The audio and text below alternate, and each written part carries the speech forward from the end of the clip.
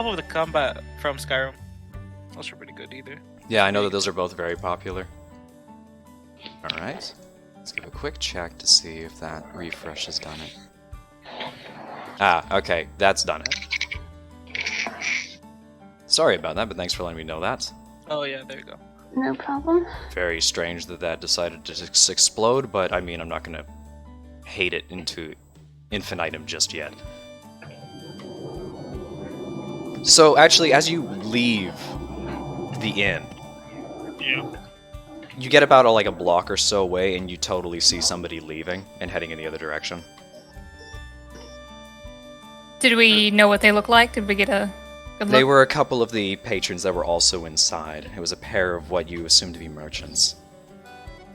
Human descents, at the very least, wrapped in sort of brightly colored cloaks. Hmm.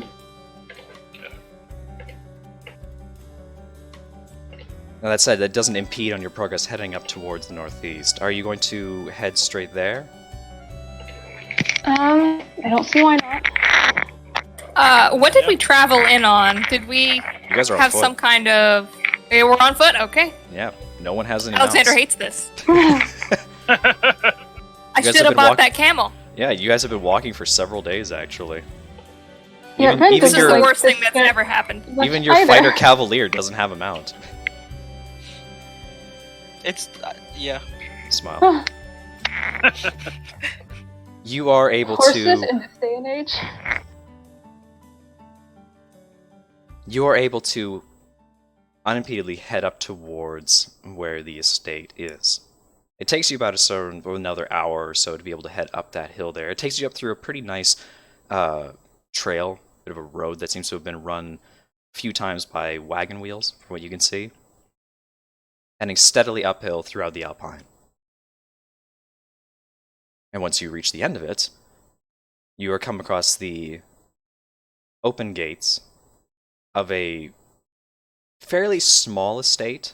From what you can see, it's not like this place takes up a huge amount of land, although you would be surprised to say the least that this estate does look like it has stood strong within the mountain hillside for a time, because of the fact that everything is sloped, and yet this estate, which is quite sizably large still, is flat, which means that this place has been foundationed here very well and has stood here for quite some period of time.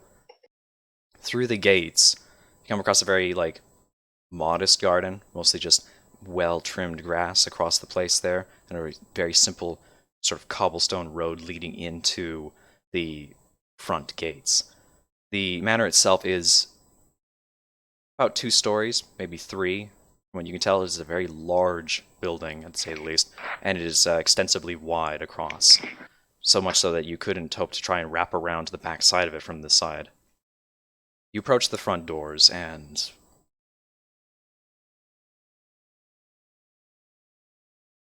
Knock. Can we see anyone first of all? Just anyone in windows or anything? there are windows across the place in a number of places. However, you do not see anybody inside the windows. You can see what only looks to be a very nice manor on the inside. It's well lit, seems to be well maintained. The exterior of the building itself as well is also very well maintained. No amount of vegetation growing on the building in any kind of way. It seems to be that this place has been extensively well maintained by whoever is living in it. Any sort of And- doorbell or knocker? There is a knocker on the door. Okay. And you're just gonna knock and go inside? Just gonna knock. Well, probably Not gonna not. walk right inside. Gonna knock. Smile. I only asked for specifics because it gives me a second to hunt around for some music as well. What's a good song for this? Mhm. I think I have a song for this. Let's try this one. You knock on the door and sort of like this heavy reverberating thump goes through the door. It takes you a couple moments to be able to try and wait out there, kind of anxiously awaiting any kind of response from the door. And after a few, close to around half a minute, you hear a latch throw in the door. And then you hear this heavy groan as the door is pulled inwards. And it opens just enough to be able to see whoever is on the other side of the door opening it for you. The door is actually quite extensively tall, and who sticks their head outside is this meager servant woman, from what you can see. She's this tiny woman, well, at least if frame-wise, she's actually like still sizably tall because she appears to be of elvish descent. She's got sort of like short, cropped black hair. She seems to be very well. She seems to have taken very good care of herself. No blemishes on her skin or anything like that. Although, be it she certainly isn't wearing makeup or anything like that. Her hair otherwise is extensively well combed, and her clothing is pressed clean, not even a wrinkle in it in the slightest bit. She stares at you with sort of glistening, pure eyes, and she looks to you and she says, "Who are you?" We're Lady Annabelle. And she looks to you and she says, "You have her summons?" Alexander steps up and he stands as tall as he can, which is not very tall. He's like 5 foot. She's like barely taller than you. Yeah, I know. He lifts his chin to appear taller, and he presents the summons with a flourish. She takes the envelope from you and she inspects the wax seal upon it. And she doesn't open the envelope, but she does fold it back into her hand, and she nods to all of you, and she opens the door up further, and she says, "Right this way, then." Thank you very much. She leads you inside. And the front foyer that you enter into the manor is quite large. I'd say it's probably one of the larger rooms in the manor that you could imagine. It's extremely tall. After all, there's a grand stairway in the middle of the room that leads up to the second floor from there, which then splits off into the left and right hand sides. The architecture of the place you're in primarily takes upon dark wood, which has been lavishly waxed and stained to an immaculate shine, almost mirrored on the floor, along with all the tiled stone that appears to be adorning the place as well. It's got I think maybe mentioned this, a gothic styling around it, with architecture and detail in almost every inch that you can see around the place, adorning its structural integrity. Occasionally, that you see a small bit of detailed art pieces here or there, be it vases, small sculptures around the place on their own little side tables to the wall mounts, and a number of doors to your left and right hand side that seem to lead off to different areas of the manor.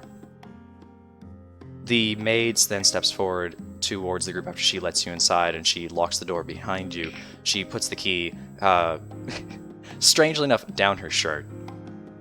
And It's safe there. of course it is. And then she steps in front of you, her hands clasped in front of her body, and she says, "Just a moment, please. I will bring her to you." And she then turns and then heads upstairs to the main staircase, where you see her disappear to the left-hand side. For a moment, you have a little bit of time to yourselves, as it appears to be the lady is coming to meet you. Gonna just look around. I'm going to stare at a vase.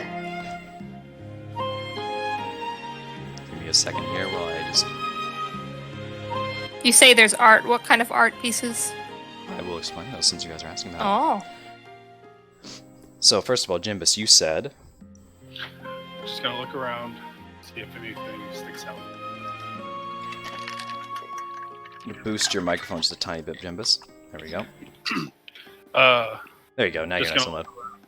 Okay. You're going to look around at the... The room is in a hole, see if anything sticks out. give me... a perception check.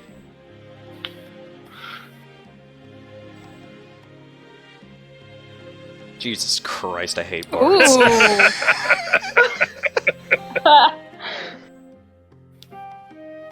Like I said before about the extensive detailing in the room around you and such like that, it appears to be that the manor itself shows wear and signs of multiple generations worth of age, so it has stood for a seemingly long period of time. However, the maintenance in the manor itself has made it preserved to almost the same state that it was in when it was first constructed.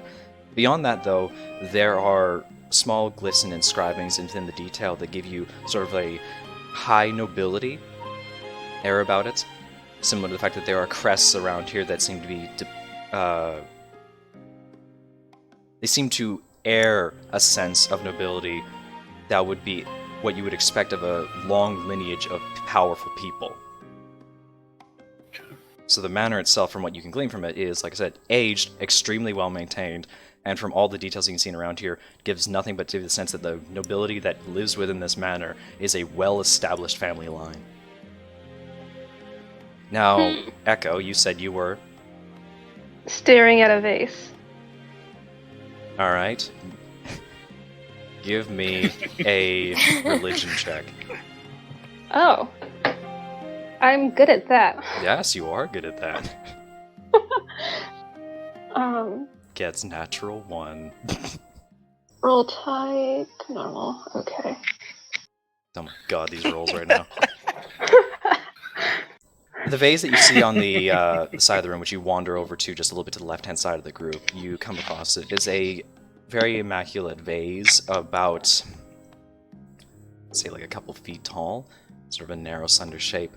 It is a fine sort of China-style vase that you can see there, so not a stone vase, so it is a much higher quality than that, and the staining work upon it gives relatively fine detail to what you can see actually being religious iconography. It does not pertain to your particular god in any way, but you recognize it to pertain to another god of still well-established alignment, so you know that this iconography belongs to somebody who would believe in a good deity. Do I recognize it? What she's looking at? The vase? You can also give me a religion check.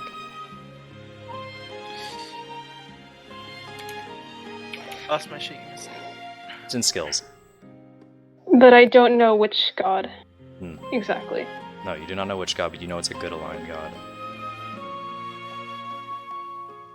It's a natural 20, Ooh, but wow. With a -1. it's a natural 20, but it is a lower score. You also glean no other additional information. Alright. Now, Suler, you said you were looking at... The paintings. All kinds of paintings. There are a few, both to the left and right-hand side.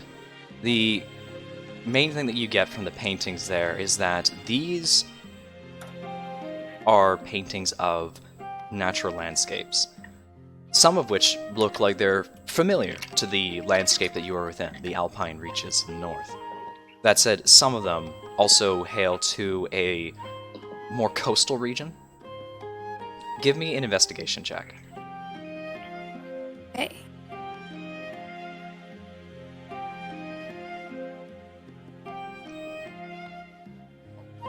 Oof. You do not glean any additional information. What a pretty painting. Now you said this is a very large manor, correct? It is very large from what you can see, so it's And- got to have several big rooms within the entirety Yes. of the state. And it's very, very well kept. Mm-hmm. Are there any like servants or people running around in the immediate area? Or Not, at least what we can not see? in the immediate area. The one thing that you can see from where you are, besides the doors to your left and right-hand side, the large stairway that goes up through the middle that branches off to corridors to the left and right-hand side as well, is that there are also two small doors to the left and right-hand side of the large stairway leading to the middle of the room. What you also see is, oh no, never mind, sorry. I'm trying to keep the map straight in my head. That's mainly what you see in the immediate area here. The doors are closed, you don't see any additional furthering into the estate. Do we hear any like footsteps or chatter? Alright. Or any sign that there's other people in the building? Remember I said I had to keep the map straight in my head? Yes. Okay. The large stairway in front of you is not one stairway in the middle of the room. It is two large stairways to the sides of the room. I had to remember this for later. What you can see through, because this foyer does lead into another room, which has no doorways, so underneath the arching stairways that lead up to the left and right-hand side, so there's a bit of a walkway between the two of them on the upper floor, is that you can see is the dining hall. The dining hall maintains the same style of integrity that you can see within this area, rising up a couple steps in the manor floor before heading into there. There you see a large, well-maintained table, which has actually got gold gilding in amongst its inscriptions there. It's got some bit of a chandelier above it. You can see reflecting some light into there. A large window to the back end area that sort of just disappears into darkened forest beyond that reach. But this is like the extent of everything you can see in that first room you can see. The only other thing I could say that of any note, besides all the other places there, is there's one doorway in between this, to the left-hand side. It's just sort of like tucked into the wall in the archway that leads between the foyer and the grand dining hall. Now, that all said, as I go through here and I go through here, find another song for all of you. You have waited in there for some time. You did say, like, did you hear any shufflings from any of the other servants in the other area? No, you did not. In fact, it's weirdly quiet. That said, you know there's servants there. You've met one of them, you hope, or that she's a very, very diminutive daughter. But you do hear footsteps coming from the direction that you saw the servant disappear to. You see her step out first, and she walks out towards the balcony and then stops to turn back towards the entranceway, and then following her, you can see what is unmistakably the lady of the house. What you can only assume to be Annabelle is you see a immensely beautiful woman. She's got sort of like flowing, wavy black hair that's sort of like half tied into immaculate braids behind her head, along the sides as it sort of comes down along her shoulders in this gorgeous, frilled, primarily red silky dress that she wears around herself. She has for a far less sophisticated term, a banging body. And from what you can tell immediately, considering the fact that we have these descents amongst the party, is that she is very clearly of half-elvish descent. You can see the tips of her ears poking through her hair slightly, though shorter than a full elven breed, and the pigment of her skin is slightly more golden than what a human would be. She is dressed up far nicer she has any right to be for all of you. It just only assumes that this is just the level of maintenance that she has to do for herself in order to uphold the air of nobility that she establishes for herself. She turns from her servant and comes down the stairway, and she comes out into the middle of the foyer with her servant to her right-hand side. And she comes up to all of you, and she meets you all with a strange emotion in her face. One of you give me an insight check. Nominate one of you. I'll do it. Okay.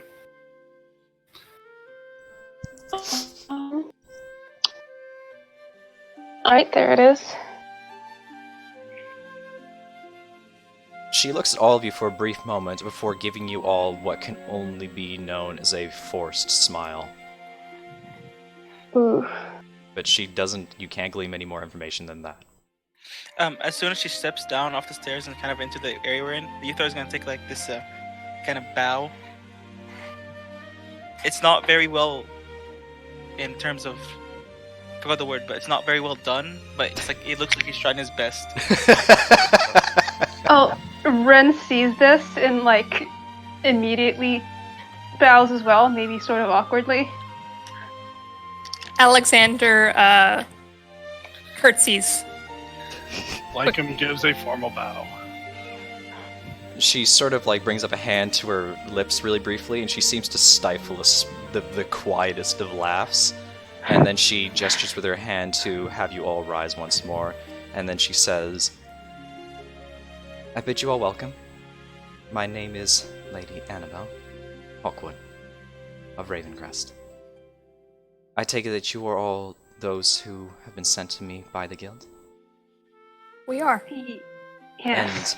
And in response to this, you see the servant as well step up beside her, and she hands the sealed notice to Lady Annabelle, which she then looks over, and then she tears it open and unfolds the letter to be able to read it.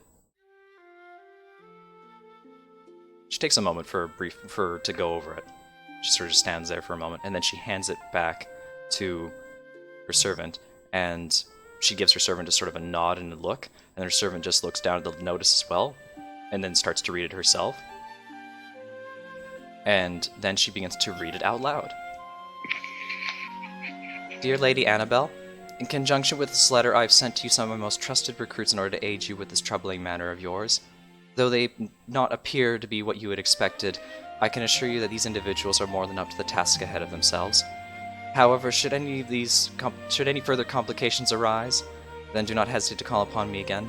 Additionally, should any of my recruits dare to step out of line, then you have my full permission to do whatever with them as you please. Sincerely, Cassandra Van Thaft. Jeez. Thanks, Cassandra. What if she pleases to kill us? And with that, she dismisses the letter from her hands, which the servant then folds the letter up and tucks it away in her dress. Lady Annabelle then turns back towards all of you and she says, well, please heed no mind to your guildmaster's tone. I have known Cassandra for some time, and she is a powerful leader, to say the least. She sort of just nods and tries to be as nice towards all of you as she can. And she says, I will make everything as accommodating for you as I possibly can during your time here, so long as that you maintain the air of secrecy that I require for this investigation to be held.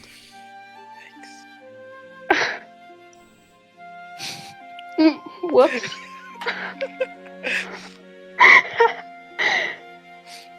She doesn't know, guys. No. My character's not react. Character's in a full helm. You can't see face. No insight. Actually, no. If he's just walking about, his helmet would be like in his hand or like on his backpack. Oh, okay. So he's got his face showing good. Yeah. To be fair, that was my bad because I had misunderstood what you said. I thought all the townspeople knew. No, the townspeople don't know, and they don't need to know. It's okay. Literally the one person you spoke to was the only one I had in my notes that would have not cared. There are three other Dodged the people. bullet there. There were 3 other people I had prepared that if you said anything to, they were going to be like, "Whoa, excuse me, I'm not letting a tiefling near my lady," and they were going to call the guards. What the fuck? Like I said, this is just how it is. Okay. Dodge massive bullet. Good job going. Hey, I'm going to go to the tavern. I was like, good boy. Okay. I thought like all the other patrons heard too. No. But now you understand. Okay. Though she has said to you that she will make herself as accommodating towards all of you in this investigation. Okay. The USR is gonna kind of like take a step forward. So, what type of problem have you been having?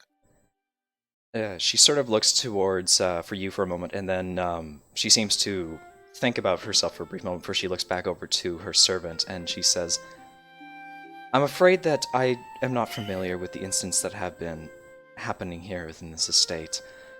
They have apparently been happening for some manner of time now, but I myself have not been privy to any of them. She looks back over to her servant and she says, Mia here is the head of the servants here. She mainly tends to me, and even her herself has not seen anything strange. The servant then steps forward and she says, The other servants have all spoken of matters that have us concerned, which is why we have sent word to your guild in hopes that they can aid us in this matter as quietly as possible. Alright, what have they been saying? She looks back and forth towards her lady for a brief moment. She says, If you may, follow me this way.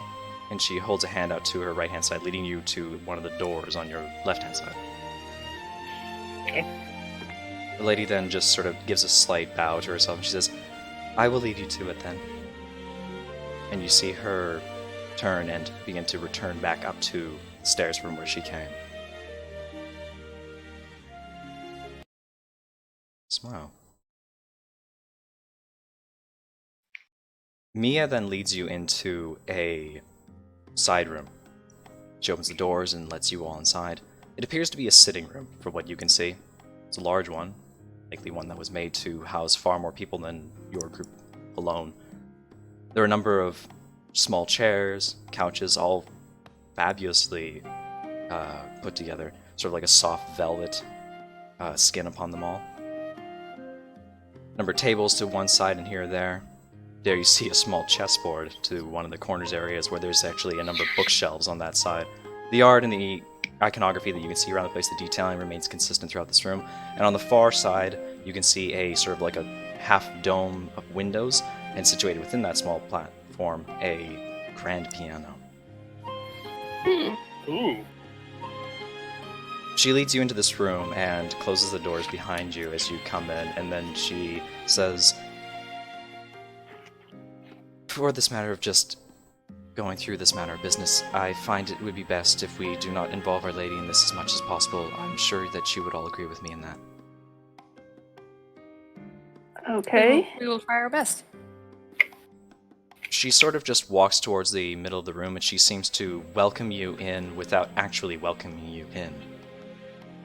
But she stands there as if she doesn't quite know what to do with herself right now, but is sort of just allowing you all to do as you please and also speak to her as you need to. Okay. I'm going to ask her which servants have been seeing these. She nods her one. She says, "All of them, as a matter of fact. All 4 of them." 4 of them?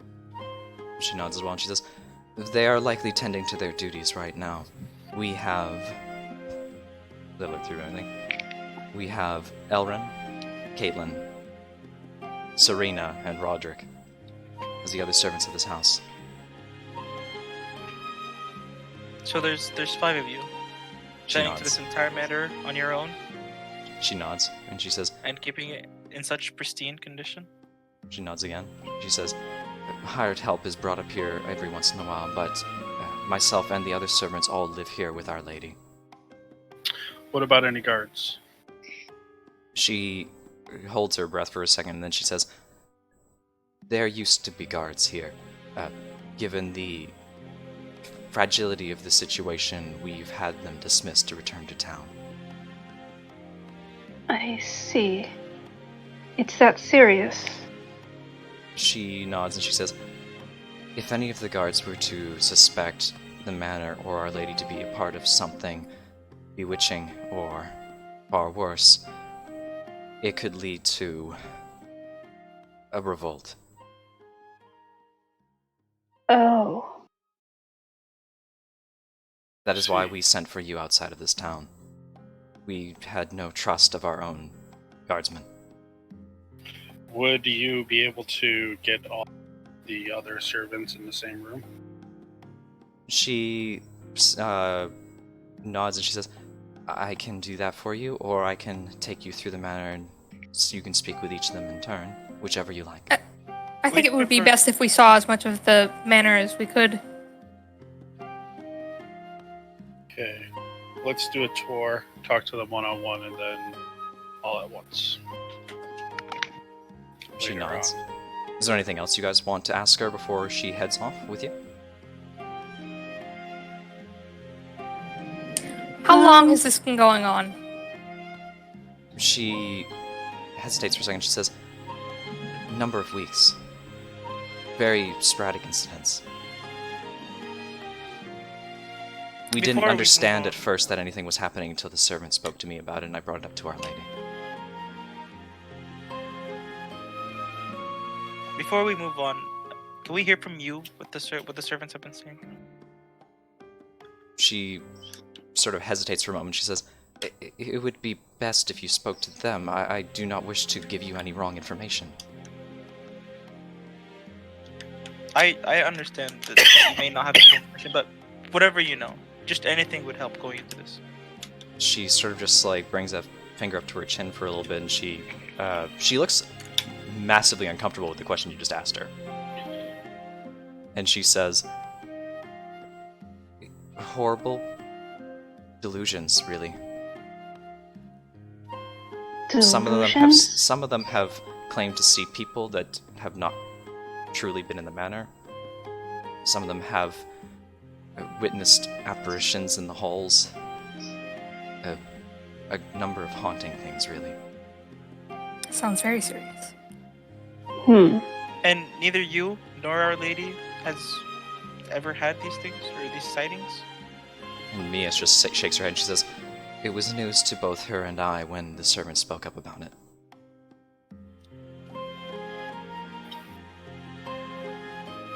Okay, well, it's all hands. Everyone coughing, smile. So is that everything you ask her for right now? That's it. I'll just be like, For the moment, "Thank yeah. you for your information." Suler, I love the number of smiles in Discord right now. I have that slightly open because I have to record the voice anyway. Just every time someone has said smile. It's a habit of mine, I'm sorry. No, it's good. Alright. And that is it? You will wish to take the tour of the manor? Yes. Good. She nods, and she says, "Right this way, then." And she leads you off towards one of the other doorways leading out of the manor. She takes you through a number of hallways. The hallways themselves are, again, similar structure, though simpler than the other grand rooms that you've been through. Some of them take you along windowed hallways, long lengths of carpet upon the dark wood floors, and a number of candle stands up in the upper areas. They are not lit Are there right any now. houseplants? Are there any houseplants? Actually, should have asked me that earlier. They have been in the house. Mainly the sitting room had some of them. Very notable ones that are around the way through the hallways. They're simply flowering plants, ivy plants. They've been well maintained to not overgrow from their pots. But they are there. They're just very sparsely around the place. It seems to be if they don't have anything artistic to put there, they seem to have made the space work with a plant.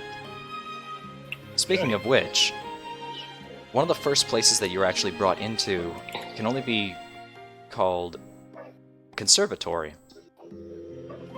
You walk in, and it is a large, long room, primarily made out of glass. And the room is stuffed full of a number of very well maintained healthy plants, and some of them are extensively huge, and a lot of them, which you need no nature check for, are not native to the Alpines. The room that you step inside of has a sort of like a warm, misting feel to it. It seems to be that these are all from another ecosystem that's far more tempered than this. Is Mia still with us? Mia, she is with you still. The other thing you see, by the way, is that there is a doorway at the far end that leads out to the gardens. The gardens, which you can see, extend mainly forward and to the right-hand side of there, is this very simple plain of grass and hedges that have all been cut and well maintained.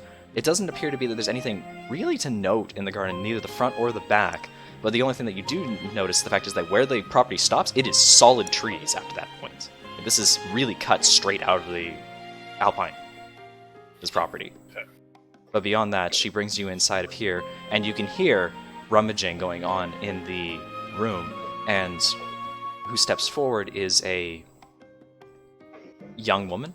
She's got sort of long brown hair, and she appears to be of human descent, at least from what you can tell from just simply looking at the pigment of her skin and her non-pointed ears.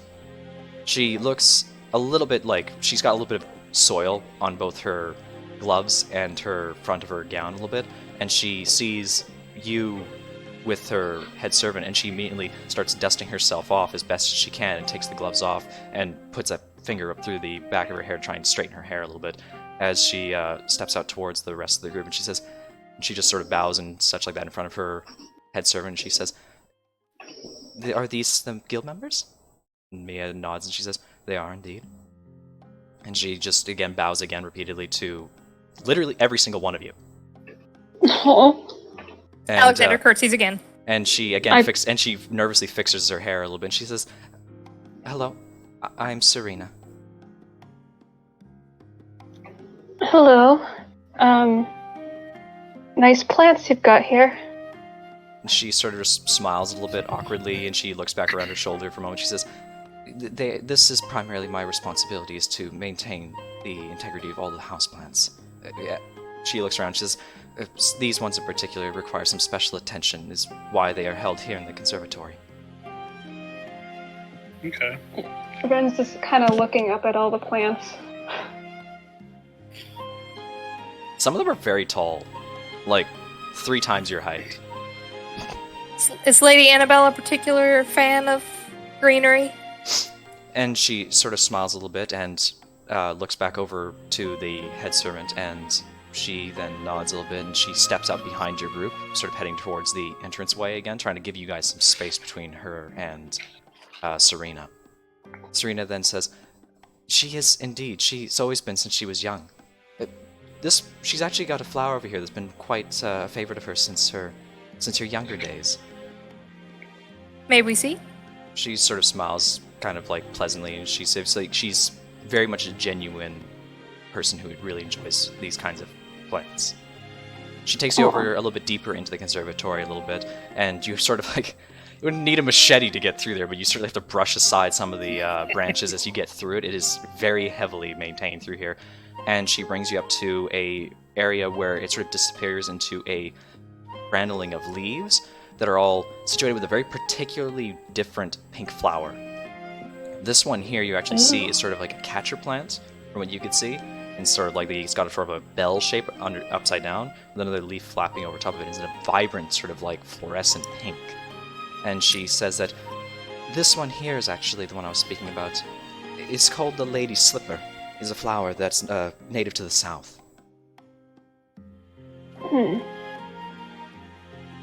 She sort of says, they are a terrible nuisance to keep track of, honestly, but since they are quite fragile to the cold climate up here, but I believe Our Lady said that it was a gift from a friend of hers when she was younger, and ever since then, I've tried my best to make sure that we maintain them for her.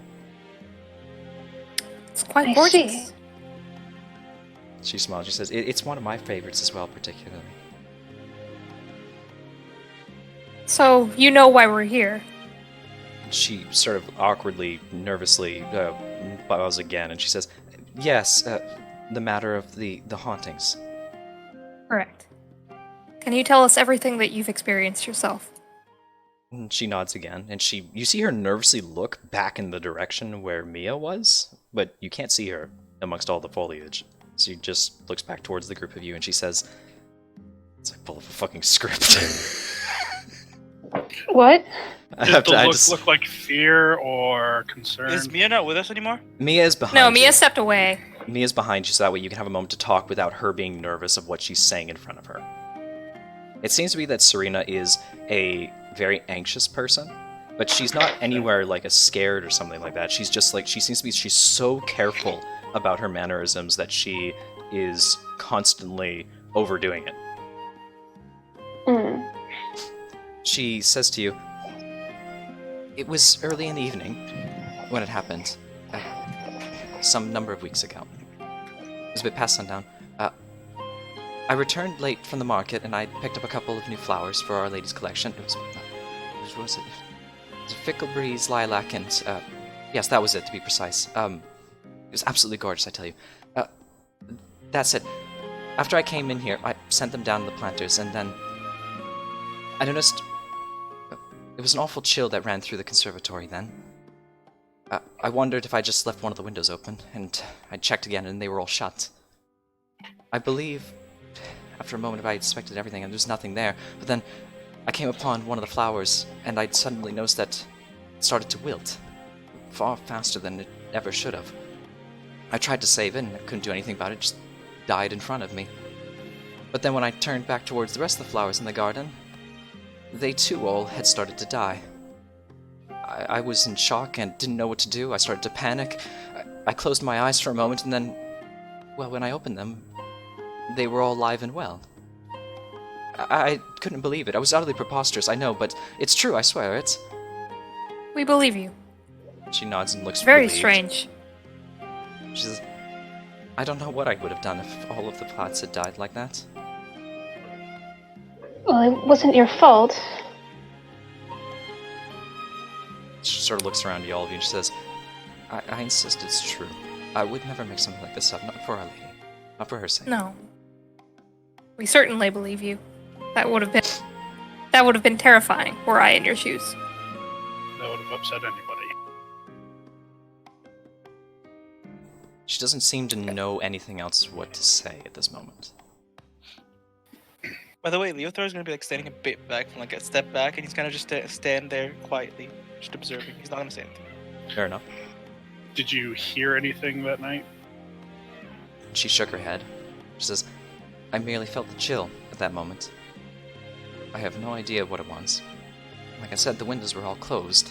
That's what I figured it would have been. It's just a draft. Thank you for sharing your experience with us. We'll try our best to solve this. She nods and she says, please do. Alright, we should get going. You guys have a moment amongst yourselves if you want to talk and discuss. Before we leave her, I'm gonna ask her, was that the only instance? She looked back towards you and she says, the only one that I have experienced, yes. I know, I'm saying. Alright, thank you. You have a moment to talk amongst yourselves.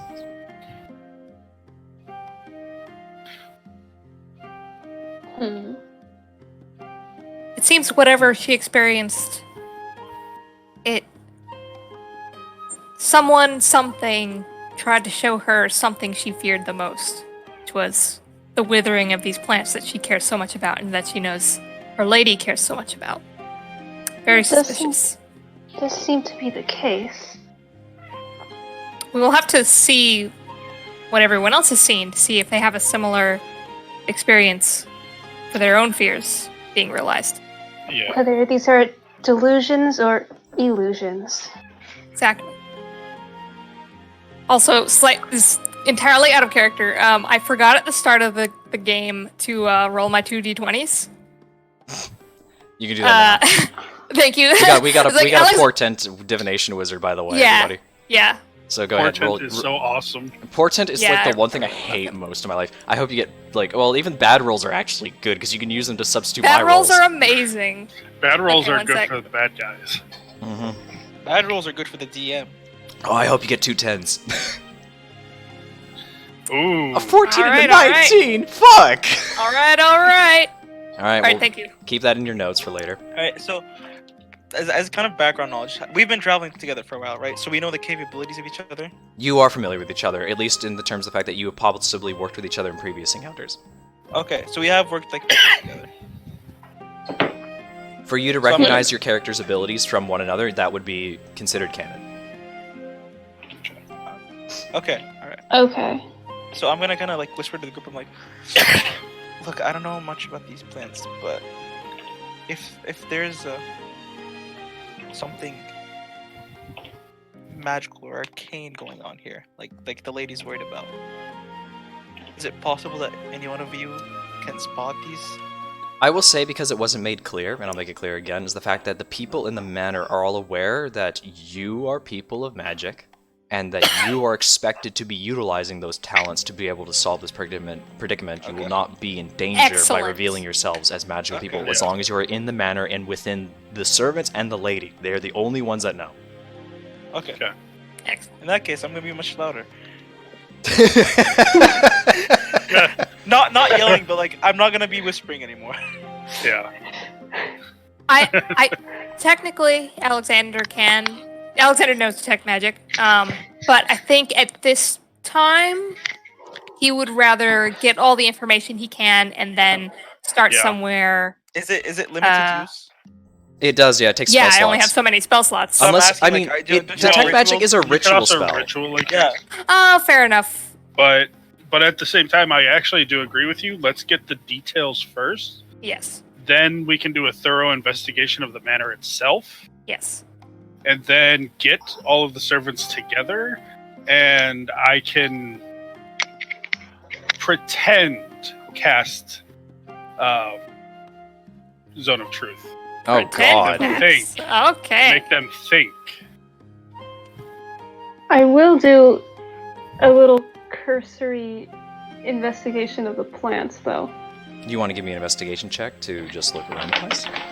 Yes. Give me an investigation check. Where is that? Okay. Investigation. Oh my Oh. fucking god.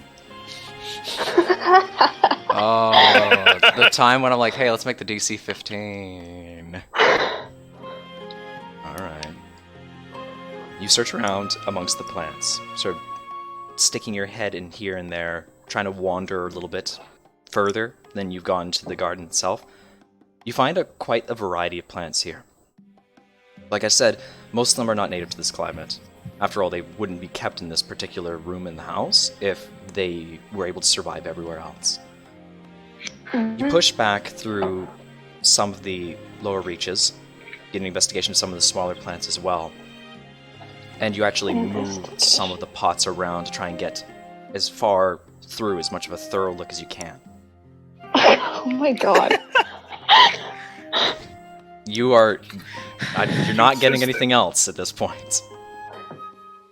But there is something of interest that you find that sticks out to you only because of the fact you don't understand why it's here.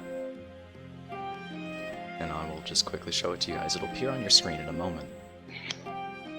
Oh. Pictures. You find a child's doll, a heavily aged and made with simple cloth and straw. This is a small doll that is nothing more than a mere child's toy. Simple and delicate, it appears to be quite loved by its previous owner, and childhood memories flicker in the recesses of your mind as you continue to stare at it. It weighs 1 pound. I don't know. Isn't that like a law for a doll? Yeah. Okay, just making sure. It Ether is, is not really it's a decent toy that would be large for a child. Oh, so it's like a large. Okay, I got it. I'm gonna carry this back out to the group and just like hold it up, not even say anything, just like, hey guys, look what I found. Okay. Well. Ether is just gonna ask the obvious question: are there children in the manor? You asking that of Serena? Just the group. Okay. I don't believe Is Serena, so. where is Serena? Did she leave yet, or? She's tending to her work right now, so she is giving you some space. Mia is So away at the entrance I'm waiting gonna- for you.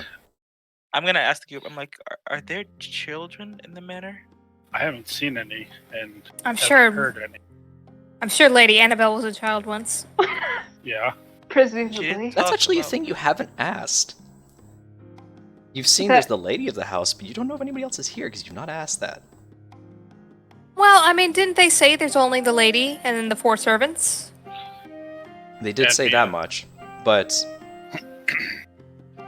We No, didn't all ask we know if is there that are- the amount of servants is 4 plus Mia.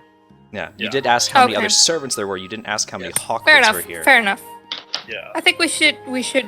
I did ask that Joe? we do know that there's only 5 people in total, or 5 For servants. in servants, total. yeah. Okay. Go ahead and hold on to that. Don't don't ask Serena. Like, let's keep this. Yeah. Do we want to ask Mia? No, don't. I think we keep this for now, Okay. Yeah. Yeah, let's. just in case, because I have an inkling about one of these people. Okay. Ooh, suspicions already. Oh, me too. Like, At any Like, point, Mia at any hasn't point, you guys can really- talk about this. Are we Like, without earshot? Are we? You are outside of earshot yet? if you want to. I will also say that in terms of metagaming and terms of like that, you guys can always talk to each other in or out of character. Okay. Okay. Very so- rarely will ever say you cannot speak without somebody hearing you.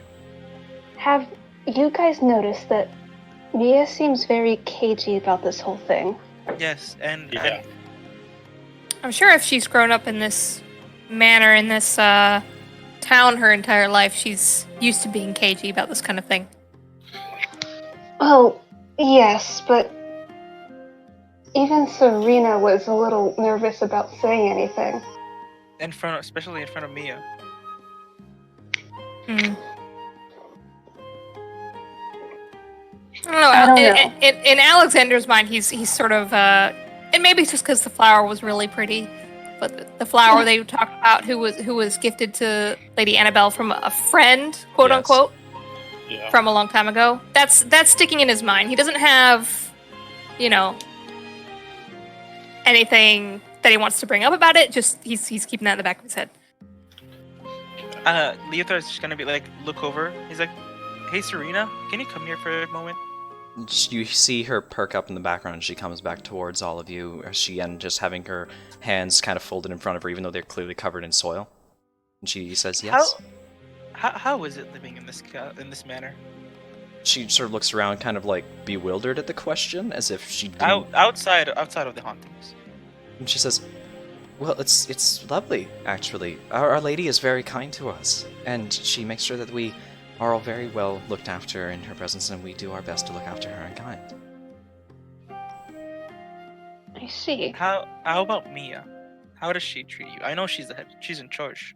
She sort of looks at you, kind of like confused for a brief second. She looks back towards where Mia is supposed to be standing, and she says, "She's fine.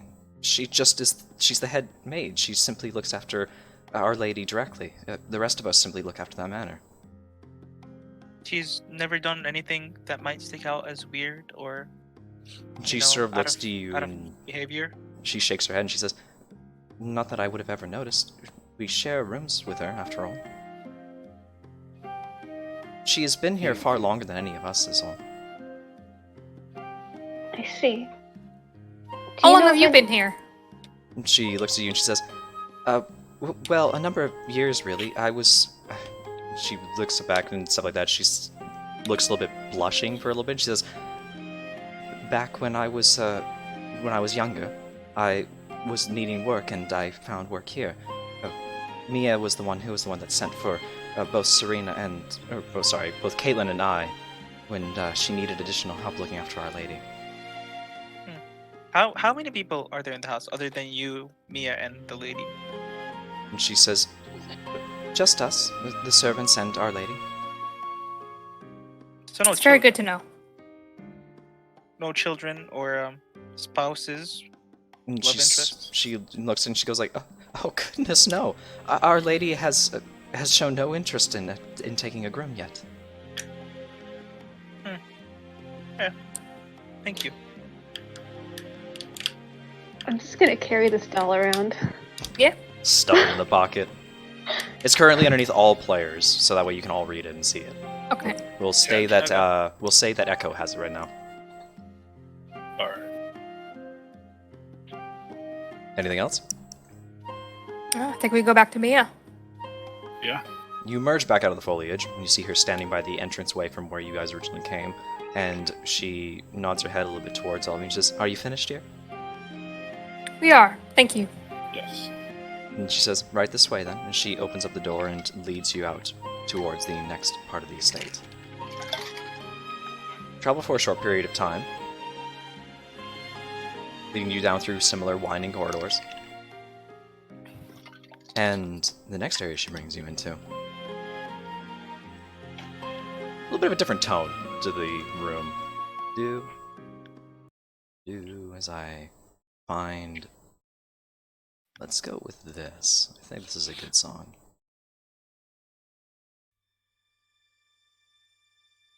Oh boy. Is this it? That's not it. Here's the room I want, or the one I wanted. She brings you into a study. It's not a very large study, to say the least. It's certainly what would be considered the study of the manor, though. It is 2 stories tall, and the middle of the room is open, so you need to take the small staircases to each side that take you up to iron walkways with railings on them to each side. So like the actual things themselves, the bookshelves, require ladders to reach, and they have a revolving wheeled ladders that go around the most perimeter of the room to be able to go around it. There's a few large tables, stretched across the middle of the room. It seems to be that this is the kind of place that would have been amazing if the public had access to it, and very well maybe they did at some point, as it seems to be that this place has shown a little bit more wear of use from past ages, but it seems to be that the varnish and the caretaking of the house has tried to wipe most of it away. The books themselves are organized extremely meticulously well, in the fact that there is not a single book that you can see that isn't slightly out of place. It's perfectly vertical all the way through. And if any of them are slightly empty on the shelves, there's bookends to keep them straight. And what you can also see on the far end of the room as well is a window leading into another room. It seems to be a private study of some sort, with a door to the side of it. The private study in that manner there is just dark. There's no light shining into it from there, from the small windows that let in light here, and one with the candlelight here as well that's keeping it all there. When you walk inside, you hear and very clearly see somebody who is shelving books up in the upper level. And it is another woman. Even from process of elimination, you can probably figure out that this is the servant Caitlin that was spoken of earlier. She is, from what you can see as well, is also of half-elvish descent. She has slightly longer, dark hair compared to Mia, but she has sort of vibrant green eyes and a much younger face to her. She otherwise is dressed otherwise the same, and she sees all of you before she comes down and walks through the small staircase and walks up to the group. Mia nods and Kayla nods back to her, and she says, "You are from the guild?" We are indeed. And she sort of just clasps her hands, runs her fingers together, and sort of shimmies her hands back and forth a little bit. Somebody give me an insight check.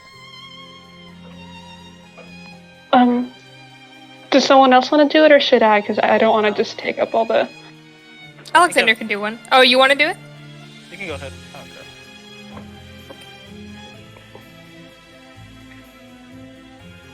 Oh god.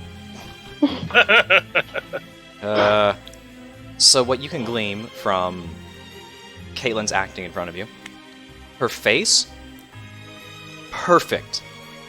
Absolutely flawless. And the fact that she is being this stoic example of a servant towards you. Her shoulders and her hands fidgeting around amongst each other shows that she is insanely nervous in front of you. And do we all notice this, or just Alexander? Just Alexander. Okay. So Alexander will curtsy and introduce himself. And then Mia will step away from the group a little bit as she walks away. She says, "Excuse me for a moment." And she walks away to another reach of the study.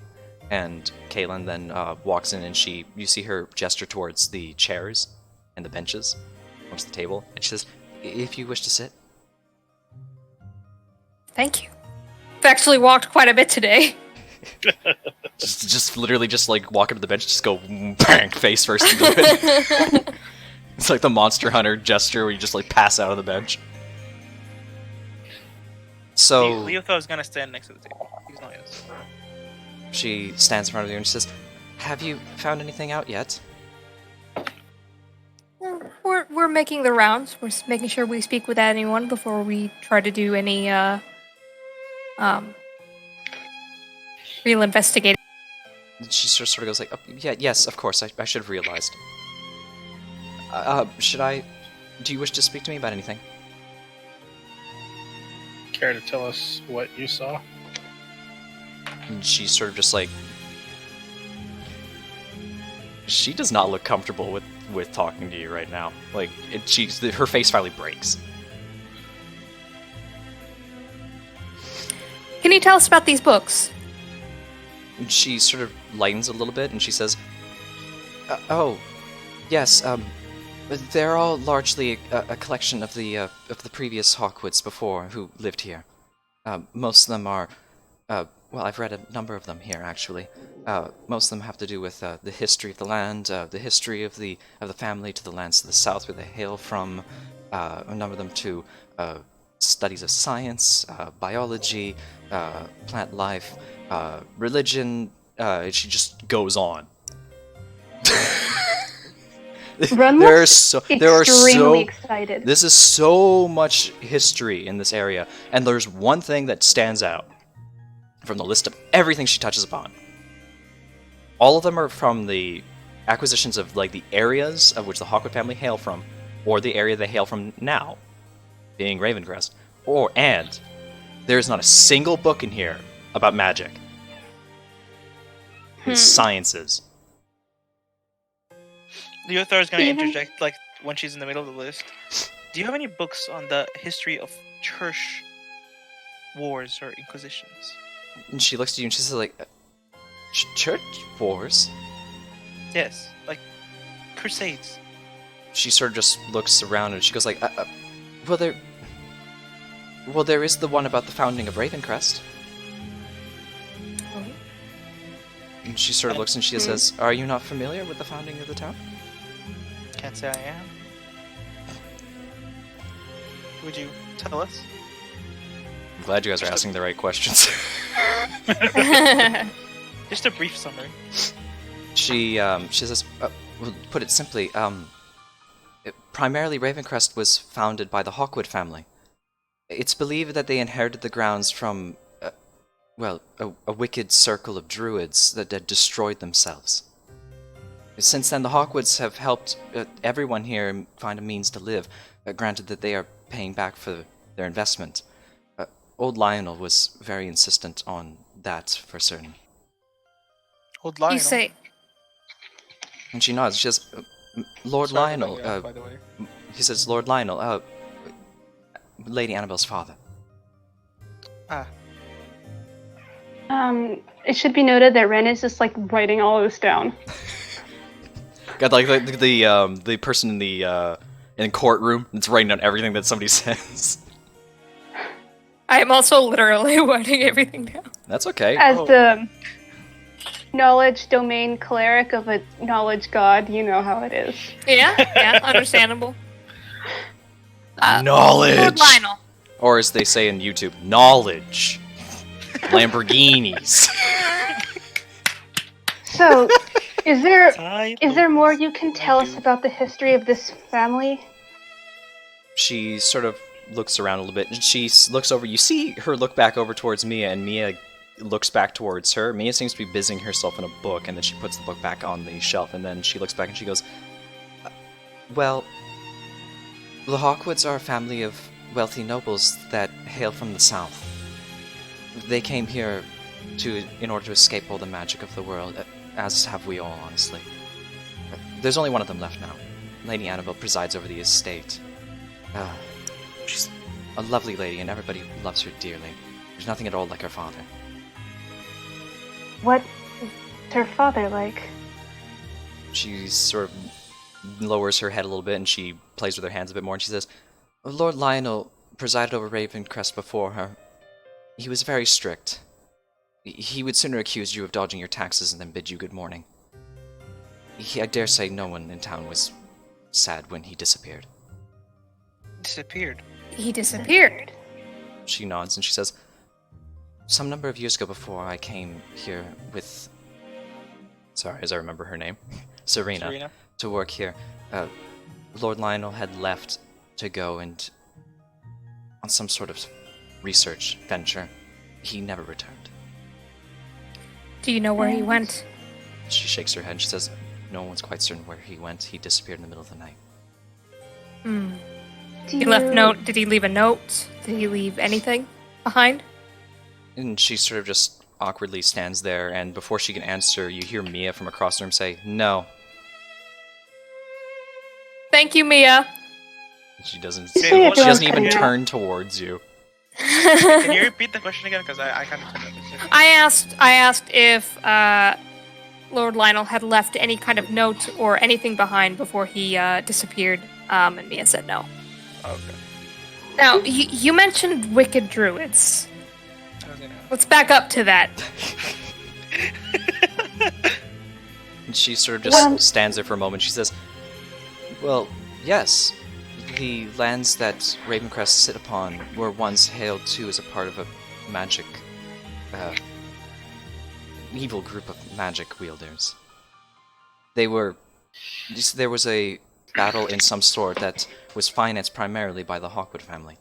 They crushed them, Interesting. and they took the lands. I'm going to leave the call and rejoin because everyone's cutting out. Okay, go ahead. And the whole stream died. Wait, did it? No, I'm joking. Although you make me Oh, paranoid okay. that I have to check, but whatever. Okay, so what did she say again? Because I did not catch any of it. Sometimes it's my microphone, I will admit. People have told me that I cut out sometimes. Shitty No, your Oh, Canadian microphone was. No, was fine. everyone was Okay. cutting out for me, and Discord was being really slow. So she replied saying that the group of the Druids was an evil group of sorcerers that used to inhabit the lands where Ravencrest stood, and that they were soundly crushed by a gathering of like officers and men that were financed by the Hawkwood family, and because they were crushed, the Hawkwood family got inheritance of the land. I see.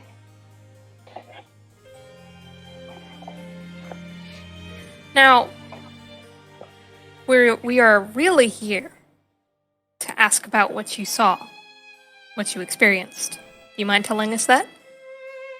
I'm like itching really, really hard because like there's one question I was expecting you to ask and you haven't asked it, and I'm like, oh boy. We're not done yet. Oh boy. You wish to ask her what she experienced? Yes. Sure. Oh. Oh. Oh no. Oh no. She says, my incident was the one that happened a few days ago. It was the one where I had to bring it up to everyone else. After we said goodnight to Our Lady, I decided to come in here to find something new to read before bed. It was dreadfully dark, but I had a candle to guide my way. I sat down over there. She points to the table, actually closer towards me is in the room. And she says, I began browsing around the tomes here nearby it to try and find something that would be interesting. I don't know when exactly it happened. I settled the book back down on the table, and I then reached to go pick up my candle, and, it wasn't there anymore. I was confused, and when I looked back, it was inside the private study over there. And she points towards the small enclosed glass area with the door leading into it.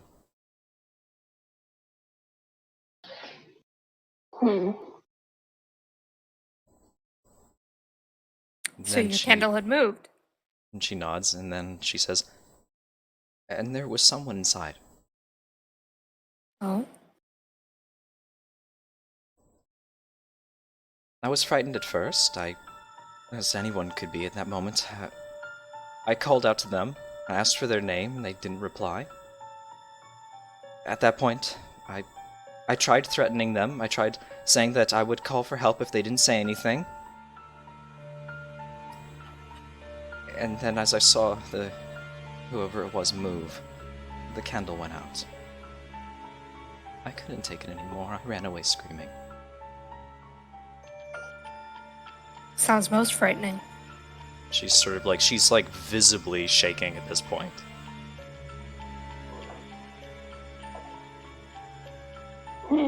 So Leothar, if any of you look at Leothar, like he was tuned out for the entire whatever she was saying, and he like his eyes were straining, and he's kind of just like he looks up, he kind of like you've been talking. He just recognized that you've been talking, and he's like, oh. Well, anyway, I was thinking about what you said. Did you mention some kind of payment that this family owed? Is like what I'm trying to say, but I forgot the. That was specifically that when the family was owed was what they financed the battle that destroyed the druids that were previously in this area.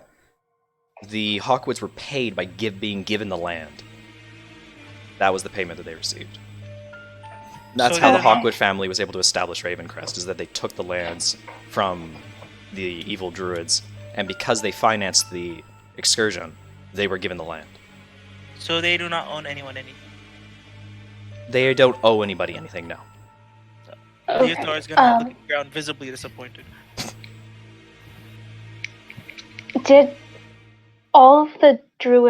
Were all the druids killed in this confrontation? And she sort of shrugs a little bit and she says, I would assume as such. It was generations ago. Ren appears to be thinking deeply about this. The private study, is that Annabelle's study or Lord Lionel's? And she sort of like snaps up to attention a little bit and she looks back over to Mia very quickly and she goes, it is Lord Lionel's study. No one goes in there anymore. Why is that? She says, because it is locked. Oh.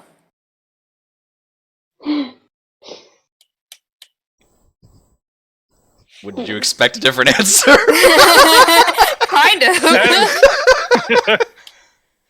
Another Leothar question. That is a very good thing to point out. She said she can't go. No one goes in there because it's locked, which means no one has the key to get in there, or at least she doesn't have the key. No, I don't. Leothar's gonna look confused because he was tuned out for the entire conversation. That I has no idea why the study's important, or like the private study's important.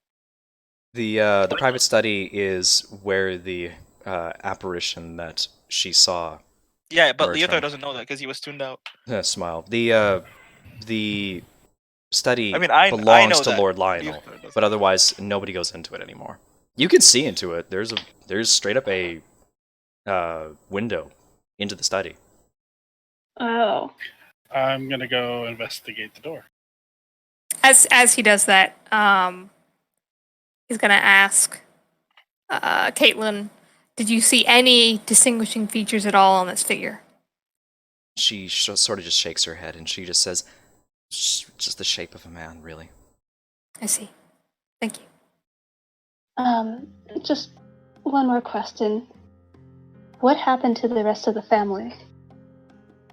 She sort of just perks up a brief moment and then she says, "Oh." As I pull up my note again really quickly. Well, as I said, Lord Lionel disappeared one day. It was a short period of time after his wife passed away. I see. Lady, Array, she was most kind and gentle, just like Lady Annabelle. She passed away giving birth to her. I see. And there were no children born? She shook her head and she says, Lady Annabelle was the only child between the two of them. So, and Leothar again just interjects. Mhm. Who raised the lady? She sort of said and she went, she looks over towards Mia and you see Mia turn a little bit. It's sort of like him sort of just walks past her kind of ways. And she says, that would be me. And this is Mia, right? This is Mia speaking, yes. She was the one that primarily raised Annabelle. So how long have you been here, Mia? She looks back and forth between Caitlin and the group and she says, I have been here the longest. I've been here since before Lord Lionel disappeared, rest his soul, and I am the one that has helped raise Annabelle since her birth. That must have been difficult. And she nodded. Sorry, in case I misspoke, I will clarify. It was a few years, if I said days, sorry, a few years after her birth that Lord Lionel disappeared. Yeah, but still a few years is not that much compared to how old she is now. True. Mm-hmm. Also, keep in mind their descent. Wait, which one was the human and which one was the elf? Caitlin is the half elf, right? No, I'm talking about the sorry, I misspoke there as well. Both Caitlin and Serena are human. Oh. And Mia is elvish, and Lady Annabelle is half elvish. I see. This is all very important. I'm sorry, and it's very hard No, for me to you're keep fine. track of. But that Okay, is right. so Caitlin and Serena are both human. Yep. Mia is elvish, Yes. full elvish. Full elvish. I see. And Annabelle is And Lady half Annabelle is half elvish. Got it. This might be a Okay, good. awkward question. What was Lord Lionel? Was Lord Lionel human? elvish. She nods. Good to know. Thank you. What about Lady? I was How going about- to say, you guys not going to ask that question. Yeah, what about the lady's mother? She was elvish. Okay. After a look all- of relief, visible relief is gonna go over. After all, Annabelle is half elvish, so her mother was elvish and her father was a human. Yeah, I was asking which one was which. Oh, the mom was a tiefling, anyway. What? Big same. Hold on a second. What happened to Lady Annabelle's mother? She died in childbirth. Again, she died in childbirth. I see. Thank you. She passed away a few days after giving birth. Few or couple, very soon after. See. Sort of just like, Caitlin sort of just like meanders about a little bit and goes, there's hearsay from the people of the village that Lord Lionel was unscrupulous during the time after his wife passed away, understandably so.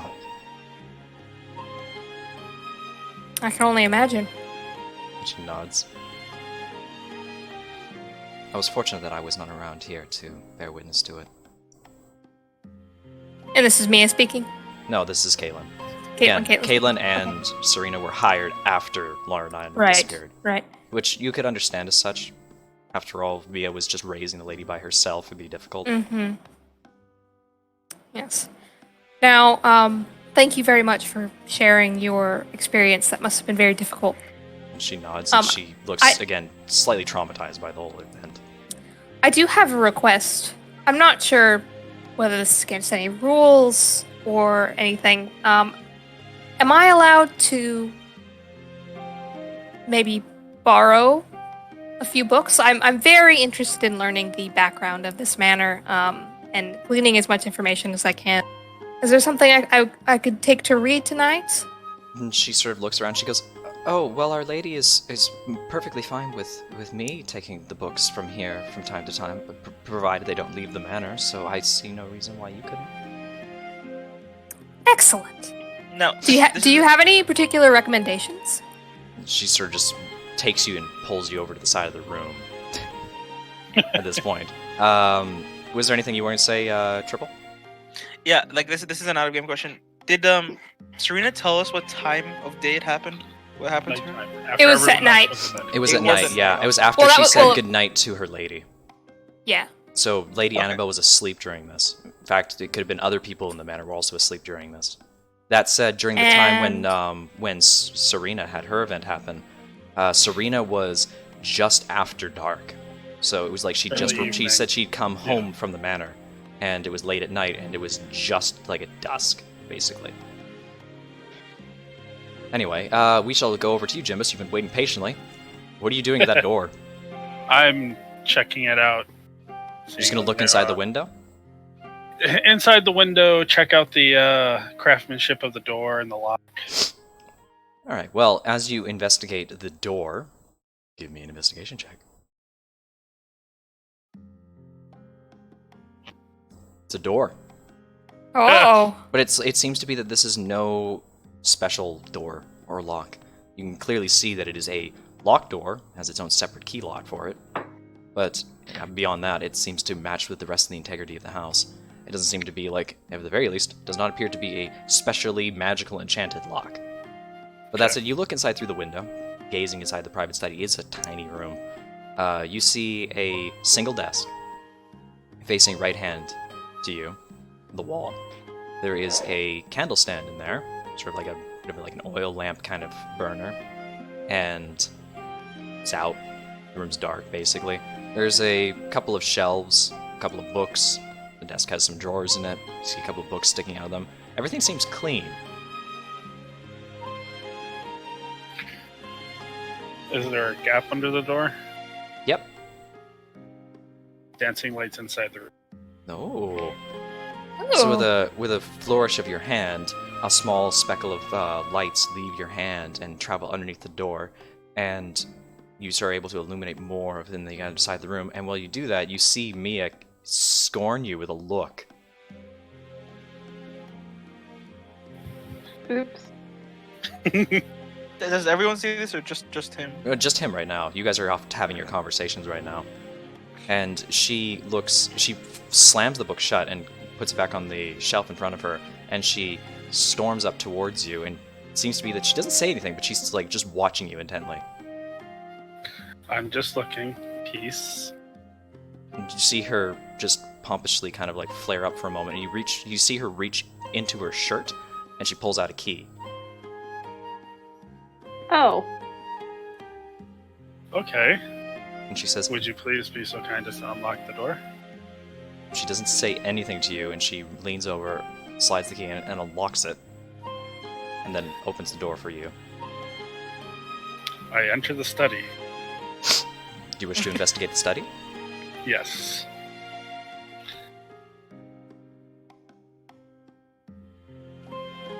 Give me an investigation check.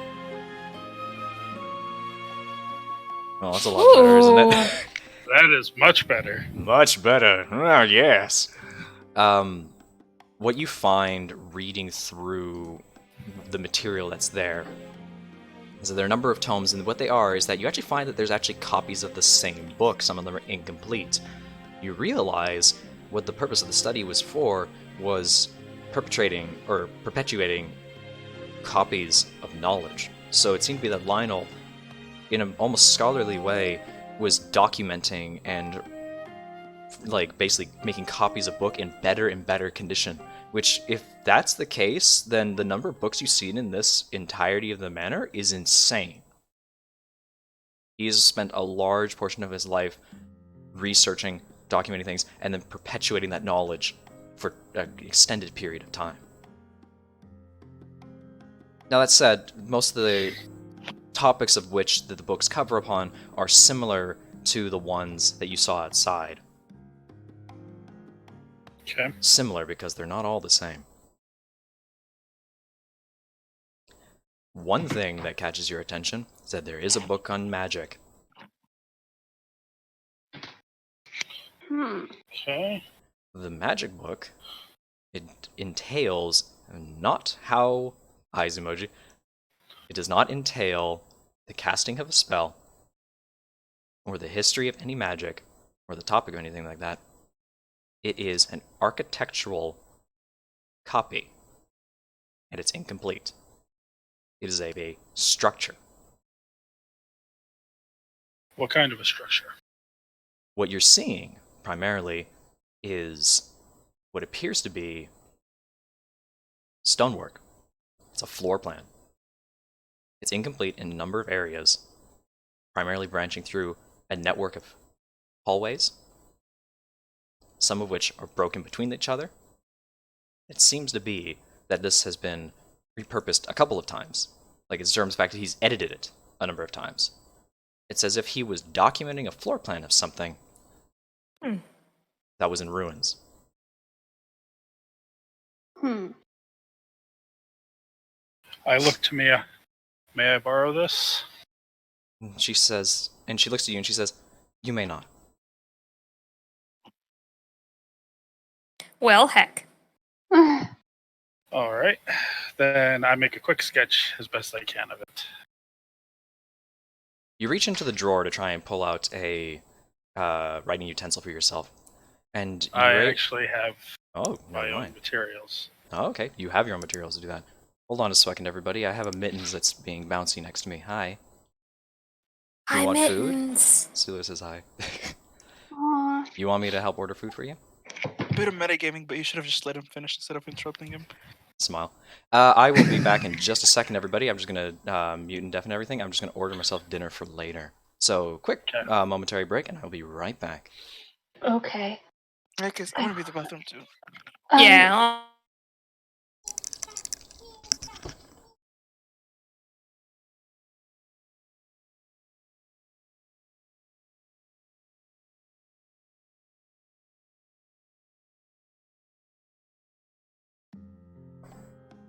Well, session's gone very well. They're being astute.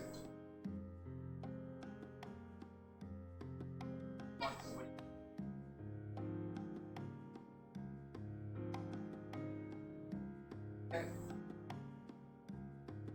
Nope, I'm fine with that as well. Sure. Not for me.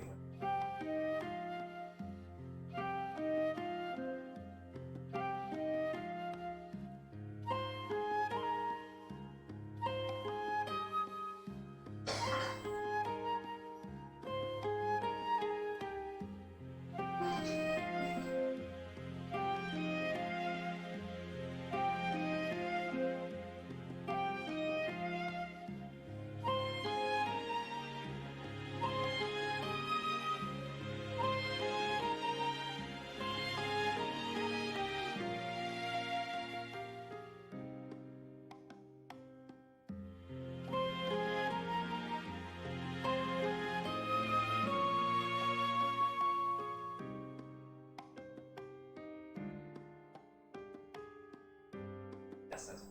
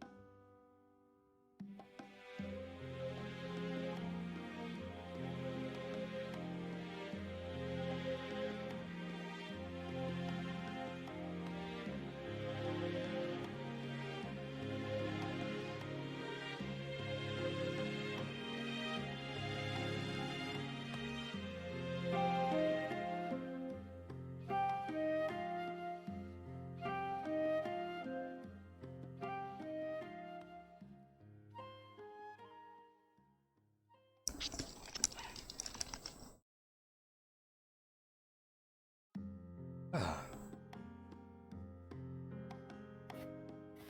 everyone, I'm back. Hello. Yeah, it was quick. I just ordered food, so got in about an hour before I have to step away again. Let's get the BRB screen back off. And hey, we're here. Everybody here? Yes. 2 people are.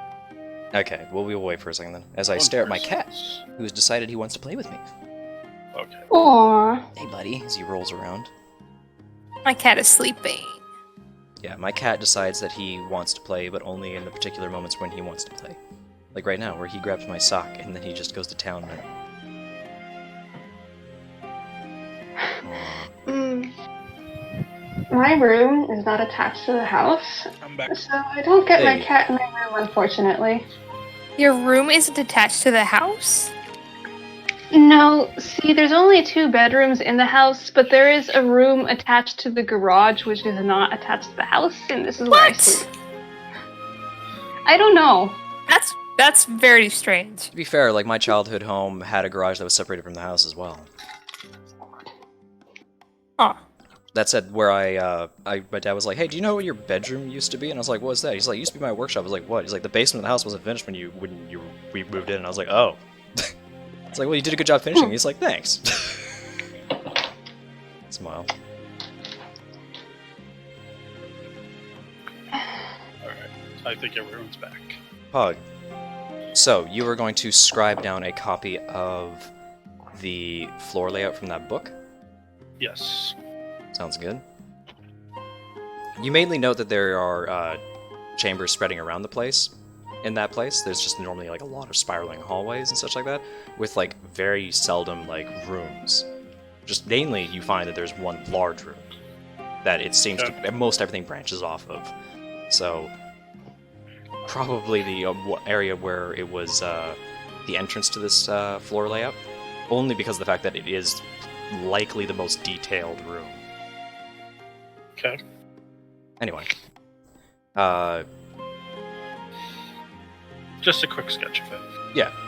Anyway, part of your investigation, and was trying to weave it in, like, cleverly, because it's only fair. Within the desk, you do find one other thing that catches your interest. You find a ring. Aha, okay. Hee. So, while I am talking to Mia, I'm gonna mage hand into my. Oh, gonna mage hand the ring. So you're gonna look into the ring later? While I'm distracting Mia so she doesn't notice. Fair enough. I won't make you roll for that because as much as like Mia has been like watching you and such like that, she has taken her eyes off of you throughout most of it. So I will say that you get that for free. Alright. So you have that ring, but you can look into Oh. investigating or inspecting the ring later. Yeah. Okay. Alright, I dismiss the dancing lights and exit out of the room. At this point, you arrive back to see basically what is kind of like nonchalantly a thing that has obviously run its course. You see that Alexander is there with Caitlin to the side of the room, and he's got like 11 books in his arms, and she keeps giving him more. Plenty of reading material. Me and Ren are gonna have fun. Alright. And at that point, you see Mia kind of step up and say, "I'm trebly sorry, but could you please just limit your selection down to only a few books?" At that which point, you even see like Caitlin just sort of like, "Oh, yes, of course," and she just sort of starts to go back through and try and unbury Alexander, who's probably having some trouble holding everything up with his like 8 strength. I think he has. Yes. You are left with a few books, namely historical records about Ravencrest. You have historical records about the family. That sort of subject right now. God. Ren is just kind of hovering around because she's also very interested in these books. Yeah, we're gonna share.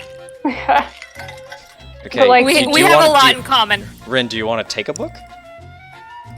Yeah, she's just kind of walking around trying to just piling Give books. me a sleight of hand know. check. What? A Check? sleight of hand check. Sleight of hand check.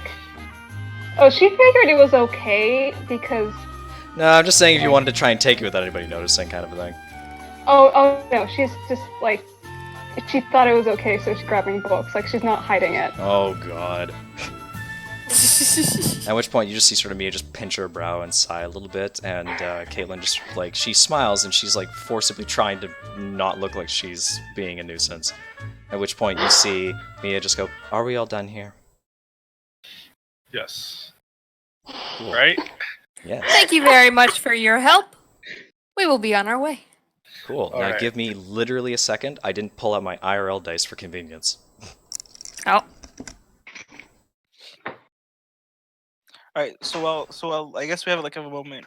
I'm gonna ask the group. Can anyone tell me what the girl said? I wasn't paying attention. She saw a figure in the study at night. And they should not have been there, given that the door was locked. And then the candle went out and she ran. Was there a freshly used candle in the room?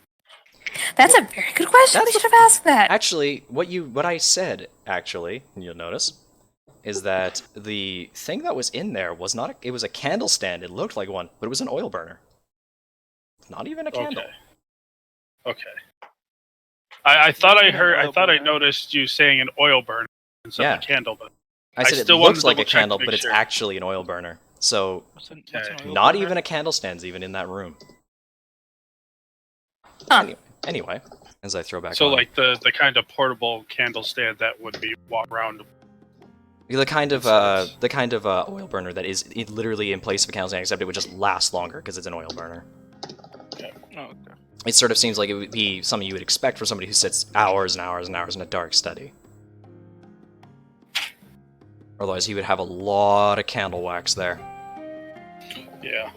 I But, roll my d20 for myself for today, and it's a 14. I'm feeling good. Caitlin herself said that she had a candlestick. She said herself that she had one. That's part of the reason I had to clarify that I said the races correctly, because otherwise, if she were Elvish, that would have been correct. She would have had dark vision. Yeah, but it doesn't let you discern colors, so they still use candles. True. Anyway, you guys are continuing on your manner? Mm-hmm. Yes. Yes. You guys are wonderfully patient with me going through all this for you. Let me pull up this information here. You're led again through the manor. To accelerate the process a little bit of you guys getting through there. The next room of significance you are brought to is it's attached to the hallway, actually, from which it leads into. This area of the manor, you find, this is where the carpeting stops. And the integrity of the house, though still nice, is not decorated at all. You coming across what Mia describes to all of you as the servants' quarters. Oh ho. She stops behind one room, and she says, "This is the male's quarters, and further down there are the women's quarters."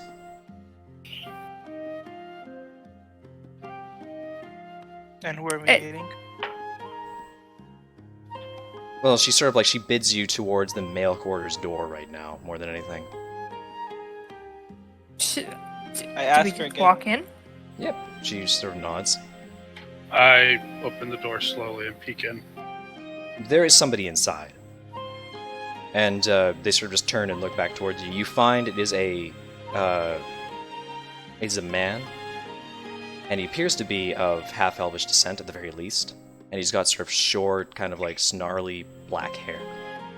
Sort of looks back as he's sort of tending to a number of things. He's still dressed well, like he's in full attire still. He seems to be that he's tending to the things of this room. The room that you take into consideration for this one has a couple of beds. Obviously, it seems to be that the couple of people that you haven't spoken to yet are male.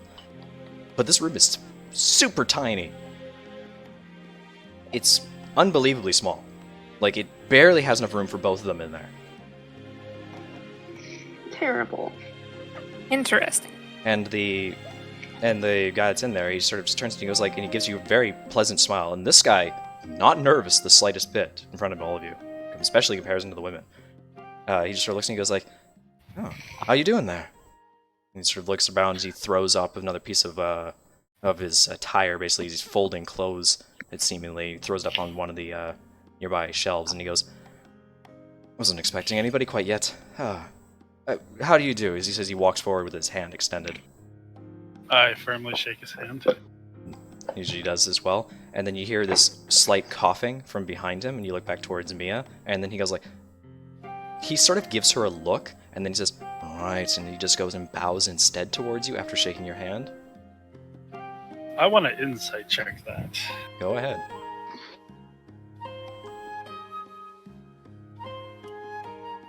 It just simply seems to be that he was being too informal shaking your hand, and she scoffed at him for being improper. Either way, he welcomes you inside, and he sort of says like, but come on in. I say that, ladies, you are welcome to impart and stuff. Well, just... Is there somewhere a bit more spacious we could talk? He sort of looks around and goes like, well, if you... Well, he sort of looks and scratches his head, and he's like, well, out in the hall, I guess would be the other best area. Now, that said, you also have noticed that Mia has not entered this room.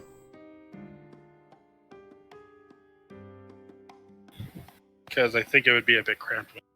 It fits All all of of you. us. It fits all of you in there, but you can't really like sit anywhere. You can't really move around that much. But you're not like pressed against each other. Like this room is comfortable for two people, but it's still like it's tight. It's a narrow room. How tall is the ceiling? Like, No, it's tall enough. I saw no. Okay. And after all, your elvish guy is probably taller than most of you. How tall are you? Oh, this guy in front of you? Yeah. How tall is he? He's around 6 foot. Oh, I'm like 6'4". I'm Yeah, like that's 3 well. He's tall. taller than most of the other people in the party. Is what I meant. Oh, okay. So he's a big boy. So very lean though. He's not a built man. Yes, let's just chat in the hall.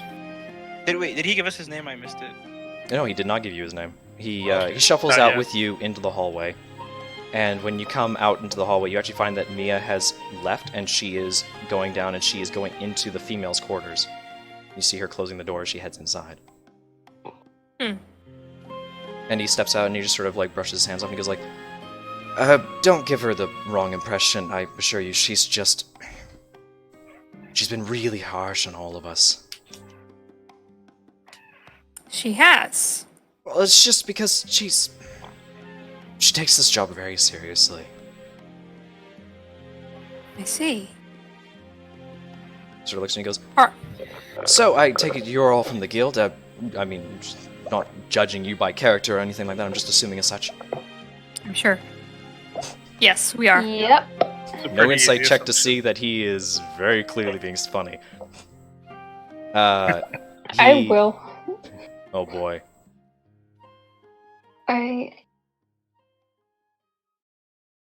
Nat 20? Or was it Nat 20? No, No, it if turns it- green if it's a nat 20. Okay. So you gotta roll 20. But still, yeah, you can clearly tell he's just Okay. being coy and funny with all of you. He seems to be far less formal than everybody else around you, and like I said, not nervous in the slightest bit. So he looks to you and he goes like, "So, my name's Elrin. Sorry." Elrin, the restaurant thing say, I like you. You're not uptight like the rest of the people in the house. He sort of looks to you and goes like, "No, I never have been." What is your job, sir? He sort of looks around and he goes like, well, menial labor, really. I do some of the hard work with Roderick. There's just... I mindlessly tend to the room. Roderick's a slob. He doesn't like to look after his own quarters. He just doesn't value the space. But beyond that, it's... Well, really, him and I do some of the things such as running things between the kitchen and the cellar. We move things in and out of the manor when it has come to be. We do some of the cleaning in the more unsanitary areas, but beyond that, is most of it as it is, and we otherwise cater to any guests as they arrive. I see. How long have you been working here? Sort of looks at me and goes like, most of my life, really. So you've known Mia that entire time? Nods and he goes, "Well, yes, actually, I was brought in actually as an orphan child. She took my lady took me in at a very young age. Part of it taking pity upon me. Around that time, it was just I had nowhere else to go." So she raised you. He nods and he goes, "Yes, in part. though not directly my lady. It was mostly Mia, honestly, that scorned me into the ravishing young man that I am today. So Mia raised you and the lady? Pardon? So Mia raised you and the lady? Yes, he said. Mia mainly raised him because the lady didn't directly raise him, but the lady was the whole reason he got in there. Oh, okay.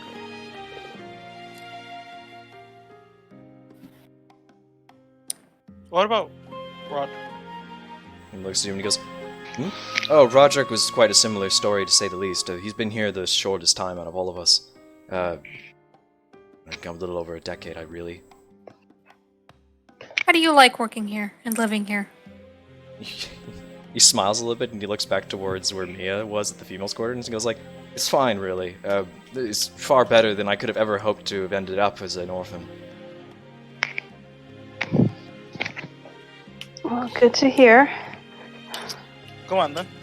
Tell us what you experienced. As I look at my Discord going to red. Everybody can hear me? Yeah. Okay, good. Yes.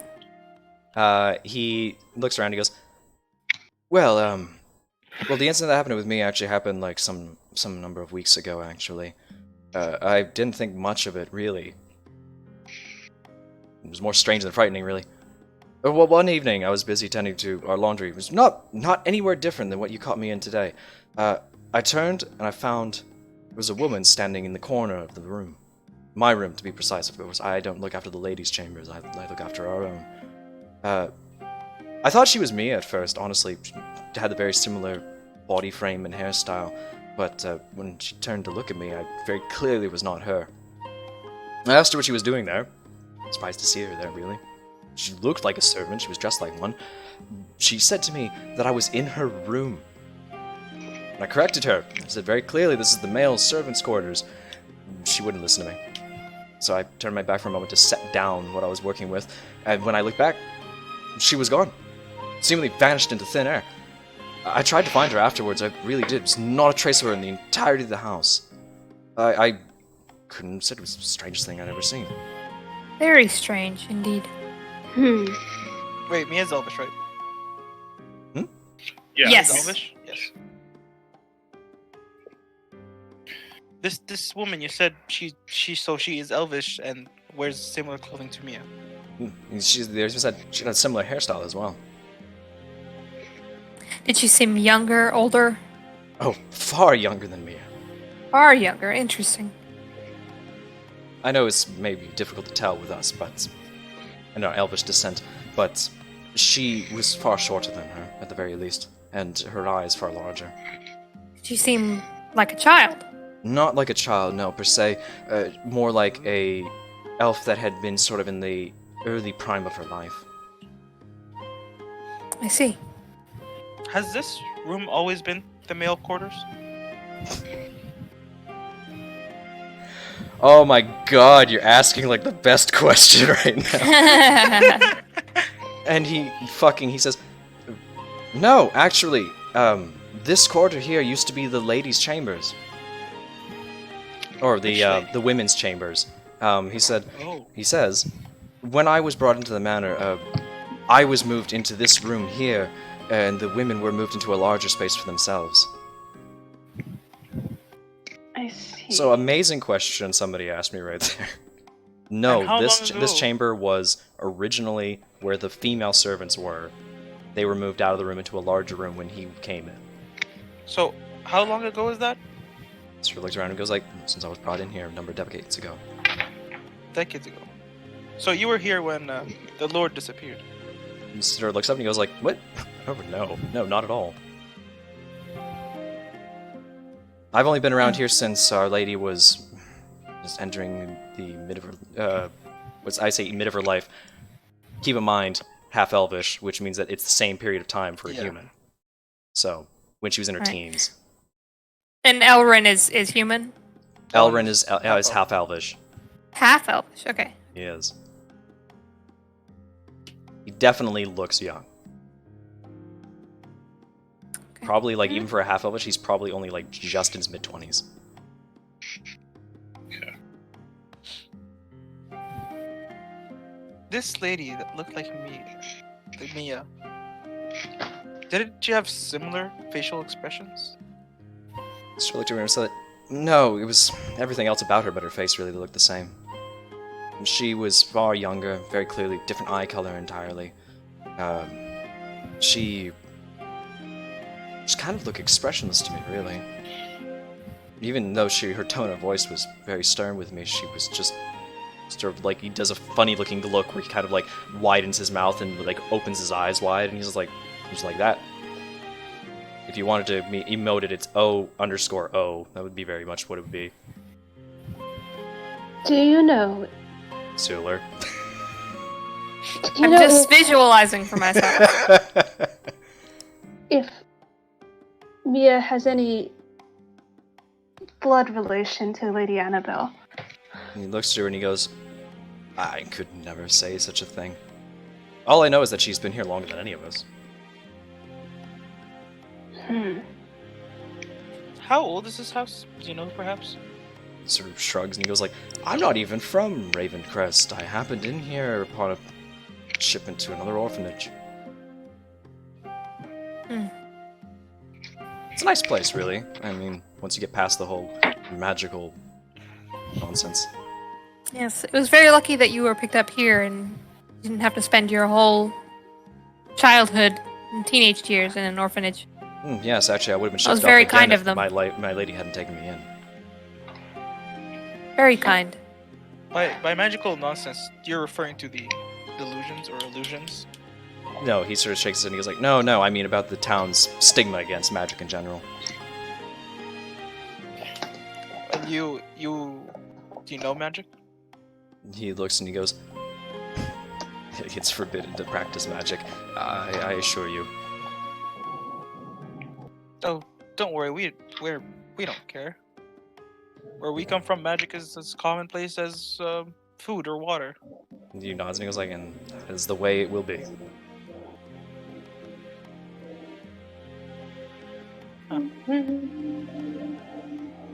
Somebody get inside him if you want. I like doing insight. There's a lot of inciting this session, dear God. 19. You are very uncertain if he actually knows magic or not. But but the fact that he dodged the question raises your suspicion. But it could just simply be that he doesn't want to ever say anything that would get him executed. So you don't know. Yeah. You did not roll high enough.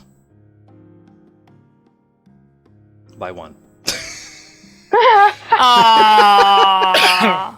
Kind of figured. I was gonna say, like, I'm nice with my DCs. I don't pick like 18. Except for this one time. Well, 19. Well, 20. Round number. Anyway. Is there anything else you wish to ask him? No, I'm good. I can't think of anything right now.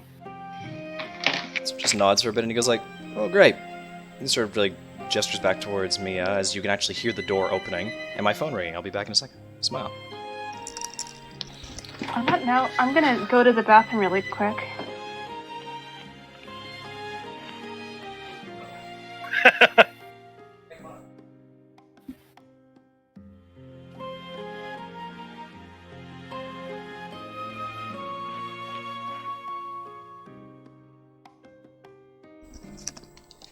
You know, when they tell you your dinner's gonna take an hour to get here, it's really weird when it takes like fucking 20 minutes.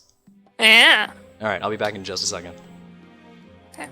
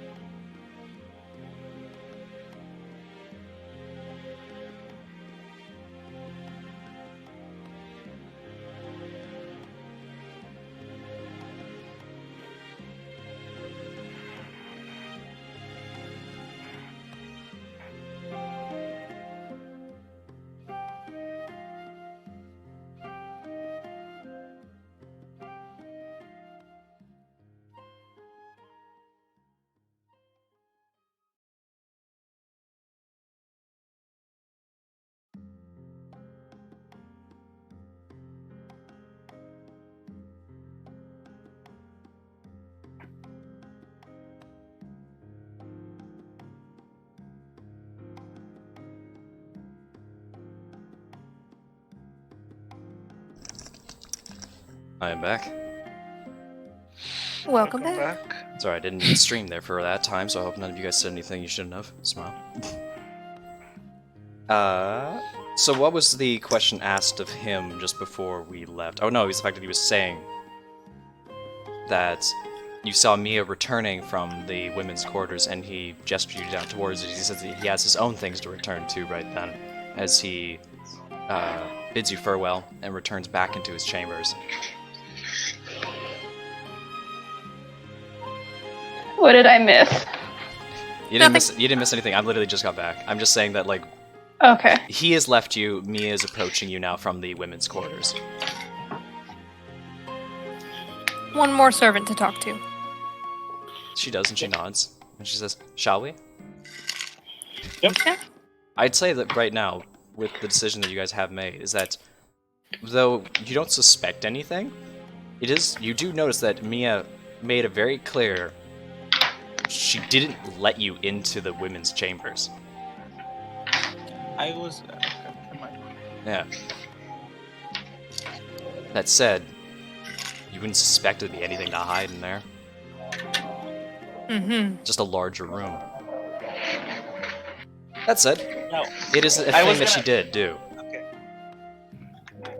She... Okay. What is that smile with a blood splatter? My god. What? The emo with smile but it has blood on its face. Very sorry. It's all cleaned up now. It's okay. It reminds Yeah, me of yeah. the emote I had I called wiped it Gav's off. Psycho, which was just literally that.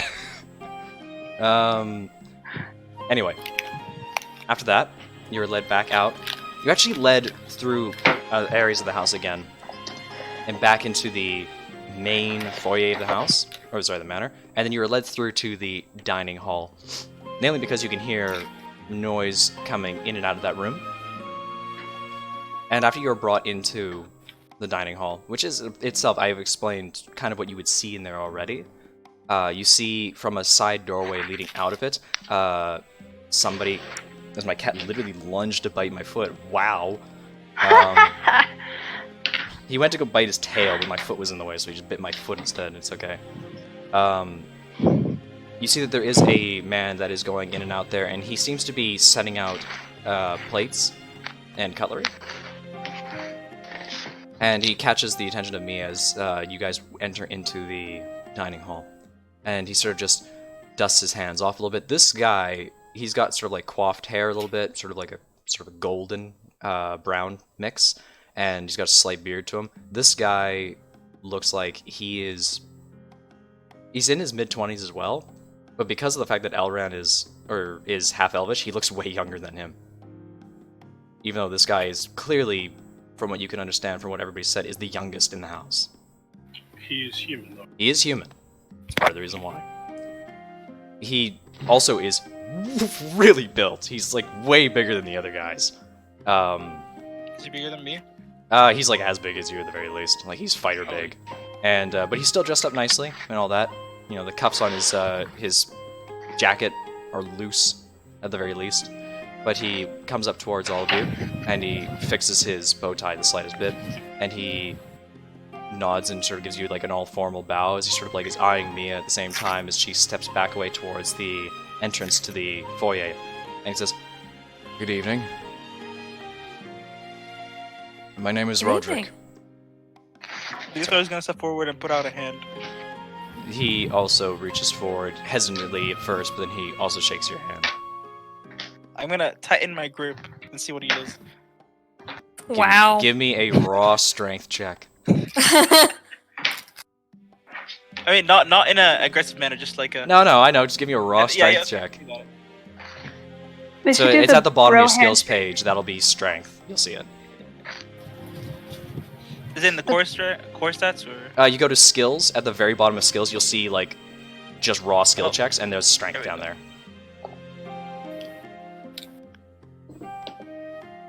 Oh, he nat 20s you, man. He crushes your hand.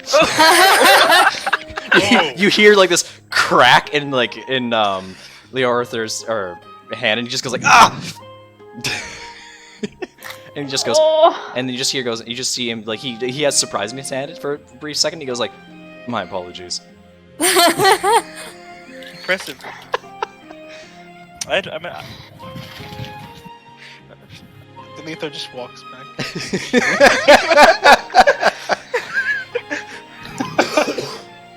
The guy's just like holding up his hand. He's just looking at it. Just waving it out, going like Either way, he turns towards the rest of the group afterwards, and he goes like, "How may I be of service to all of you?"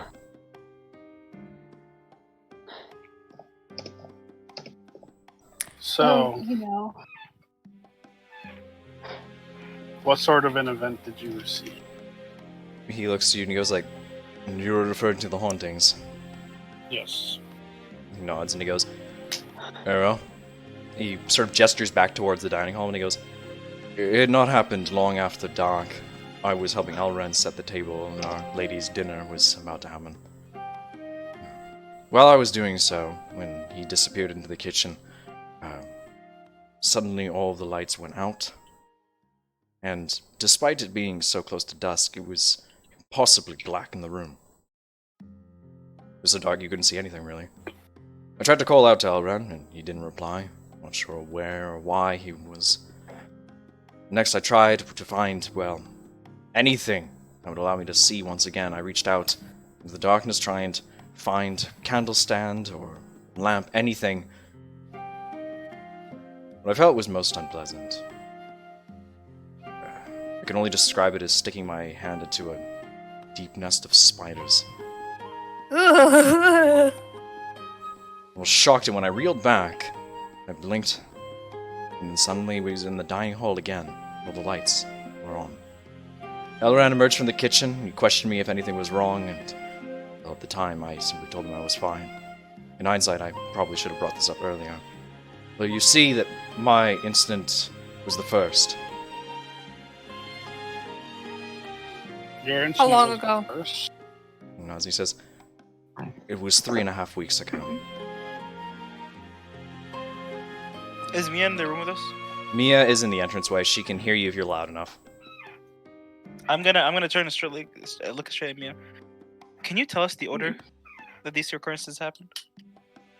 Mia sort of looks to all of you and she says, "If I recall correctly, it was Roderick's incident, then Elran's, and then Serena's, and then Caitlin's."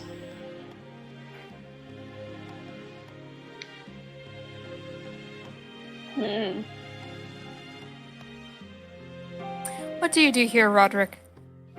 Sort of looks around and he sort of casually gestures with his hands to the sky, and he folds his hands back together, and then he says, "Anything my lady wishes me to do. Typically I am, with Elran, delegated to the more menial tasks around the estate. The women simply tend to the welfare of the building and to her own personal well-taking, though that largely stands on Mia's shoulders. I was raised here since I was quite young. I owe my lady everything."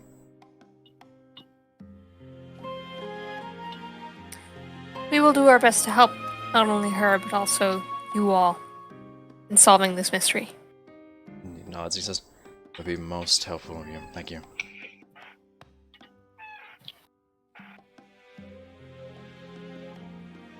Is that all you wish to ask him?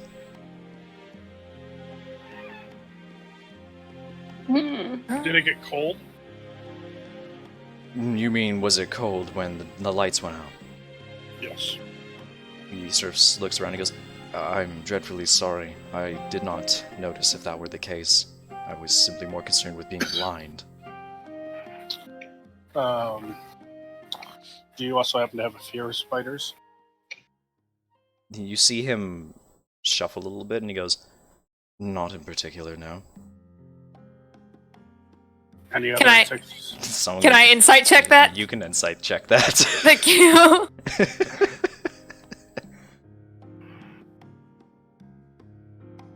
Shit. Alright, time for me to roll with disadvantage. That's a 4. Yeah, he definitely was way more scared than he's letting on to be. Understandable. I'm not gonna obviously say anything. This manly guy will not admit that he's afraid of spiders, but he is. I admit I missed part of what he saw besides the lights going out. Oh, he reached out in the darkness to try and find something to light up the darkness with, and he reached into what felt like a nest of spiders. Oh. Well, I mean, that would be scary for most people.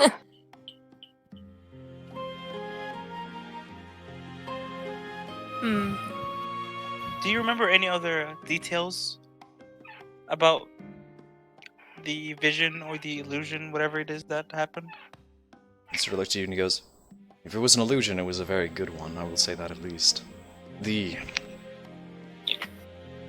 was a very still air of quiet when the lights went out. It was as if my voice couldn't reverberate off the walls when I called out. It felt like I'd been transported somewhere completely different, to some I was domain of darkness. I was about to ask, did the floor seem to be the same? Did it feel like what's the floor in this room look like right now? Hardwood." Hardwood? Did it seem like hardwood? Gavin rolls a 16. Now that you mention it, actually, it did seem unusual. Unusual how? Well, it wasn't the same. It was sort of like, you see him scoff his foot against the floor a little bit, and he goes, "Stonework." I see. Stonework. Very interesting. Thank you very much for your assistance. See him bow one more time. He does, "No trouble at all. Now, if you may," and he gestures you back towards me as he returns back towards the kitchen.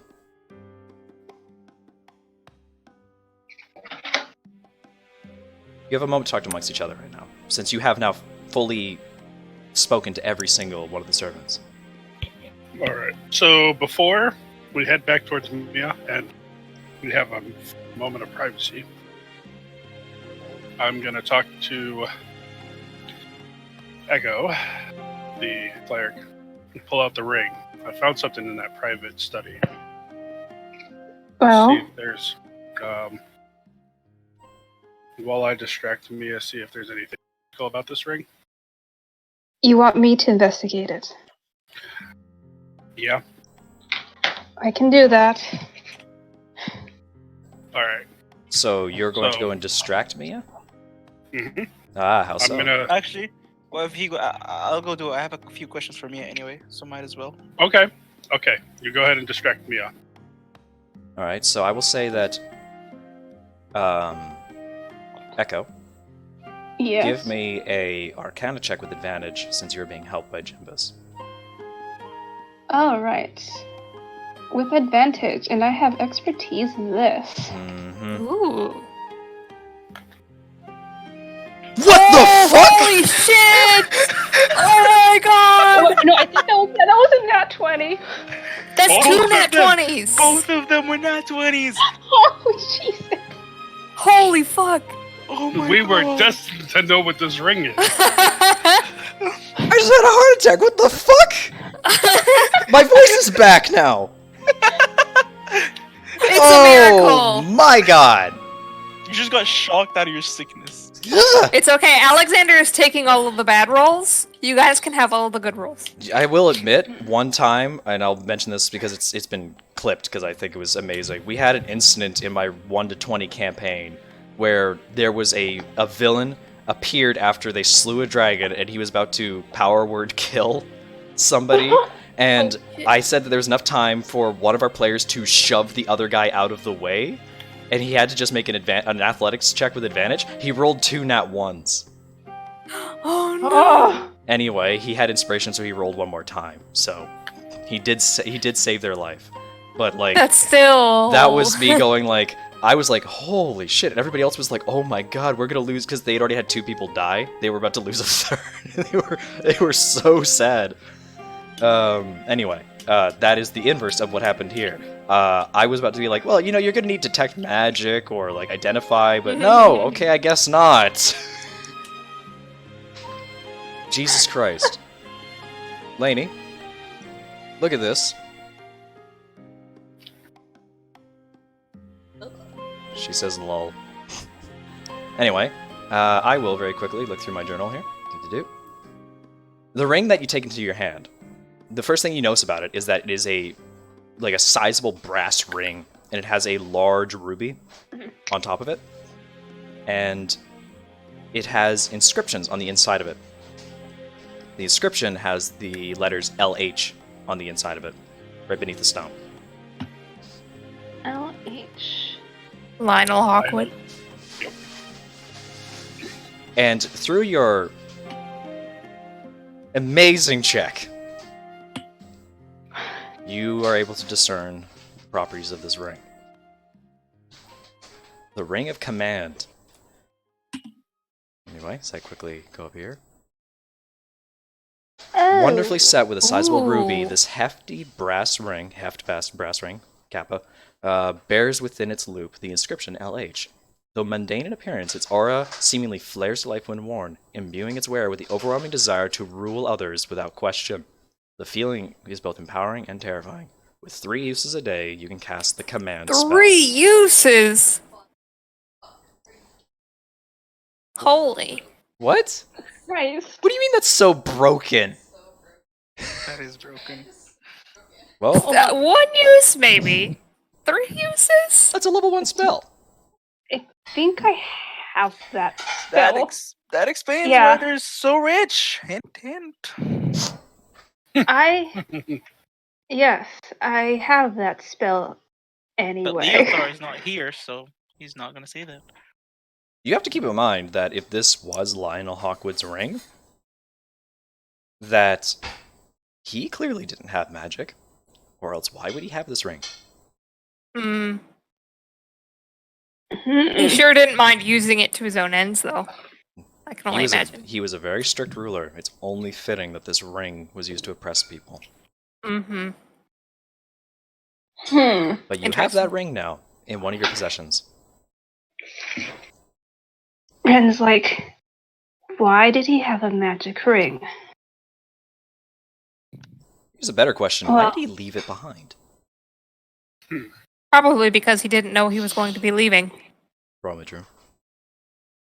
Yes, why would he leave it behind? Something powerful enough to help him rule with an iron fist. Mm-hmm. Brass fist. But Smile. So,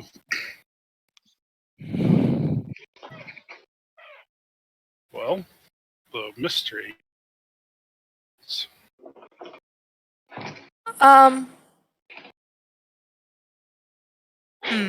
What do you, by the way, How- what did you go over to ask Mia? Oh yes. Oh yeah. Okay. Hold on, I forgot.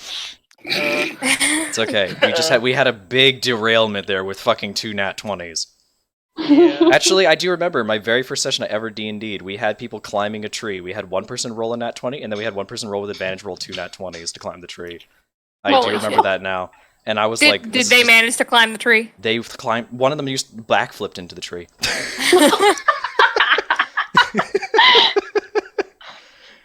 Yeah, it's fine. They Cool. climbed the tree. They literally were just doing it because they wanted to spend the night in the tree. Okay, I got it. So what was the elf's name again? Or the half elf's name? Elren. There's a couple. Alright. So I'm gonna go up to Mia or Maya. What's her Mhm. name? Mia. Mia. Mia. I'm gonna go up to Mia and be like,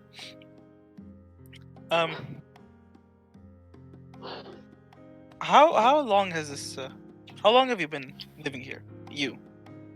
And she looks to you and she says, "Number of decades, really. I've been here longer than my lady has. I was in service previously to her parents." And how long had her parents owned this house? Or this manor? She sort of shakes her head a little bit. She says, "I cannot say for certain, but they were here before I came." Interesting. And Elrond mentioned that before his arrival, that room he's currently in used to be the quarters for the women. Is that correct? And she nods and she says, "Yes, the since there were 3 of us and 1 of him, the lady saw it fit to move us into a larger room. After all, she did not wish for Elran to have to share a room with women, especially at such a young age. Oh, understandable. And the room she moved you into before, the room that she moved you, the room that she moved you into. What was it before? She takes a breath for a moment. She says, "It was a storage room." Storage room. That was bigger. She Can I nods. insight that? You can insight Can it, I? yeah. Can I instantly insight?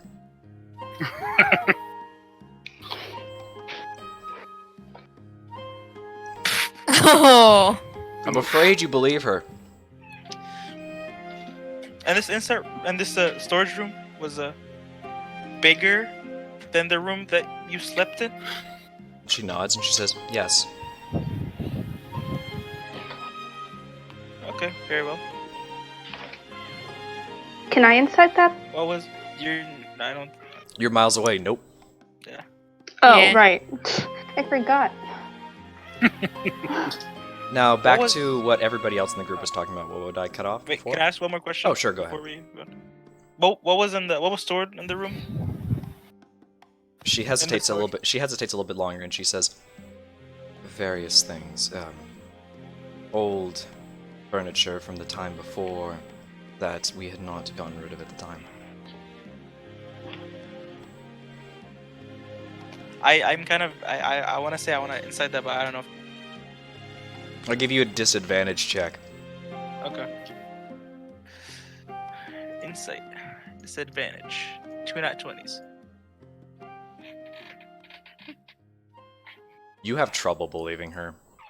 It's either the fact that she can't remember, or she's just saying whatever she wants to you. Okay, Either very way, well. the one thing that she gives off is an air that she straight up doesn't care about what was in that room originally. Oh, so okay, so she's not. It's not like she was just like thinking. She was actually trying to. It might be the fact that she was trying to remember what it was Or that was in the room. I can't tell which one she was trying to. The one thing that I would say that is clear is the fact is that she doesn't quite seem to care what was in the room, and she's trying to remember what it is, but she seems that either she's just giving you a answer right now. Now that said, it's rather the fact that either the answer is right or wrong, you don't know. Okay. Alright, now back to the rest of the group. Ren is looking at this ring with a rather haunted look on her face, to be honest.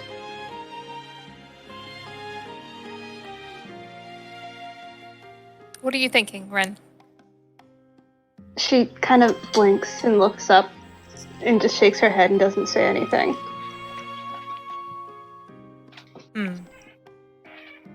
I'm not gonna press.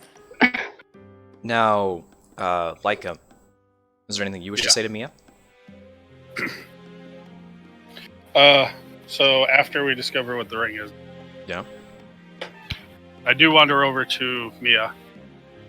I'm gonna, since I didn't hear him ask, I'm gonna ask how long she lived here. She replies with the same answer. Multiple decades. Can I get something a little more specific than decades? She takes a breath and she says, "Over 30 years." How old is the lady? She looks to you and she seems like scoffed at the question, but because you're asking how old somebody is, a nobility, but she sort of like shuffles herself a little bit, straightens herself, and she goes, "She's in her mid-20s." Behind Mia's back, I'm just doing the the stop asking question symbol. You're just behind her? Like, as soon as I hear the how old is she? Oh god. And seeing that, I'm gonna look at Mia. I'm like, I understand the question was disrespectful, but at this point, any information, no matter how disrespectful it might sound, would be important. She I nods. hope I didn't offend you. She nods and she says, "No, it's perfectly fine."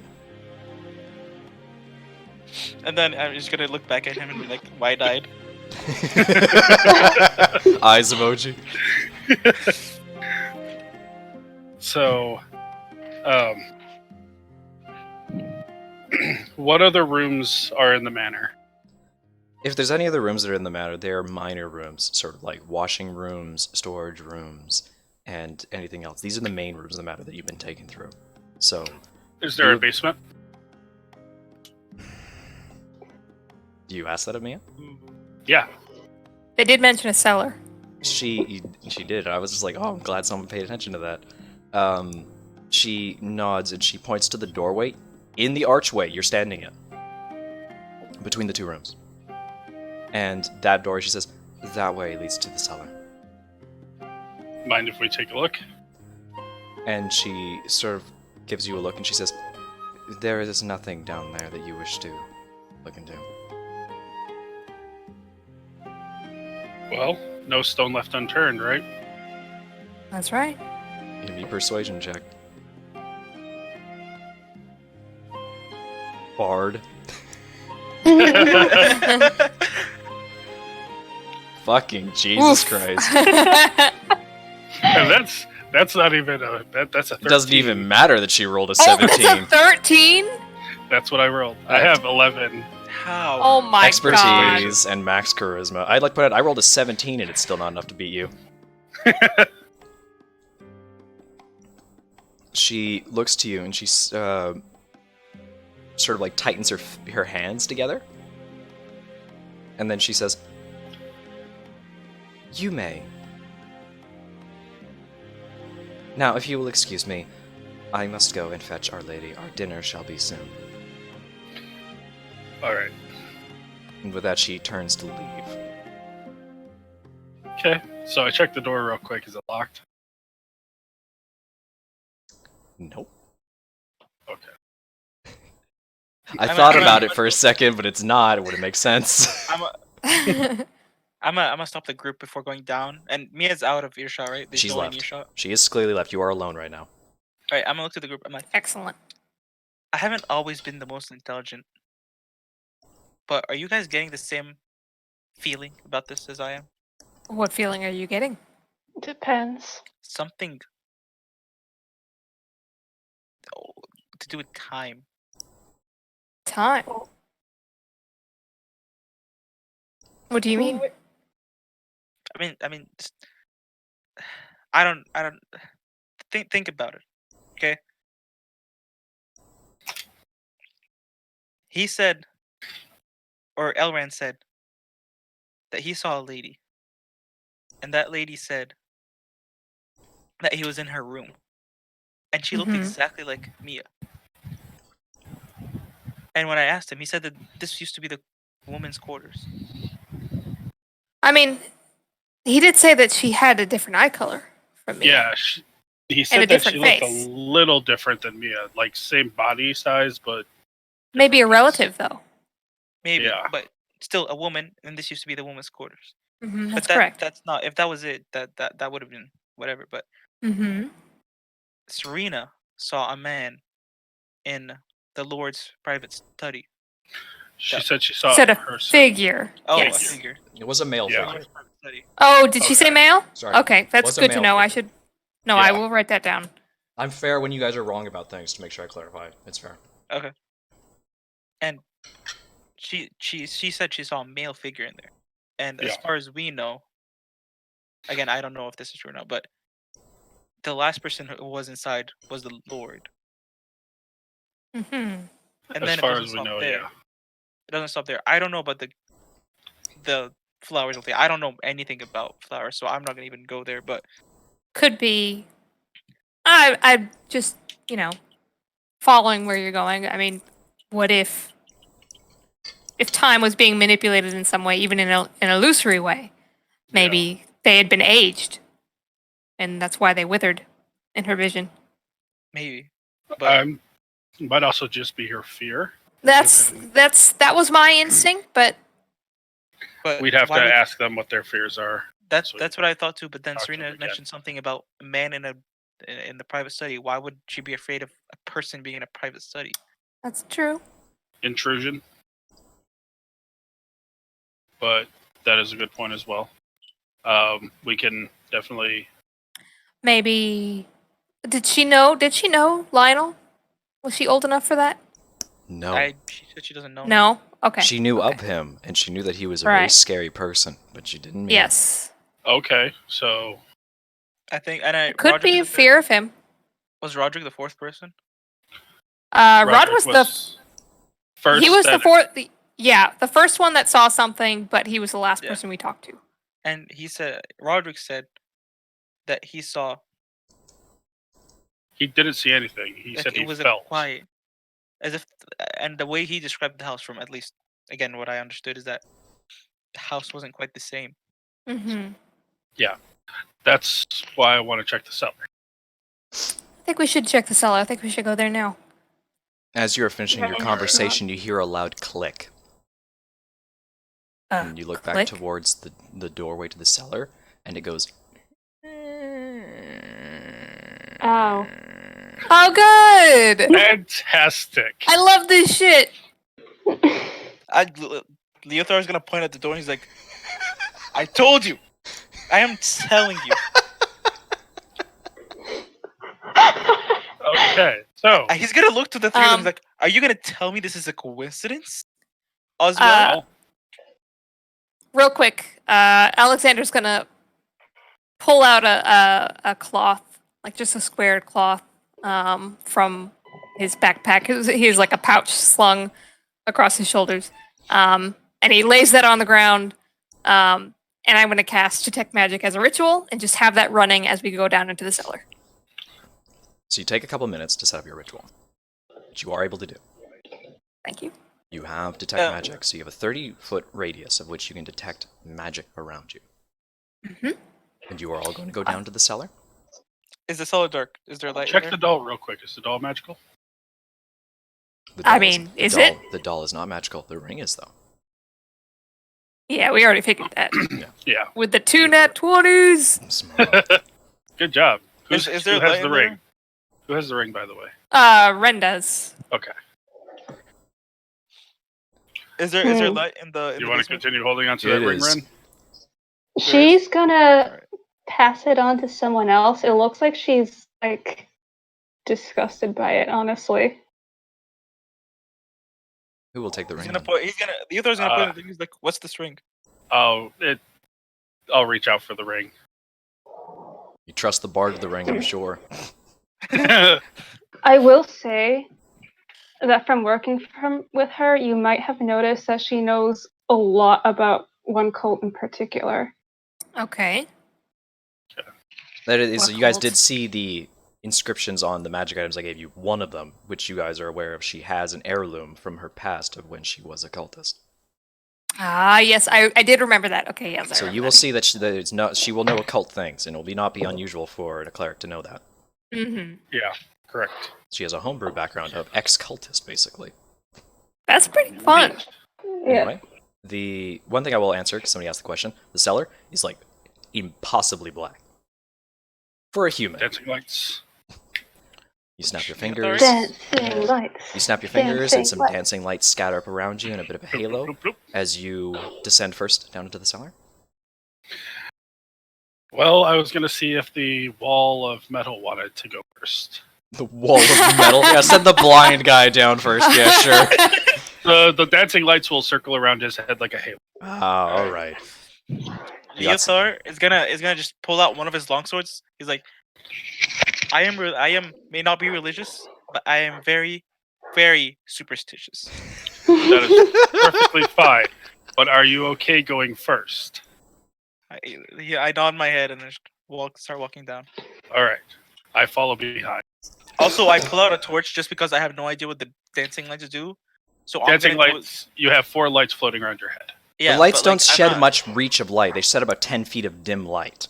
But with the halo around you, you can see clearly around you within about a 20-foot radius.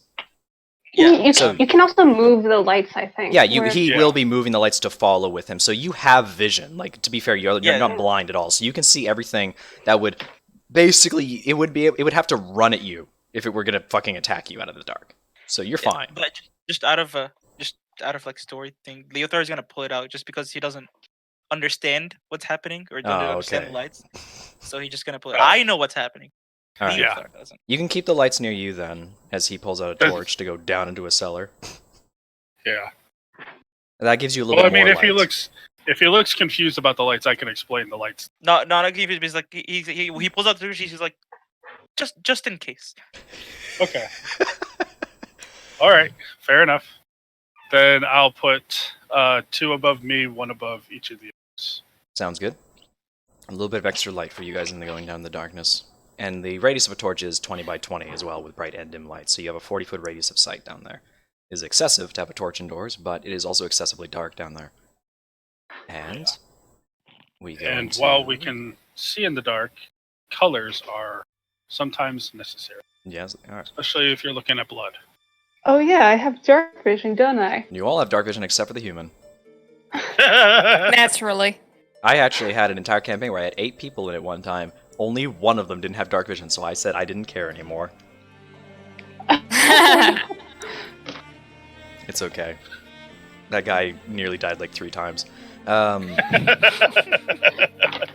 tried so hard. So he... Real quick, yeah. I'm gonna get up. I'm gonna So close you my get for window. not Sorry, it's having getting dark. It's dark okay. vision. I'll be right back. It's okay. I'll take a moment to take a You bite of my have dark food. vision. That's what he gets for not having dark vision. Like, it was a free feat, okay? I was gonna take the feat.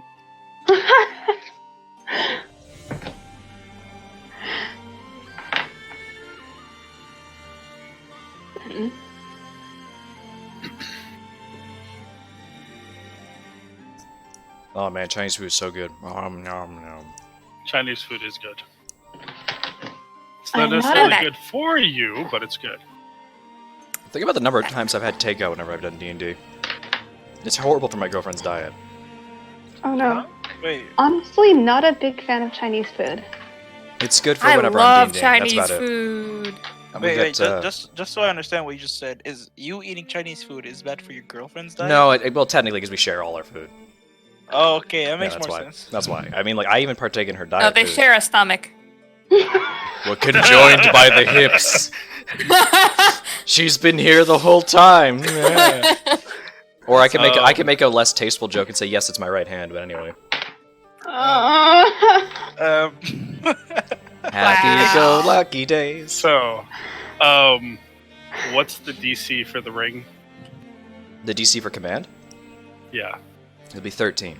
Sorry, I forgot to write that Okay. down. Because, of course, you need a DC for something like that. Oh, I think she should explain what the ring does. We will assume that has been covered since I went through it. Yeah. Okay. oh yeah, Leothar has no idea what the ring is, by the way. There, It's a ring of command. and that means When I you can wear it. Oh. order something to. I can command something to do something specifically to not have them attack us if that's what we. Oh, There it's are- in treasures. There are very specific keywords you can use with command. Yeah. Leothar Approach, drop, flee, gravel, halt. Stuff like Leothar that. just nods his head and just continues. You guys head down into the cellar. And I scroll down through my notes. It is super dark down there. What you do notice is at the entranceway in the door, there is a oil lantern. So it seems to be that that's what the servants used to go up and down there. At least the human ones. There are, of course, the 2 that are half-elvish. You head down about a full story. It's a big story, so it's a long staircase. And once you head out there, you come into the cellar, which has, cobblestone and slate stone architecture everywhere. A couple of wooden I-beams. The condition of the cellar is actually surprisingly good, but it's still a cellar beneath a house, so it's dusty and it's cold. It's sort of in an L-shaped formation. In front of you goes a short distance before it reaches a bare wall. There's some casks, and there's some cupboards as well, along with some other containers of sorts. Some things that you notice from the areas around here is that hanging from some of the areas around there are slates of meat, salted. So it seems to be that they keep food down here. You continue to explore around to your left-hand side, your right-hand side, as it goes on a bit further beyond the reach of your your torch vision. Those with the dark vision are actually able to kind of keenly see out the makings of it. It continues to go on that way, continuing with the usual storage and mounts and that such sort of thing. But it's impossible to ignore what you see at the end of that part of the room. What you see there is part of the architecture begins to change. A bit of more of a stone wall at that end of the room, instead of it just being simple polished stone. It's like slate stone, cut out and cemented. And it's around a doorway. The doorway is a solid iron door with bars at head level and a small opening leading through. Kind of similar to what you'd expect of like a prison door. And aside from the fact that it clearly is locked by the fact that it has a keyhole on it, it has 3 chains bolted to the wall, which also each have a lock on it. And the locks themselves are about the size that fit in 2 hands. And they're made out of iron and gold. There's nothing interesting down there, she said. I make it sound like this isn't obvious, but I mean, like, sometimes some things are obvious, okay? The basement always has something. Yuthar saying this out loud and very loudly, hoping that she would hear him from upstairs. Well, you have found... Well, aside from the fact that there are things, obviously, around you, nothing is nearly as interesting as this door. Well, what I'm gonna do, I'm gonna go up to the door and cast Arcane Eye through the things at the top. Ooh. As you approach the door, your detect magic begins to ring. And at the door, you feel magic emanating from all 4 locks. Oh boy. It's evocation Yes. magic. We have some arcane locks. Okay, wait, so Jimbus knows what I'm talking about now. Wait a second. I've done it before. Wait a second. Are they trapped? What is evocation again? Evocation is like the magic of like conjuring 4 things to blow shit up. Ah, yes. Evocation is basically the explosive. Sorry, I had a bad coughing fit right there. Okay, instead of doing Arcane Eye first, at risk of being blown the fuck up, I'm gonna cast Dispel Magic. That's a very cool thing of you to try and do. Now, what's the DC for yours Dispel Magic? The DC, so, like my spell modifier? Actually, if I believe you post the information for Dispel Magic, just so I can read it. Yes, I'm trying to find it. Yeah, just find the spell, and then there'll be spell info. Just hit that button for me. Yeah. Because I know this is a weird description. spell, so that's why I have to ask.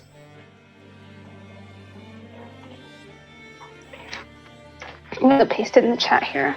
Sure. Okay, there.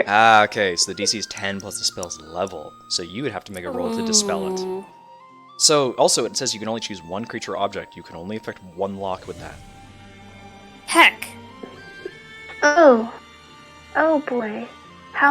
This is a level 3 spell. How many level 3 spell slots do I have? I have exactly 3. Oh no. Unless you Okay. upcast it. If you upcast it, you can do it again, and it would end any spell of that level or lower. But that also means that you are guessing on what level spells enchanted in this lock. Or these locks. I guess I can't tell that from detect magic, can I? No, you can only tell what type of magic it is, not how powerful it is. How many locks are there again? There are 4. 4. There's 1 in the door and 3 chaining across it. Should we ask? Okay, hold on. If I upslot it and those specs Okay, This might not be a smart idea, but maybe Mage Hand will trigger the spells. You're going Yuthar to try and just, trigger kind it of with using stops Mage them. Hands? The Yuthar just And stops, just stands in we front, could is like, Why don't we hide ask if they have behind the key corner. first? This is also a good point, but she may not want us to see what's behind these. All right, then our job here is done, and they don't want us to solve the curse. Like, what? They clearly want you to solve what's going on, but it seems to be that there's something here that, at least in particular, Mia has been very not forthright with.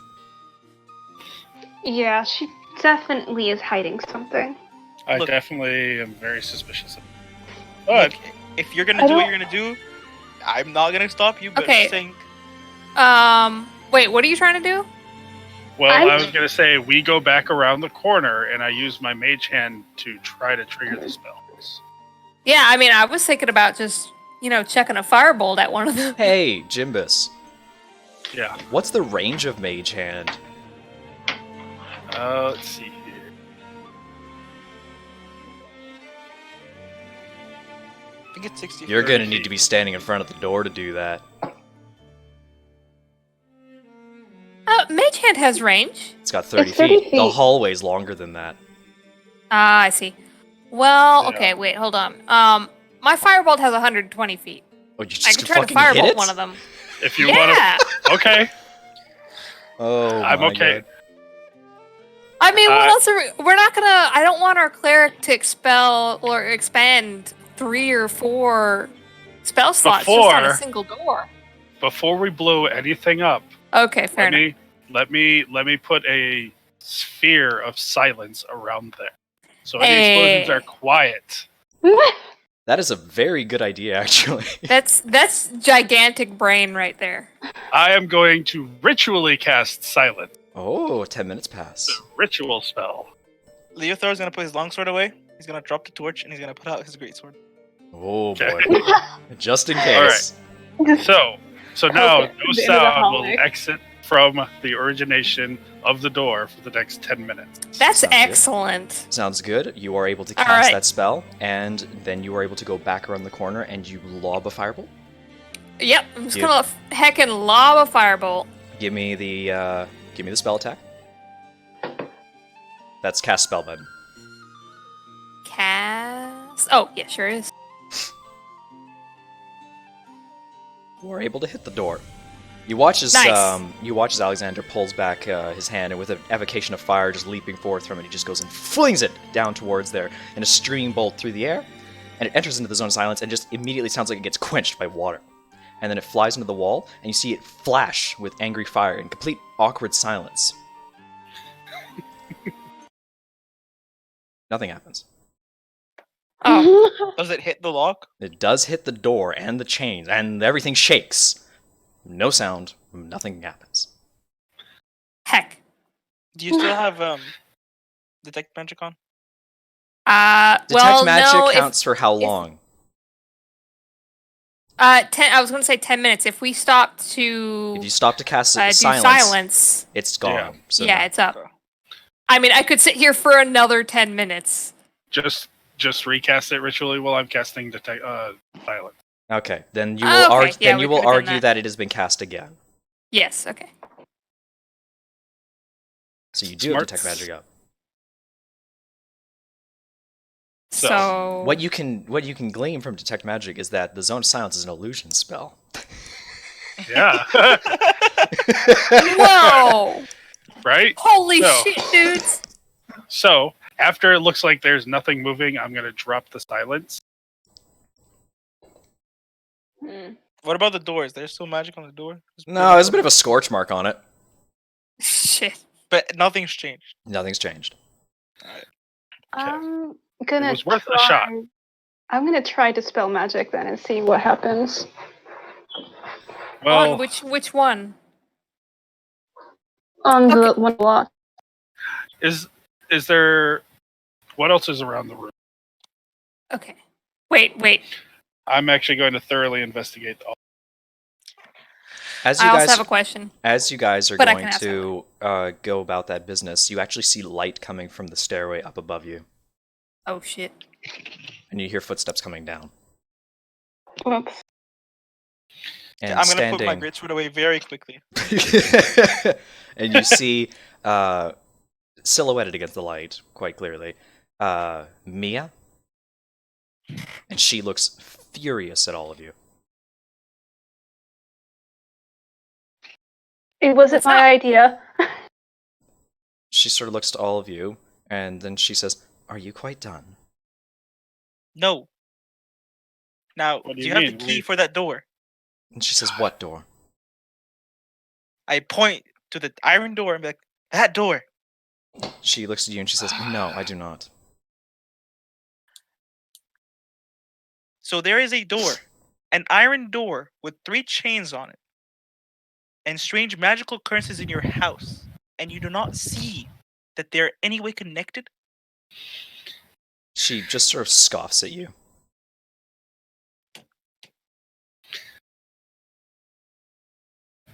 Well, we were just looking around. Yeah, I don't Out think of- we're quite done here, unfortunately. Out of aggravation, is there any like rocks or something around? Probably.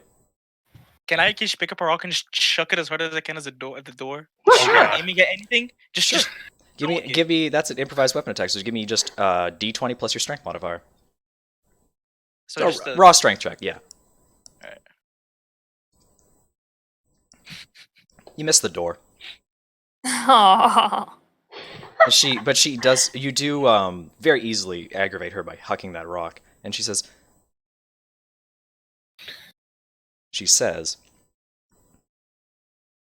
"I'd like you all to leave." The house or just the cellar? And she looks at you and she says, "What do you think I mean? Upstairs, all of you." Okay. One moment. Leothar's kind of gonna. Never mind. At the risk of aggravating her even forward, Leothar thought about eyeing her, but then he knew better. And of course, she. So, okay. Were you trying to charm her? No. Okay. No. I was just going like, were you trying to cast a spell on her or something like that? Because it was just like elves immune to charm, or advantage against charm at least. Is command a charm? Yeah. Yeah. Oh, Yep. God damn it. Trying to command her to What a leave you. coincidence! No, it was gonna be suggestion actually. Oh, you're gonna suggest what? That she open the door? I was just gonna suggest that she go about her business and ignore us for the next 8 hours. Holy shit, that would have been a one hell of a spell to cast. Albeit, you don't have subtle spell, which means that you'd be doing it in front of her. Yeah, but I could do it like I'm playing my violin for. Oh, disguising it that way. Smile. Are you gonna try and do it? No, not right now, not right this moment. But We'll pick our battles. yes, exactly. So you guys are going to head upstairs then. For now. For now, yes. You I'm not going to specify to her that it's for now, Yeah. You. but I am going to go up the stairs. You are escorted Leothar upstairs. opens his mouth as if to speak to the group and then remains quiet. He opens his mouth as the group kind of shoves him forward. You Up are the stairs. You are ushered upstairs, and as you are coming out of the cellar door, you wait for a moment, and then she comes back upstairs as well, and you see her close the door, and she pulls it like firmly shut, and she just glares at all of you, and she points towards the front entrance, silently, just glaring at all of you. You hear a commotion coming from behind you, though. Does the lady kind know of that commotion? you're expelling us from the house? And she sort of looks and says, "It'd be a fate far easier than anything she could have in store for you." Wait, what did she say? I didn't hear it. She said, "It's a fate far easier than anything she could have done to you." Or fate far Shitty. kinder. Interesting. She's threatening you. I'm sorry. Wait, who That's- said that? That's Mia. That said, you hear the commotion behind you and you look. The other servants are putting out most of the dinner. It's being put up for their lady. And as you look back towards the other way, where Mia's pointing towards the main entrance, you see Lady Annabelle coming down the stairs. So you're kind of pinched right now between everybody. Mm-hmm. Lady Annabelle walks up to all of you and she says, "Oh, Mia, have you made our guests ready for dinner yet?" And Mia looks to her like fucking losing her mind. And she says, I... And then she looks to the rest of you and she says, "I'm sorry that we didn't extend this invitation earlier, but do you all wish to dine with me tonight?" Yes. We would love to. Straight into Mia's eyes, Yes. like, it would be lovely to do so. Mia's so angry at you. She visibly like clenches her fists angrily as her face slightly turns red, and then she looks back to her lady and she says, "I'll be a moment," and she just marches off. Leothar In which direction? And No she one leads stops- back towards the entrance and she heads up the stairs. I see. Oh, so she's just standing by the stairs. No, she's like Lady Annabelle. Like she goes basically Annabelle came down the steps to the left hand side, Mia rushes up the right hand stairs. Leothar is instantly, as soon as she leaves, he's gonna turn and he's gonna mimic. I think it was Alexander's formal bow. He's gonna bow very deeply to Lady Annabelle. Give me performance check with advantage. Advantage? Yeah, with advantage. Performance, yes.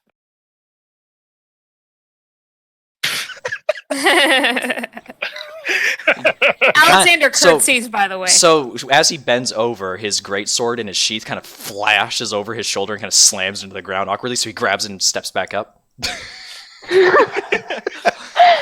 But How does she you react? you keep the smile going. How does she react? She giggles a little bit to herself and she nods and with her hand gestures towards the table and asks if you will all join her.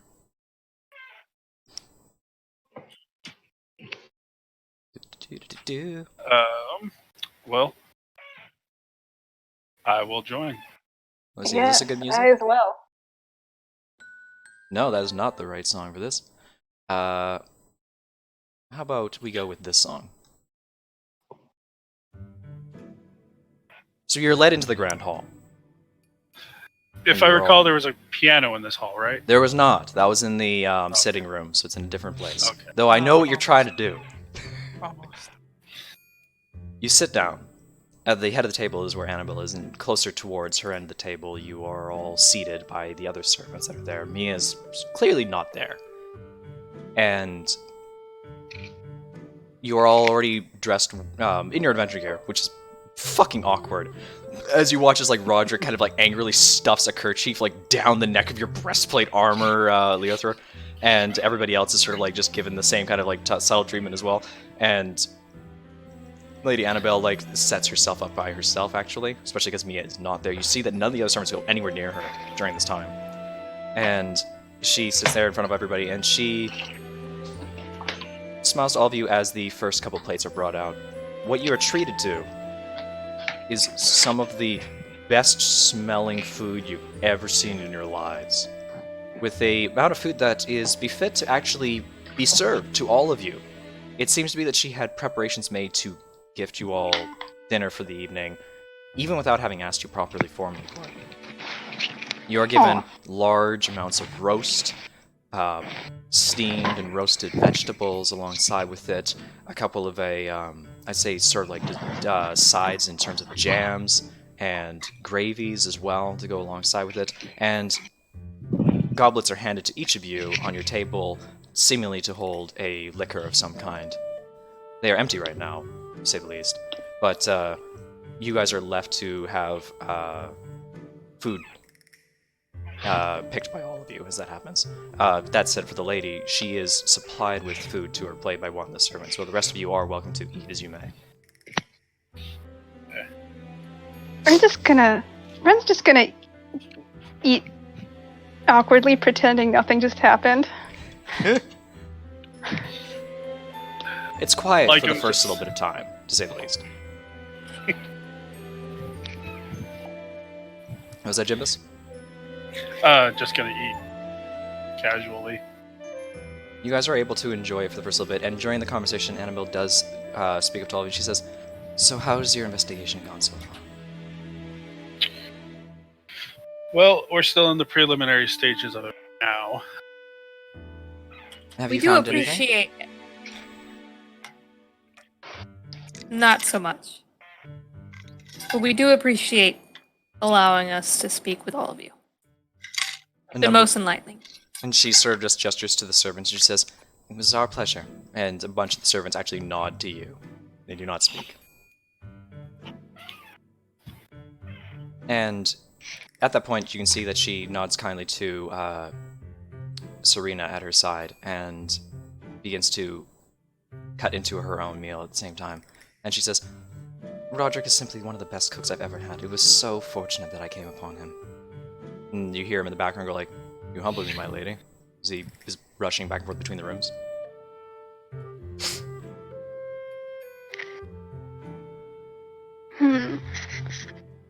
Anything you wish to say? Leothar's lips are very, very tightly closed. Lady Annabelle. And she turns to you and she Have says, you- "Yes?" How do you like living here? She smiles and she says, "It is very pleasant. The townsfolk are very kind to me, and I do everything that I can to uphold a meaningful lifestyle for all of them, as I do for my own servants, of course." It's very kind of you. What was it like growing up with Mia, if you don't mind me asking? And she sort of like, she touches on her chin a little bit and she goes, "Oh, I didn't spend a great deal of time with Mia, actually. Well, at least not that I recall entirely. But there was another servant that I used to spend most of my days with." Really? Oh? She Who nodded. were she- they? She nodded. And she says, "Mia handled seeing to my father during the years after my mother's passing. Kira was the name of the servant that used to look after me. Though, of course, Mia was there as well. She was primarily responsible for me." And what happened to her? And she sort of just sighs a little bit and she looks around for a moment. She says, "Unfortunately, Kira was dismissed. I was quite young at the time." Do you remember on what grounds? She sort of like holds her hand a little bit firmly underneath her lap and she says, I had a personal discussion with my father, and it didn't go very well. I'm very sorry to hear that. To say the least, the grounds of that conversation led to Kira being dismissed. I never saw her again." So Kira doesn't live in Can the I- village? Can I do an insight check on that, just to see if there's anything else I might be able to speculate from that? Yeah, absolutely. Alright. And Jimbos, you said? Oh, that's not good. Heck. So Kira doesn't live in the village? So, from your insight check, you glean that she is being honest with you. Though she's being withdrawn about the answer, she's being honest with you. She looks at you and she says, "No, I'm afraid not. I was told that she has moved on to another place." Do you happen to have any sort of a painting of her or describe what she looks like? She looks at you and she says, "Oh, well, I was quite young when I met her. I do remember her quite fondly, but I got her confused quite honestly with Mia quite a lot. The two of them were very Oh. similar." Leothar is gonna look straight at Elran. And this Elren is busy right now, so he doesn't notice you looking at him. This is out of character, but I forgot. How long ago did her father disappear? Right after her birth, like I think like A few years Yeah, after a her few birth. years. So she would have been like 5. Okay. Okay. Very interesting. My lady, she wouldn't have happened to come back since. And she looks to you and she says, "I have no knowledge if she has. I would have very greatly liked to see her again. I remember her quite fondly. She was very kind." But If you don't mind, after dinner, could we politely snoop around the manor? And she nods and she says, "By all means, I will make sure that my servants give you access to everywhere that you need to look for." That is very kind of you. Thank you. At this point, by the way, as you guys are going through your meal, you will see Caitlin approach all of you, and she starts to serve you all wine. She goes around throughout the table. She serves wine to Leother. She serves wine to Alexander and the lady. But as he gets to like him, she gets like halfway through your glass, and it kind of dribbles out, and she goes, "Excuse me," and she disappears. And you see her heading towards the cellar door to fetch more wine. I stop her. I stop her mid walk away. Let me help you with that. Let me help you find some good wine. No, she turns around. She gestures towards you. She says, "It's quite all right, please," and she ushers you heavily to stay as she disappears. So you see her. We're never seeing her again. Wow, you have no faith Sorry. in me. Actually, I have all the faith in you. That's why I would agree with that. Either way, the Lady Annabelle comes, speaks to all of you, and she says, "I will admit I've not had much company in the house as of late. It's actually quite nice to be able to dine with somebody else for a change. The servants, though they do partake in the food that we have prepared, typically for image's sake, do not dine directly with me." Is Mia in the room? She's not still. Who is in the room from the servants? That would be Serena, Roderick, and Elran. They're starting to slow down. They're running between the kitchen and the main room as they have finished preparing the meal for everybody, and they're simply standing there being servants at anybody's call.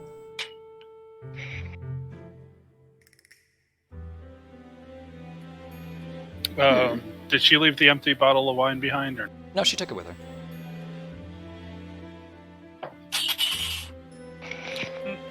My lady, this may sound like a weird question, but have you ever been to the basement or cellar? She looks to you and she says, "Well, that's an odd question. I mean, not typically, no. The servants go in and out of there almost regularly." I'm not talking about regularly. I'm just talking about ever. Ever in my life? Yes. No, my father forbid it. Did he? Do you know why? She shook her head and she says, "Mia was the one that usually tended to my father, and she encouraged me to stay away from the cellar." The author is gonna sit back. And he's like, "Thank you."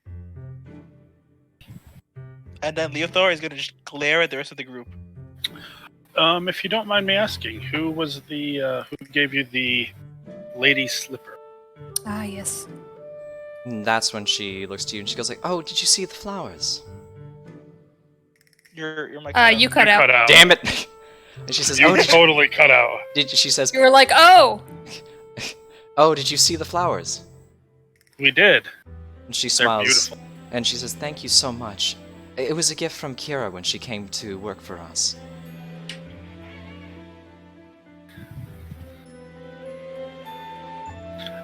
When she what? You cut out again. Oh my god, I'm sorry. She said it was a gift from Kira for when she came to work with them. It was a gift to her. Okay. Oh, it was a gift to Kira? No, it was a gift to no. Annabelle from Kira. She brought the flowers to her. Oh. Okay. She sort of just like smiles for a brief moment. She says like, "The conservatory was a place I very much liked to play when I was younger, and Kira liked to decorate it with the most beautiful flowers I've ever seen. The lady slipper she gave to me as a sign of me to grow alongside with her to become the best lady that I ever possibly could for all of Ravencrest." The conservatory is very beautiful.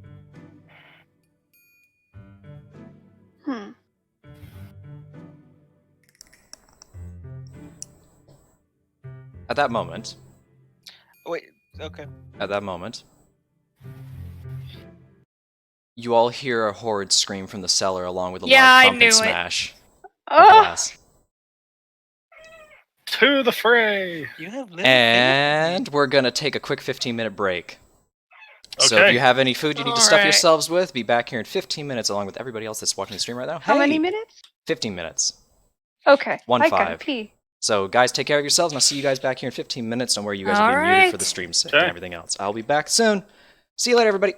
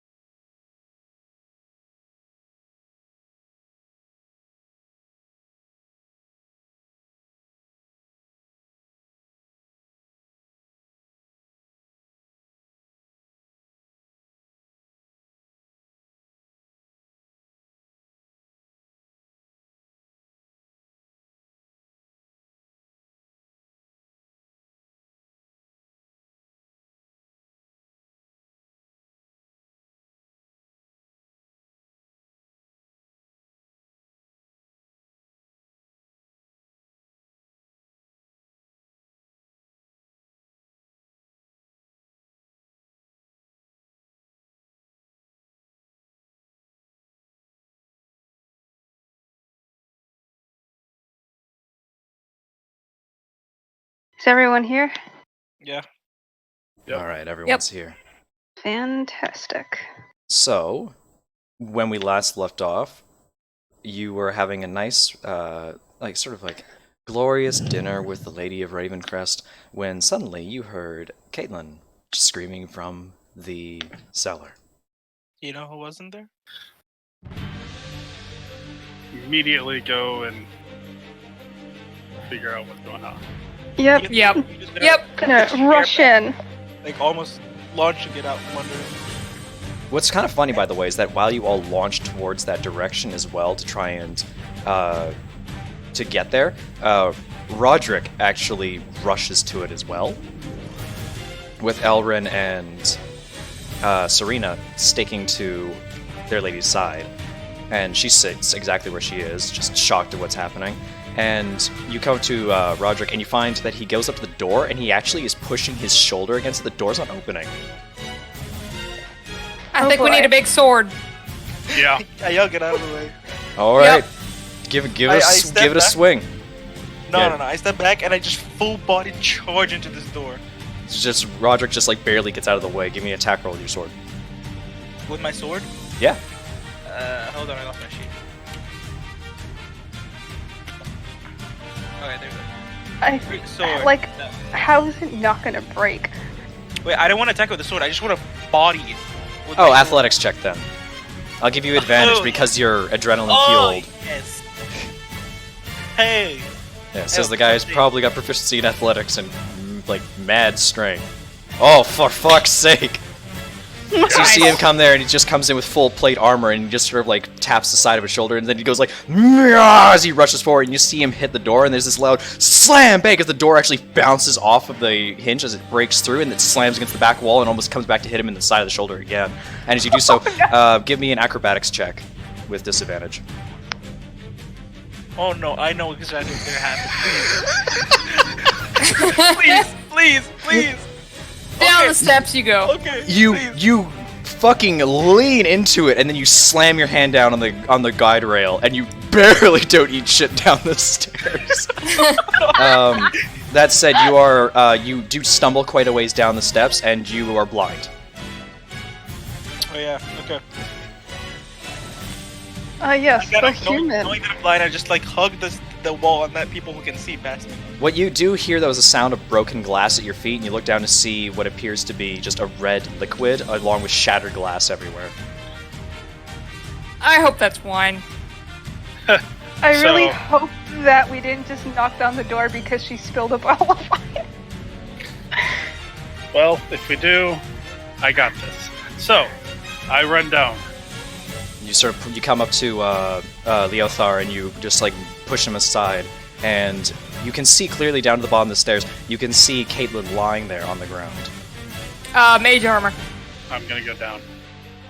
You prep yourself by casting mage armor upon yourself. You see your body just flare with a brief aura of magic, and then you all follow one by one down into the cellar. I'm gonna yell lights. I pop up dancing lights. The lights cast up above you, and you rush down to her side, and you find that she is completely still and unmoving, and you find, most assuredly, the broken pieces of a wine bottle nearby her.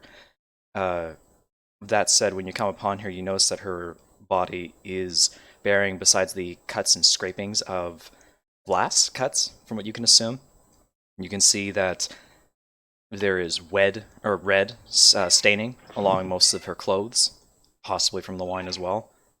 What you do see that's like slightly interesting to her is you see, like, on parts of her body, her skin has been bruised badly. Can I tell if she's dead? I mean, a medicine check, certainly. Yeah, I will Where'd you say the bruise was? do that. Yeah, they're in various places on her body. Specifically, you see that there is one up and around her collarbone, and you can see one on her forearm. My God! Oh my god. You go to push past, try and see if she's alive, and the first thing you notice is the fact that you reach up around her neck to try and get a pulse out of her, and the one thing that you notice is that you stick your finger into her a little bit, and then you realize that you can feel something dislodged in her neck. Oh. But as you do so, you pull back your fingers a little bit, and then you see her eyes open very, very tentatively as her body starts to shake. And she just sort of reaches forward to one of you, like him or Ren, and she just grabs you feverishly, and she seems like there's tears welling up in her eyes a little bit as she sort of pulls herself a little bit closer towards all of you, and she's sort of whimpering quietly. Well, that can't be good. Can I use my role to, like, help her? Yeah, you can.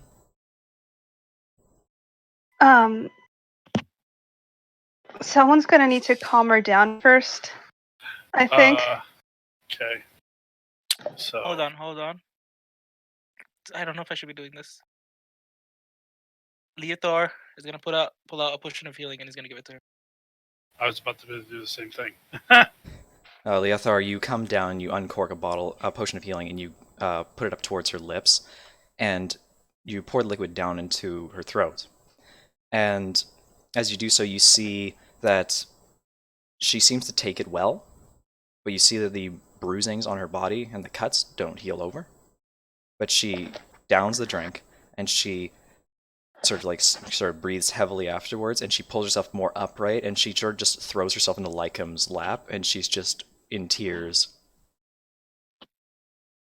Guys, I forgot I'm a cleric. Nat 20 medicine forgot cleric.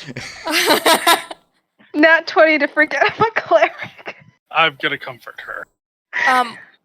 While that's happening, what else do we see in the room? What does the room look like? You check around you, and give me a perception check. Oh yeah, Leothar is looking straight at the door after she takes the potion. You mean the chain door or the entrance door? Yes. No. Chain door you can't see. It's black down there. Alexander, well, the good thing is I do point this out. You can't roll lower than your passive. But, Alexander, good. You do not see anything. Wait, whose lights is it? It is the dancing lights. You can't see very far, but you can see the immediate area around you. You cannot actually see to the chain door. Who cast the spell? Oh, Lycom. I did. Alright, I'm gonna point to you, and I'm just gonna point towards the door, like the end of the hallway that we can't see. Remember, it's like an L shape, so it's a round corner.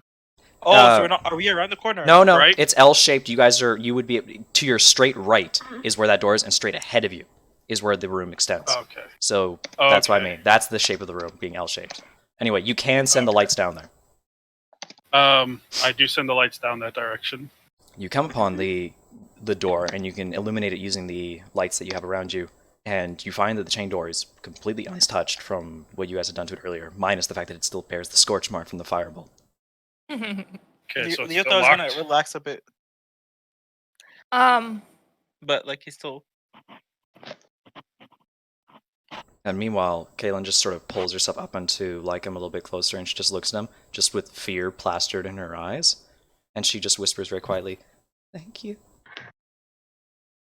I got you. She just sort of falls back in your lap in tears.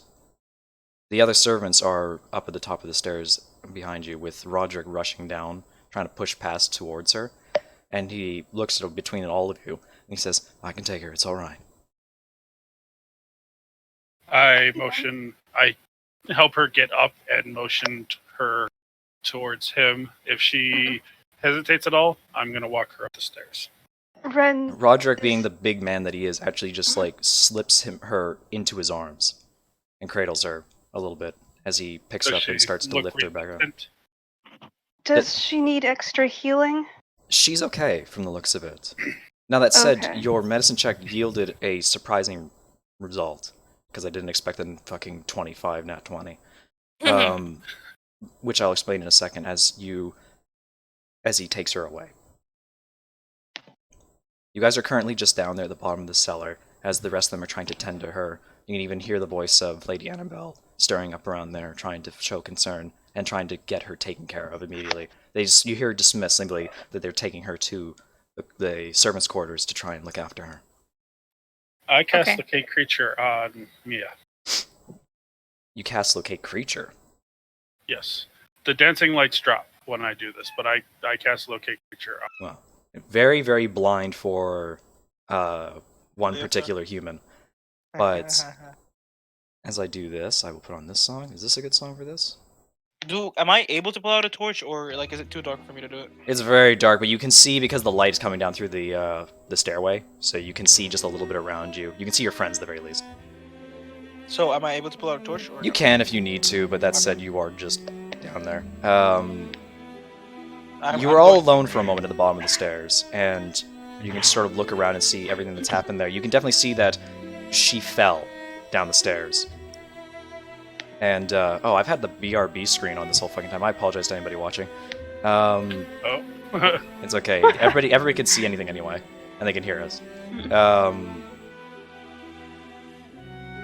The main thing I have to say about the medicine check, and I hate saying this, because it's something I didn't expect, is that, Ren, you are disturbed.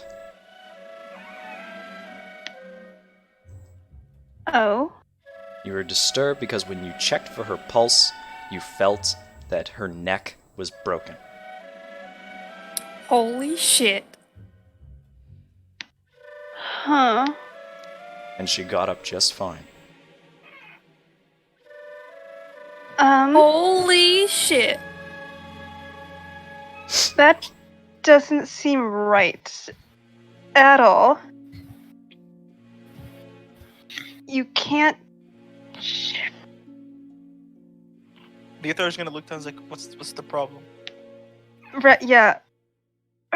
Her neck is broken. How did she just get up? What do you mean her neck is broken? Like Wait. broken? Like she should be dead broken, or She should be dead. She well, she's should be not. dead. Are you sure you're not? Are you sure you're not? You felt Did- something. Wait, did I feel a pulse when I checked? She got up before you felt anything for a pulse, but you didn't feel one. But that said, it was very quick. That's why you only briefly felt her neck broken before she sprang up, and it spooked you. She should be dead. You did give her a healing potion, but the one thing you notice is that the bruises on her body didn't disappear. Neither the cuts. Things that you would have assumed would disappear. At the very Did least. she react to the healing potion? I mean, like, that's the thing. It didn't look like she reacted to it. Maybe it was only enough to heal her neck, but at the same time, you gave her the potion after you knew her neck was broken, and she was still moving. Perhaps If it was she perhaps is- it was adrenaline, but everything about Maybe. what you checked screams that that shouldn't have happened. I'm going to follow them upstairs because that's just not right. The rest of you will follow? I'm still casting locate creature. Ah, right. You cast Locate Creature, and you know where Mia is. Ho ho. Where is she? She's upstairs, and she seems to be heading very quickly for the main foyer. Very quickly, where? To the ward's main foyer. It seems that she heard the scream. Okay. You shall all Alright. head upstairs. Yes. Yeah. I'll follow the group. And I still have my greatsword drawn out. I'm not putting it away. My sword. I would also like to note that I do have my bowstring, my bow sword. Ah, your bowstring drawn?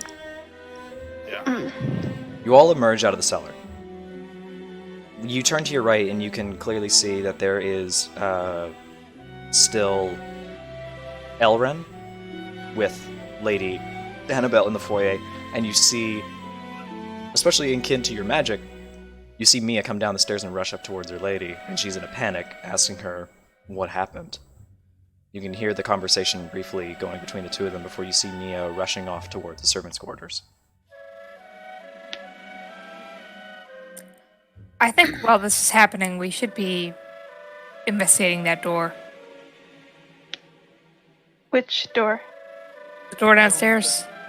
In the cellar. And Oh, yeah, Ren is going way back upstairs to talk to, like, the servants, because... I think we should go upstairs because I do have an idea. And wait, where are we right now? Where are we talking? You're currently in the entrance to the cellars, which is between the dining hall and the main foyer. Oh, so we're already upstairs. You are upstairs now. Oh, yeah, but, I mean, Ren is going upstairs. No, the court is down here, right? Quarters the are on the first quarters. floor, yes. Oh, I'm dumb. Okay. That's okay. You actually didn't explore much of the upper floors, though I will surrender the fact that most of the upper floors are residence rooms for guest rooms and the lady. That's why you didn't I'm go a whisper. upstairs. I'm a whisper to the rest of the party, whoever's still standing there. Just follow them. I have an idea. You approach. So- You approach Lady Annabelle and Erilyn, and she turns towards all of you and she bows in forgiveness to all of you, and she says, "I'm dreadfully sorry for all of that. I hope that didn't startle any of you." we've seen worse. We just hope she's okay. And she sort of holds her hands in concern over top of her chest, and she goes, "Me as well." And Elren just sort of like looks around a little bit, kind of like, the fact is he's standing there literally because it's his job. He has to stand beside her. But he doesn't really, he looks anxious, like he wants to leave. So what's happening to her? Whoever fell. The lady looks like she wishes to speak before Elren just puts up a hand and he says, The others are tending to her in the female quarters. I'm going to make sure that she's all right. May I go? There's something not right. I have go to her. You are the cleric, right? Yes, I am the cleric. Seeing as you are the cleric, he allows you and extends a hand towards you before bringing you off towards where they're keeping her. That said, it's a kind of an awkward exchange because he doesn't want to leave her lady alone, but he sees the earnesty in this and he takes you away. So who's left in the hallway right now? It's just Lady Annabelle. She's alone with you. Me and who else? You, Me. like And Alexander's here. and Alexander. Basically, Ren went off alone. Split the party. It's okay. Everyone's gonna die. And where's Mia? Mia went to the servants' chambers as well, right? Mia went off to the servants' chambers as well. Yes. You can actually still went- tell she's going off that way. I know. I'm concentrating on this until either my concentration fails or I need another concentration spell. So Hold on 1 second. this will basically be on until change. What's up? 1 second. Oh man. Should I wait or do I go ahead with my plan? Well, what's your plan? All right, so I was just gonna I'm gonna lean in to the Lady Annabelle, and I'm not whispering to her, but I kind of in like a hushed voice. I'm like, "There's something in the basement. I think you should see." And she looks at you kind of curious and she says, "What have you seen down there?" I don't quite understand, which is why I want you to see it. She sort of just like holds her. She folds her arms a little bit underneath her chest, and she just looks sort of timid for a brief moment. And she says, "All right." If you wish to bring any of your servants along, then She shakes her head. She says, "No, I will be fine." okay. So I don't know if anyone had anything else to do, but I guess we're gonna shut down. I'm gonna go. You're gonna what? Do you want to wait up here for Ren, or do you want to come down? I want to cast clairvoyance, but it takes 10 minutes to cast. I have arcane eye. Yeah, Which but is- I wanna clairvoyance you. Yeah. So if something oh. happens to you, I want to be able to see. Oh, that makes To be sense. fair, Ren is with the servants, or at least one of them right now. Mm-hmm. But You have cause to be concerned. yeah, I do have cause to be concerned, but 10 minutes cast time. Do you Don't even know if the time would be want- fast enough if anything were to happen. Do What's you that? Want, do you want 10 minutes one is a of long us- time. But anyway, yeah, sorry. It was is. That's why I don't think I can do it. Jimis? Do you want to go down in the basement with? Oh, I can't remember his name. Leothar. Leothar. While What will you I be doing? I will go after Ren. Oh man, we're so split, dudes. I can I can very very quickly get to where they are because You know where they're where going. she is. I've got Mia tagged right. Do it for the vine. Yeah, I'll go downstairs, but man, be quick. I will. So, Alright, like so- you disappear to head after the servants and after Ren. Yes. And the Lycum and Leothar and Alexander, you are taking Lady Annabelle down to the cellar. Yes. Alright. We'll handle the cellar scene first. Okay. Just You- to make sure, Alexander's the wizard, correct? Yes. Okay. You escort her downstairs, and given that she is of half-elvish descent and such like that, you see her not even reach for the lantern at the entrance of the doorway as you walk downstairs. That said, you have your torch, so you'll be okay. Oh, And at she this walks point, down into the cellar Since with you. she's with us, okay, sorry. Yeah, go ahead. Since she's with us, I'm gonna put away my greatsword. I'm gonna just put out a normal longsword. Sounds good. So, bearingly, you step before her as she meets you at the bottom of the cellar. She looks around curiously. She looks different down there in the basement, in the fact that her normal, controlled demeanor is diminishing. She looks like she clearly doesn't like being there, but she also looks like she is looking around at things as if she's remembering things. Leothar is just gonna hold up the hand with the sword, and he's just gonna point the door to door. Do you know what that is? She walks a bit towards the door. And she gets a little bit close towards the door, about like, a few feet away from it. And she doesn't feel like she wants to go anywhere closer towards the door. And you see her just sort of like her hands like squirming around in her fingers a little bit. And sorry, you're cutting in and out a little bit. Oh god, not a good time. She comes towards the door. She's within a few feet of the door, still stepping back away from it before her hand starts squirming in her fingers. She turns back around with her head sort of down a little bit, and she just sort of shakes her head. She says, "No, I don't know anything about this." Do I believe her? Insight check. I'm not gonna question it. Shit, dude. Oh. She looks scared. I'm gonna say I don't know much about this door, but from what my friends have told me is that see these 4 locks right here? I point to the 4 locks. Is that these are magically enchanted with something. She looks around and she says, and she sort of just nods, taking it in. And she says as well, she says, I know not of what is behind that door.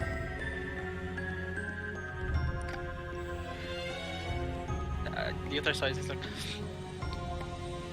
there's a door with magical locks on it, and strange magical occurrences happening in your house. I am not the most magically inert, but I can tell that there's some sort of connection. She just sort of just like, you see her just sort of, she looks like she's almost digging her nails into her palms a little bit right now. And she looks a mixture of frustration and fear. And she says, I do not know what's behind that door. I understand, but I'm just asking permission to open it. She just looks back and forth at the door and she says, I don't know how to open it. My father's never let me. She immediately looks down at the ground. That's not what I was asking. I was wondering if we open this by any means necessary, will you be okay with it? She just looks back up to you and she says, I want nothing of it. I don't understand obvious.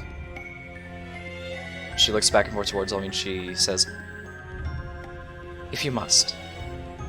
Okay. But tell me not what is behind that door. I promise you. I wish to not know of anything that my father was withholding from me. We'll make sure that your friend, or your servant, is okay first, and then we will do what we... She nods. And she looks back and forth and she says, may we go back up now? Yes. Yes. Ending that scene.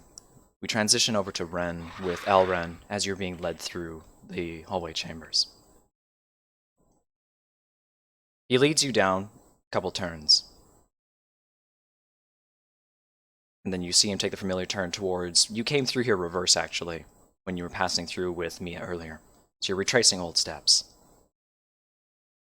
He turns a corner for a brief moment. And as you turn the corner with him, he's gone. He's gone? You're alone now. Did he just disappear? Into thin air? While you are there in the hallway, with no one around, you take a step back, you look back and forth, and as you look back and forth, you look behind you. The corner you came around isn't there. It's just another straight, long hallway. You look back around behind you. The hallway extends further. You are stuck in a long, straight hallway. Okay, and we haven't gone into the females' quarters yet, You right? have not reached it yet. Ren is decidedly spooked, but she's gonna hesitantly start walking. You start walking forward, trying to reach the end of the hallway. You keep walking forward. You find the hallway seems to stretch subtly, not letting you get any closer towards the end. In fact, it seems to be outpacing you. she's gonna start running. You start running. And then before long, you feel something impact you in the face as you fall backwards. Oh. And you look up, and there's suddenly a wall in front of you. This is the universe telling me not to run in the halls. You look around back behind you from where you came. There is also a wall. You look at all sides of you. There are walls everywhere. You can no longer move. Time to scream. You start to scream. And as you do so, you see it get slightly dimmer. You look to your left-hand side. The wall-mounted candle has gone out. You look around to all of the remaining walls around you. On 3 walls, there are each a lantern. You watch another one go out. You watch the one to your last side go out. And meagerly, you look to the last lantern. And it too goes out. Oh boy. And then you hear a writhing, crawling, screeching sound as you feel something begin to climb up your legs, up to your torso, a wave of small, kind of insignificant, kind of almost insectoid legs crawling up along your skin, mixed with a warm and cold sensation of crawling liquid and flesh. And as you do so, you need to give me an intelligence saving throw. Okay. 19. As it comes up, the sensation begins to crawl up towards your neck. As you begin to swat away with it, you feel your arms get restrained for a brief minute. And while this is happening, Lycum, you round the corner and you see Elran wrestling with Ren on the ground. She's screaming and furiously flying her arms all around the place. The fuck? Okay, I immediately pull out my violin and start playing Counter Charm. You begin to play that, you begin to expend that magical pretense on that as you approach, and you hear Lycum yelling out, like, "What's wrong with you?" over and over again as she's thrashing about, and then after a few moments of it, once you feel the sensations crawl over top of your head, you open You're cutting in and out. Oh my god! As you are fighting against the sensations, it crawls over top of your neck. You feel it pouring into your mouth as it goes over top of your ears. You feel it crawling into your skull over top of your head, and then you open your eyes briefly to try and fight against it, and you are on the floor. You see Elran in front of you, restraining your arms as you're thrashing on the ground, and everything's fine. Okay. Cut out again. I heard it. You did hear it. She's just going to, like, scream and, like, push him away and, like, crawl backwards. Give me an athletics check. With advantage, because you're terrified. With advantage. Alright. 11. You shove him back. It's not enough to, like, throw him away from you, but it's enough to get him off of you as you crawl away. And Lycum, you see this as well. You cut out. So, oh my god, hold on. Alright, let's try this. Lycum, I said you see this as well as Ren is able to push back against Elren and crawl away from him, but she doesn't knock him away. I step between the two of them.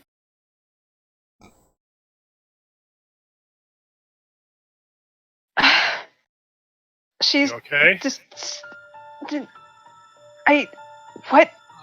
What was that? What did you do? She's pointing accusedly at Elrin now. Elrin just goes like, "Me? You started freaking out. You ran into the wall." There was. Oh my god. Is sweet Mia Lapellis. still quite away? Pardon? Where's Mia during this? You sense her within the women's quarters. Okay. So not nearby. Now she's just dragging her face down her hands as she realized was what just happened. But she's still decidedly freaking the fuck out.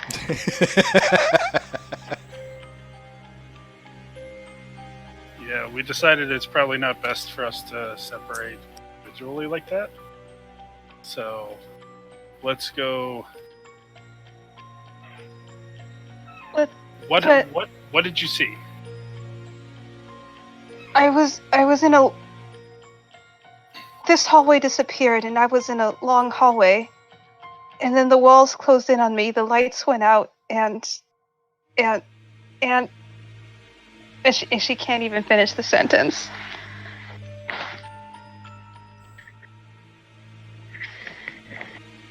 Okay.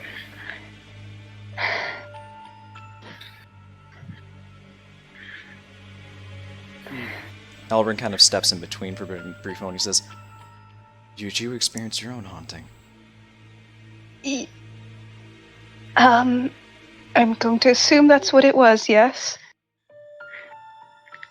He looks concerned between the two of you, and he says, "I don't know what to do." Elrin, Yes, he says. He looks to you. everyone experienced their hauntings separately, correct? He nodded. He said, "Yes, we were almost all alone." Okay. I wasn't alone just now. You were here too. He looks to you and he says, "Yes, I realize that, but That's. And you said you saw somebody telling you it's their room. he looks to you and he says, "Yes." Okay. Alright.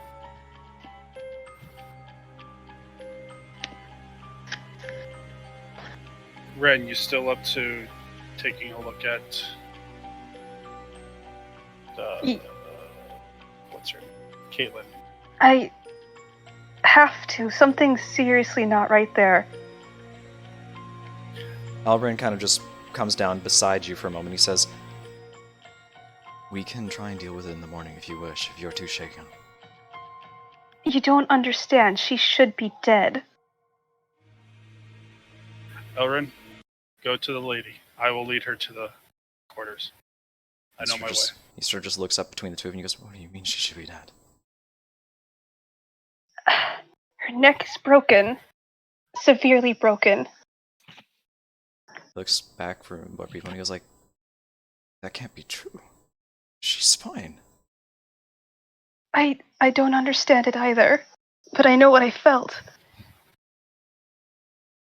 Sort of looks back and he goes, "Pray that you're wrong."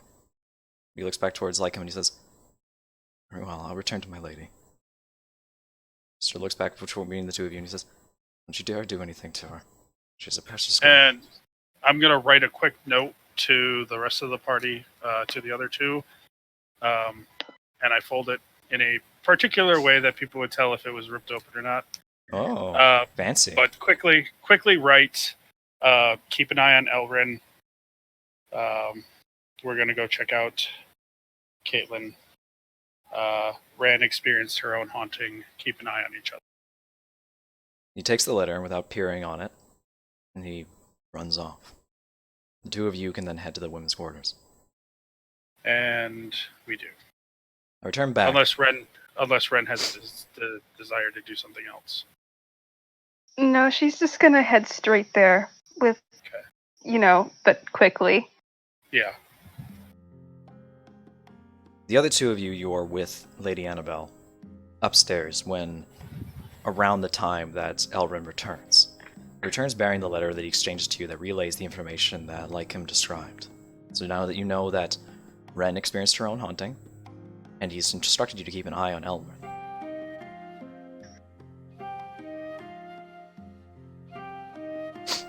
I'm just gonna look up at Elrin. Like, thank you.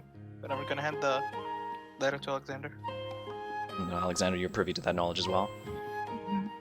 Lycum looks over towards Lady Annabelle and he says, "My lady, it would probably be best if you were in your chambers now." Elrin, you mean? Yeah, Elrin, sorry. Sorry. This is freaking like going Rin Hazel for a million years. Or what the hell was it? The dwarf's name for a while. Oh god, I can't remember his name. I just got the G wrong all the time. Redrick and Roderick, Redrick. yeah. Or Rogrick, that was it. Rogrick and Redrick. I kept saying Redrick. Yeah. Anyway, he says to Lady Annabelle, he says, "You should be in your chambers." And she looks a little bit apprehensive, but she nods in agreement that that is where she should be. She looks back towards the rest of the group there and she says, I'm sorry. I cannot be much more used to you right now, but if anything, if you're unable to do anything about this tonight, then please, just rest well, and we can try and resolve this in the morning. Before she leaves, I'm like, my lady, are you sure it is best for you to be alone right now? And Elrin steps up and he says, no, I will be looking after her. You have no worries that she won't be alone. No offense to you, but we are a much more competent fighter than you are. He looks taken back by it, but he says, nothing It has is our job. Nothing has happened to us, to her yet. And my lady is more than capable of... He sort of stops for a moment and looks to her, and she looks back and she says, I can look after myself. Can I insight that? As if she's like, Yeah, you can. I'm specifically trying to find out if she means magic. Insight. Give it advantage, because you specifically said you want to see if she's talking that she has magic. 15. Yeah. She's implying she has magic. Hmm.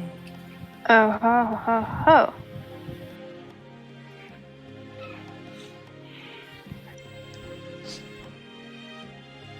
Ether says, very well, as long as you stay with her. He nods and he says, I would have nothing else. And he says, he holds out his hand, he says, my lady.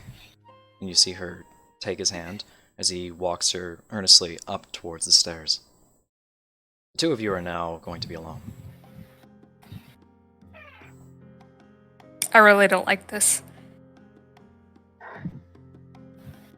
Hmm. I'm gonna look to Alexander. Is there any way for you to spy on them without them knowing? Technically, yes. But I would feel a little gross spying in her private quarters. He's in Not there. going to lie. Guys, see you're changing clothes. Yeah, I was like, I don't want to see that. Can you spy on them until he leaves her? Can I do that? Because have I seen... So, here, let me... Can I just post the description? Yep. Spell info is the button. Oh, that too. You can create an invisible sensor that allows you to see from where it is, the location that you choose. Have I been to her room? I don't. We have not. Can you cast You it? Yeah. have, you have not been in the area of the room where she presides. Yeah. You've been So close. if I had arcane eye, I could do this. But I Wait. can't. Can she guess it on a moving platform? It's only on a No, location it's familiar. Yeah, it's a location. Yeah. So she can't cast it like on an article of clothing or something? No. Okay. Or otherwise, you could track a person. Yeah. That's a different spell. Yeah. That's what I'm doing. Smile. If only we were together so I could say, hey, why don't Yeah. you track this person? Well, right now, you guys do know how to be able to find the others. Yeah, I mean, there's not much use staying here. We might as well go. Yeah, let's go meet with others. We yeah, returned the back paper, towards by the the others. way- Then. Sure. Yeah. The paper that he gave us, it looked like it was not tampered with. Yes, it was folded in a way that would make it so that way you could tell if it was ripped open. Okay, so it wasn't. He did not touch it. No, he did not touch it. All right, then no. So we return to Ren and Lycum. You guys head towards the doorway that you remember seeing Mia going before, the doorway that was exclaimed to be the women's quarters. You enter into that doorway there, and you come across Roderick, Serena, and Mia, all looking after Kaylin.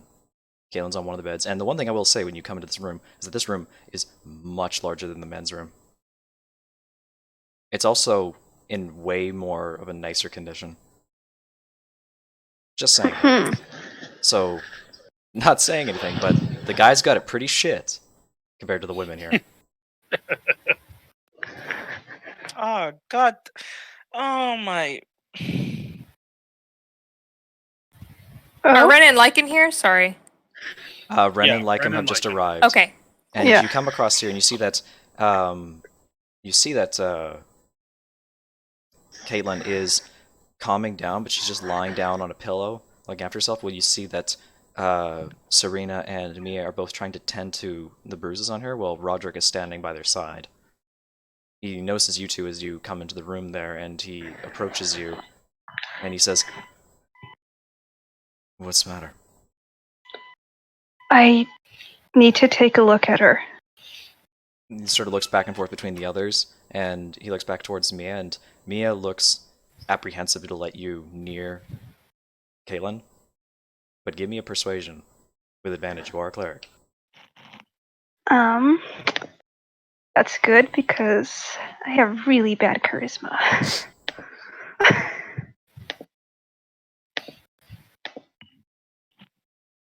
Oh. Wow.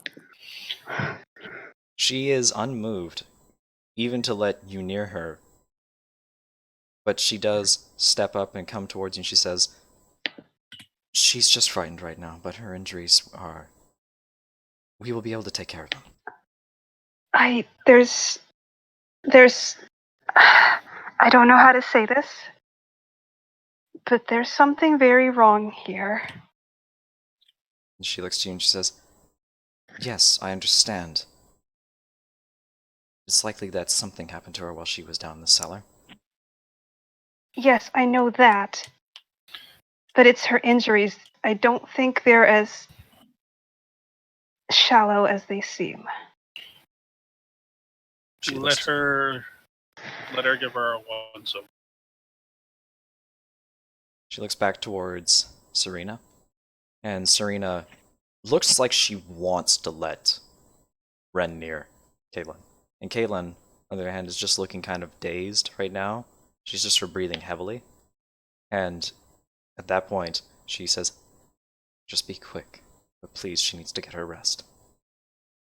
Red nods and carefully walks over to Caitlin.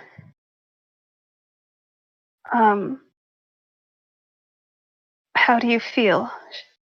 She just sort of looks towards you for a brief minute, and she sort of just like shies away from you for a brief moment, sort of like scratching back a little bit against the wall. But she nods a little bit and she says, "I'm okay." Can I take a look at your neck for a second? And she looks to you and she sort of puts her hand up around her neck over top of where the bruising is, and she says, "It hurts, please." I won't touch it. Let me just take a look, please. She looks around kind of panically at everybody, but then she slowly lets her hand back down. So I lean in, I guess. What are you specifically going to do? Since I chop her head off. I mean, if you're gonna let me.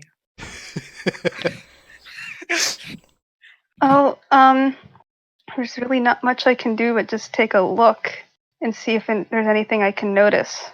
You're not going to cast a spell, you're mostly going to give another medicine check? Yeah, I'm going to look first and then I'll cast a Alright, medicine check. give me another medicine check with advantage since you've already inspected her before.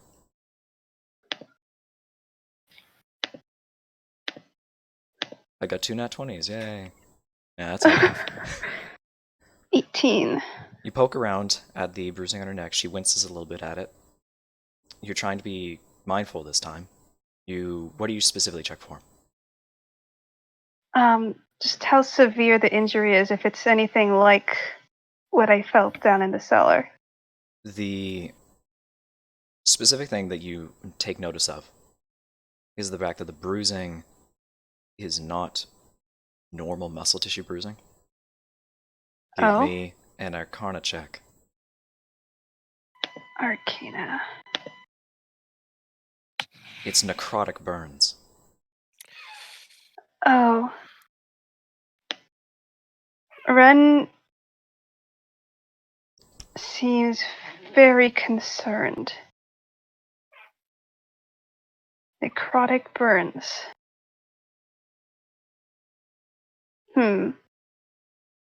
Well, it's...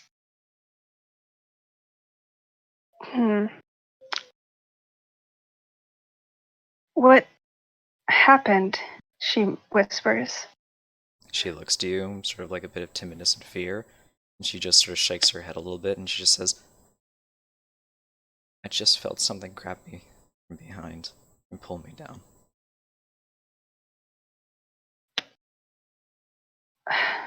That's... Well, we'll investigate. Do you mind if I give you some magical healing? It's the best I can do with what I have right now. She nods a little bit. Okay, so I will cast Cure Wounds. How many of you I guys can get more find it. tense when I don't play music? I didn't even notice because I I was didn't so even into notice, this. I was about to say, every time Gavin turns off the music, everybody goes like, oh, is this a really serious moment, or is like something bad gonna happen? Everybody gets paranoid when I turn the music off. I I mean- definitely get paranoid. Oh, me too. We won't actively notice it, but now that you mention it, I do feel a lot more tense. It's okay. Yeah. Anyway, you can expend a spell for Cure Wounds. Great Oh. job. You give her the most light dusting of magic possible. No visible change on her body happens. To be fair, I've just had the shock of a lifetime. I'm allowed to be shit, said the cleric at healing. When do Alexander and Luther get there? You get there around this time, after she has started to heal. Can I Kaylin, try it one more time? if you want to try and heal her again, yes. Just remember, you're spending spell slots doing this. True. So at this point, Alexander and Leothander come here. Leothar, thank you. Sorry, Jesus Christ. I would like to point out, for all of you that are new, I'm terrible at reading. I'm sorry. No, Lathander is his last name, so like Yeah. you are forgiven. So you two have arrived now. Okay, let me try that again. Oh, Jesus Christ. Oh my god! Okay, this is actually karmic retribution for the double nat 20s. Double nat 20s. Yep. Yeah. Wow. It's okay. That said, you still see that the wounds on her body do not heal in the slightest bit. Together that is 6 HP, which isn't terrible. What about the rest of you, as you've entered into the room? Leothar has this focused and kind of leaning towards angry look that he has not had since coming here. And the second he enters the room, he's gonna look at Mia. Oh, tension's rising. What do you say? The lady gave us permission to open the door downstairs by any means necessary. Mia just looks at you, and then all the rest of the servants kind of look to her as well. And she looks at you and she says, I can't open that door. No, but she also mentioned that her father was the one who worked down there. She also mentioned that you helped him a lot. She sort of looks back and goes like, I never went behind that door. And the rest of the servants at that point, the rest of the servants look up and say, wait, what are you talking about? Insight. Insight with advantage because of peer pressure. Come on, fighter. Yes! Ooh! She is clearly unable to hold a facade anymore. She is trying to dodge this. I don't know if you can open it or not. At this point, we don't care. That door will be opened. She looks at you and she says, if you want to help us, I'm not going to give her a chance to talk. If you want to help us, and you want to help your lady, what is behind the door? She looks and she says, She sort of just like looks awkwardly back between the two of you. She sort of like recluses back away into the wall, and she says, "It's just." She looks like she's panicking right now. Bren's just kind of staring. Leothar is gonna make a wild guess. Is there a druid behind that door? She looks up and she kind of looks you in the eyes for brief moments, and then she awkwardly, like, kind of crosses her arms across her chest, and she says,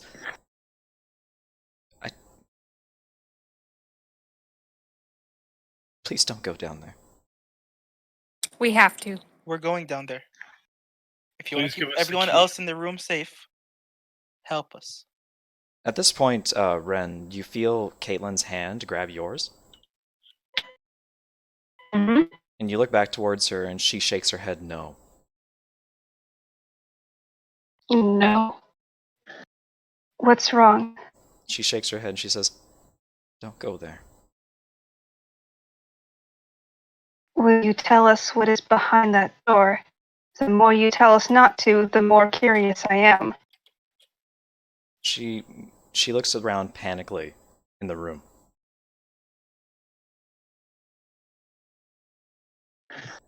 She looks around to every single other person. Most everybody's not looking at her right now, but you, Ren. And then suddenly, you hear something inside of her body begin to writhe, Oh. No. and you hear her bones in her body begin to slightly wane and snap. Oh Oh, boy. no. And then you see Gonna- her mouth open up wide as she begins to have a sort of like kind of moment there, and you watch as her eyes begin to go bloodshot and her eyes roll back. Oh shit. If you switch the screen right now. And then you watch this for a brief moment as there's a huge sickening sound of misarrangement of flesh and bone inside of her, as you watch for a brief moment as an entity, and a translucent entity pulls itself out of her body, and then in a brief moment a flash of light disappears and there's an explosion of viscera and blood against the walls. Oh, I do not like that. And then before you there is Caitlin's corpse, violated. Am I covered in blood now? Because Yeah, she was probably. holding my... Yeah. In fact, you might have just her severed hand in your hand. Ren's going to, like, stumble back. Like, she can't even make a noise at this point. That was so horrifying. And while that happens there, you see literally every other servant in there, specifically like the girls and stuff like that, scream, and then you see Mia and Serena rush out of the room, with the rest of the guys just sort of staggering back. You see Roderick just like half fallen down against the wall, with Elran cowering back away, his head turned to the corner. I thought Elrin was with Annabelle. Oh, sorry, never mind, he isn't. He's not there. You see that just Roderick stays in the room, but he's terrified. Okay, so what exited her body? A translucent entity. You saw a massive shape just sort of pull its way out of her, and then a flash of light disappear. What direction did it go? Nowhere. It disappeared into thin air. Nowhere. I have a spell So is there called no? Go ahead. Speak with Dead. That could probably work in this case. Yeah, pretty sure that would work in this. Yeah. Alright. This is So I'm gonna chase after the two girls that ran out of the. Please All don't right. split the party! I'm not running down a hall. I'm just stepping up to see if they ran away. Okay. You step outside to look for the two girls, and while this is happening, we go back over towards Ren, as you are going to cast Call Speak with Dead on the corpse of the recently deceased. Yes. Alright. You You look back for a brief moment at Roderick, who, at this point, he looks like he wants to impose upon you doing anything to her. Too late. That music is not helping. As you cast Speak with Dead on the recently deceased corpse, you watch as a translucent shape of her rises above her body, sort of like a reconstitution of her spirit, and it floats hoveringly in the air, and you see that her neck is at a 90-degree angle, sideways. And at that point, you hear Roderick just lose his mind as he, too, just, like, rushes out of the room. You actually see him as he comes by, he just barges into the side of you as he takes off going in a different direction. Like, Ren is hyperventilating, but she's in the zone.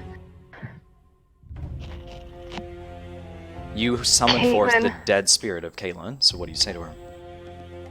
What is behind that door? Caitlin just sort of hangs there in the air, and she shakes her head, and she says, I don't know. You don't know. The door wasn't open. We went down there. Like I'm telling her. Ask her what happened. Well, I already asked her what happened. She never answered. She did. What did she say? Like this is actually me asking. What did she say? I forgot. She said that something grabbed her from behind and pulled her down. Can you ask her to describe how it felt? Can you describe what happened in more detail? She's sort of like, you see tears welling up from her astral form as she gets this horrible, sorrowful look in her eyes, and she says, it went inside me. It went inside you.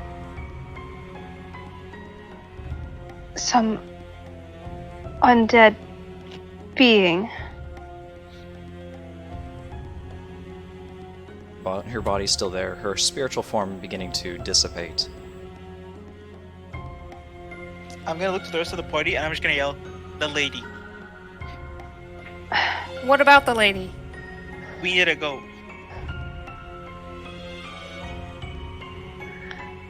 You don't know anything about this, about what that might have been. She looks to you and she says, it was evil. It got inside me, it used me. I was not myself when you found me. I'm not myself anymore. Anymore? Help me. At this point, Leothar is gonna like start walking towards the door, kind of like How what can I do to help you? She just says help me over and over again, and you watch as her astral form fades from view. And she disappears. We need to corral everyone. Oh, with my locate creature, where's Mia? You can cast it again? No, it's good for an hour. Oh my god. Where is Mia? She's somewhere in the manor. She's off towards the main foyer area. You don't know if she's with Serena or not. I don't know if she's with Serena or not, but I know which direction she's running. If she's not running. Chase? She's stopping right now. So with us, just to make sure that with us right now are the four of us and Roger. No, Roderick left. Yeah, he ran. He ran in fear. Ran. So, okay. I'd like to point out right now, you guys ruined one of my combat encounters. How? I assume we were gonna have to fight whatever that was. Yeah, well, I'll explain at the end of the session.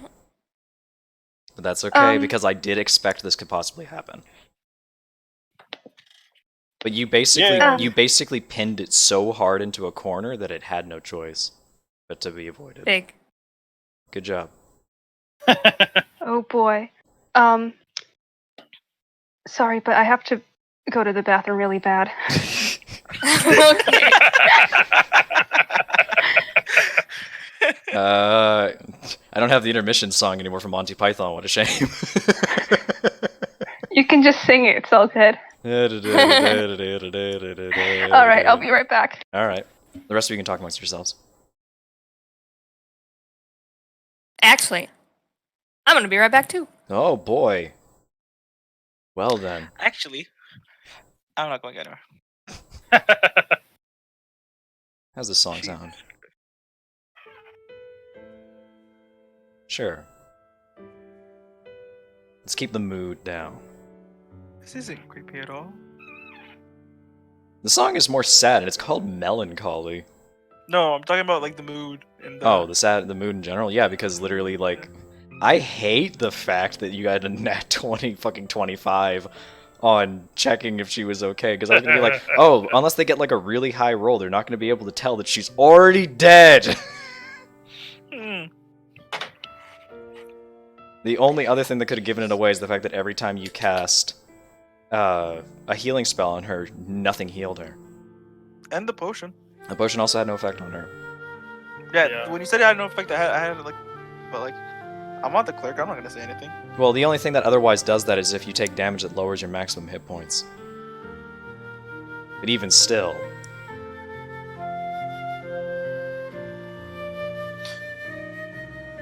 I love the fact, or I kind of had back. an inkling. Hey, Okay. I'll just wait. we're just waiting for Echo now.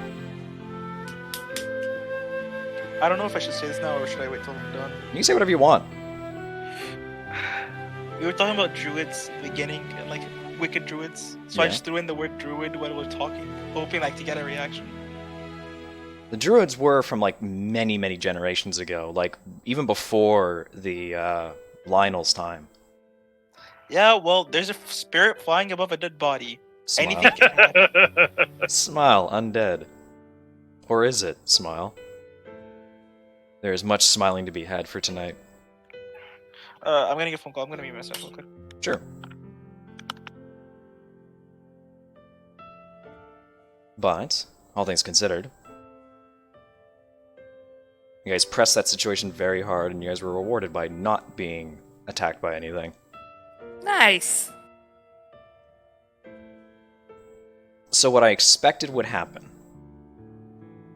was that you guys were going to put yourselves in a situation where you would leave Caitlyn alone.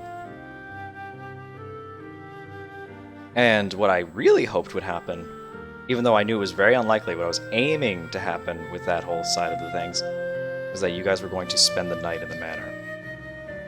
I was scared of that. If you spent I was like, if you spent the night in the manor, whoever she clung to, so that was Lycum, she was going to appear in their room in the middle of the night and try to smother them with their pillow. Oh! And if you that's absolutely terrifying. and if you all corralled on her when she was ambushed in that instance, assuming that you didn't die from suffocation, which is hard to do in D&D, Yeah. if you guys got into that situation, what was going to happen was the fact that if she would have claimed that Lycum tried to force himself upon her, and if you didn't believe that, what was inside of her was going to contort her body into a tendrilled mess and attack you. So it would have been far worse, especially because that's the worst case scenario I had planned for. The only other time that would have happened is if you've been ambushed randomly in the middle of the manor. But basically, I was waiting after that point to say, if you leave her alone, and any of you go off on your own, one of you is getting fucked with. Oh boy. But you guys instead corralled the thing inside of her into a corner in a room with literally everybody else around it and started pressuring super hard. So it wasn't going to stay. What we do. It's what we do. That one We nat weren't even 20 pressuring medicine her. chick, huh? And that 20 message check. Yeah, right? All because you had to figure out that she was already dead. Nice. You might be going like, but wait, it shouldn't be easy for a medicine check for me to check if she's dead. It's like, well, yeah, but not when she's like moving and shit. Yeah. But that's me having my fun as a DM. That was the one encounter I was like, that's the one that's most unlikely gonna happen, but it's literally set up for literally make 3 mistakes in a row and I get to do whatever I want, basically. I like setting Yeah. those up. Yeah. It's almost as good as the time when my party returned to a village after being gone for a month, and they knew full well that they'd been attacked by raiders from that village during the time they were gone, who were going after the bounty placed on them by the main villain. And they just walked up to the front gates, and then realized after the front gates when they were asked who they were, and there's like we're adventurers like coming from here, it's like we wish to like traverse through the town. And they were like, one moment, and then they closed the doors and they went, wait, this is a town that knows that we're being hunted. And then they got literally besieged by 40 orcs. Amazing. And after one of them got crit and knocked down, and like the rest of them got like pelted by javelins, basically, they all realized like that was one of the 2 times ever I got the party to ever surrender. So that was fun. The only other time that happened was like I think I mentioned this to one of you was the dragon incident, where they were trying to steal treasure from a dragon that they had killed, and the thieves were there, and the thieves showed up, and they were all like, "Oh, we're here to steal treasure from the dragon." And it's like, "Why are you here?" It's like, "Oh, we're here to do the same thing because we killed the dragon." Then everyone's like, "No, no, no! Don't tell them!" Oh no! So they got fucked with by thieves who were prepared to fight a dragon. And then they're like, "Oh, really? Dragon's dead!" So the thieves just had it at him. It was very fun. Whoops. Is everybody back here? Triple, you're back? Yeah. Alright, so you guys are all back and accounted for. So, now with all that said, all of you are together. Where are you headed? We are going to head to the lady. Sounds good. Because that's what... What is the order of travel, just so I keep it in my mind? Metal I am Man in the first. front. I'm right behind him. I would like to be in the middle. Actually, should I be in the back just in case? I think I'll be wherever you guys want me to be. I can front line or back line, whatever. Ren is probably hanging behind because she's got blood splatter and fresh trauma. Prestidigitation. I was going to say, Alex. So you still have the trauma, but I won't be able to No wipe longer- away the mental scars, but you'll be clean. Wait, do we have to travel in a line or can we travel? I'm asking just because you guys are likely going to travel in a line. Because it is hallways you guys are going through. Yeah. I just need to know the order just for the sake of travel. I don't think I have prestidigitation, but if you do, then thanks. yeah, no, you're all clean. You're cleaned up. Smile. Yeah, I was about to ask Alex to do it because I know Alex has it. Prestidigitation only works like for a certain amount of time, right? Just No, imagine no. it runs down. It's she's a very covered in blood small again. amount of area you can clean, so you have to cast it over and over again. So it's Yeah, like you just it's- kind of wave your hand. As we're walking. And she's like, and she just sort of jazz hands in front of them, casting it over and over again. Duration up to an And hour. we're walking, and we're walking. In 1 hour, Ren is going to have blood splatters immediately appear on her mysteriously. I didn't kill her. I swear I didn't kill her. So you guys are going to be going in the order of Lycum, and you're going to be going Lycum, Ren, Alexander, and then Leothar. Yeah, we'll do that. I can go in the front if you guys want me to. All right. I'm not going to be in the back. Okay, so Lythar in the back, I'll be in the front, and then Alex and Ren in the middle. All right. Okay. You guys travel along that way through the hallways, and you are heading towards where you sense Mia right now, right? Yes, you said I she's thought, are we in going the foyer? upstairs or not? Well, She's in the that's foyer. how we get upstairs. Yeah. So Also, you get how's upstairs the through the foyer. how's the sun and lightning and all that? It is now dark. It's past Okay. dinner, and you're in the northern Coincidence. Alpines. Sunset's pretty early up there. Yeah. So is the men are dark or is there like light and There is light. The candles were lit, so you guys can see. But that said, it is through the windows. They are not giving you any light. Okay. Mhm. So we You make guys our travel- way back to the foyer. You guys travel along on your way. You continue for an extended period, tracking Lycum as he leads you all through the hallways. Leothar, as you're walking through the hallways, smile. As I look through here really quickly. Don't give me that emote, Suler. It's topical. Whose blood is that, by the way? As you're walking, you begin to feel something itching in your armor. Oh boy. You kind of just really want to scratch at it at first. Like Like it where? kind of starts like right in the side of your hip, And then you start feeling it like on your forearm, on your shoulder. It's kind of starting to sprout off like every inch where you could possibly scratch with your hands, and you're starting to feel really uncomfortable all of a sudden. I'm gonna stop the group. What's wrong? Hey, normally this wouldn't be a problem, but considering the circumstances, the entire left side of my body is itching. Do you need some gold bond? Immersion breaking. So what? The itching is now starting to get really bad. Like you want to tear your armor off to get at it. Are you... At this point, like I'm straining, I guess, my entire left side, like trying so hard to get my arm away. I'm gonna look around to see if there's anything around us. That'll be good. As you do so, Leothar, you begin to hear something. It's a very like small, high-pitched whir, and it's coming from inside your suit of armor. Ooh.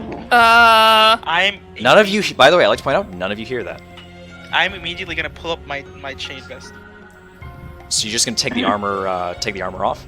No, not take it off, but so my right hand's holding a sword, and my left hand is gonna pull the left side of my armor up to like my upper chest. Okay. So as you do that, you look down beneath the area that was covered previously by your armor, and it's full of rot grubs. Ugh. And I need you to make an Do we see intelligence it? saving throw. Oh my god.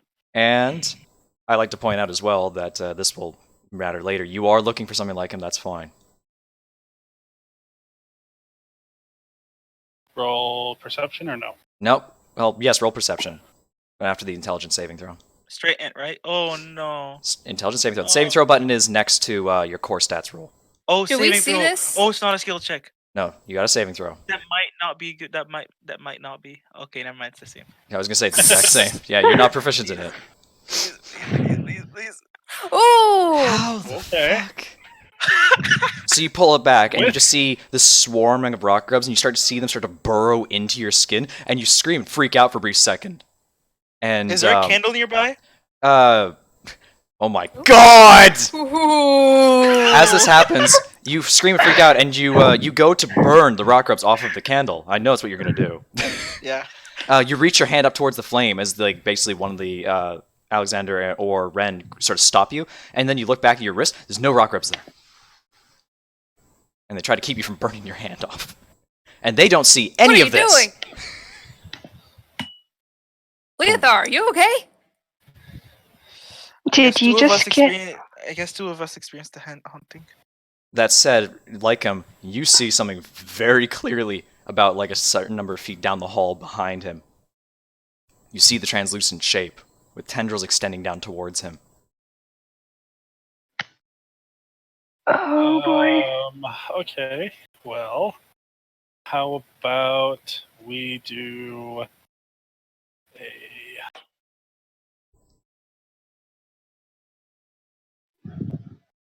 command from the ring? Oh. How far away is he? How far he's- away is it? He's a little around 30 feet away from you. Okay. So Does everyone else see him? You're too preoccupied right now to notice. The translucent To shape does not halt. make it invisible, but it makes it very hard to see. I command it to halt. Command it to halt. Let's take a quick look here as it rolls. You pull out the ring, and with it you yell halt, and your voice kind of echoes for a brief moment as it sort of reverberates down the hallway, and everybody else sort of just like feels the impact of the magic for a brief second, and then you watch as the creature withdraws its tentacles really, really harsh, and then it spins for a brief second in the air before you see it pull back through reality and disappear.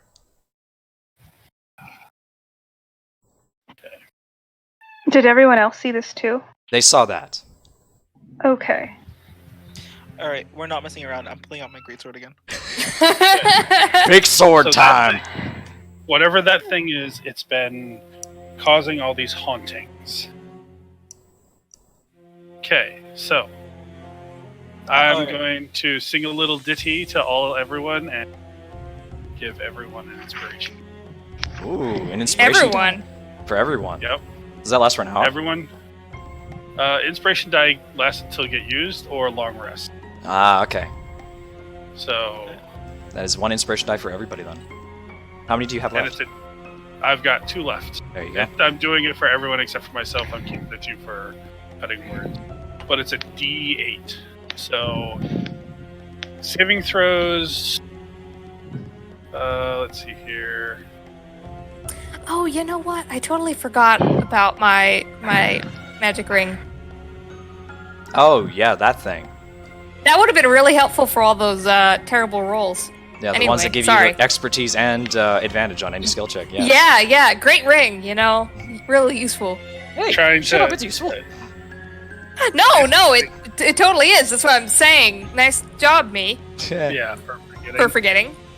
But basically, I mentioned wait until it tries to mess with your mind. Dig down deep, and you'll overcome it. In other words, use your inspiration if it tries to get you again. Yeah. Oh, I just realized I forgot to pick my Eldritch invocation. That's okay. There's not many you could have picked. The main thing you could have picked would have been like the one that makes so you can passively at will cast detect magic, Oh, that's pretty useful. or one that lets you see in all darkness, including magical darkness, things like that. Also useful. Yeah, there's a few there that I was expecting you to take, basically. Okay, let me look at the Warlock page. Smile. So the rest of you have just like had that instant happen where the creature is very clearly targeting you. The creature's gone, right? It's gone. You got a pretty good look at it, spelled it actually. wrong. You got a pretty good look at it, actually, Lycum. Okay. It was a floating mass that was sort of like shaped kind of like a face. In this instance, it was shaped kind of like a skull, and it had tendrils leading out of its mouth. It was almost jellyfish-like.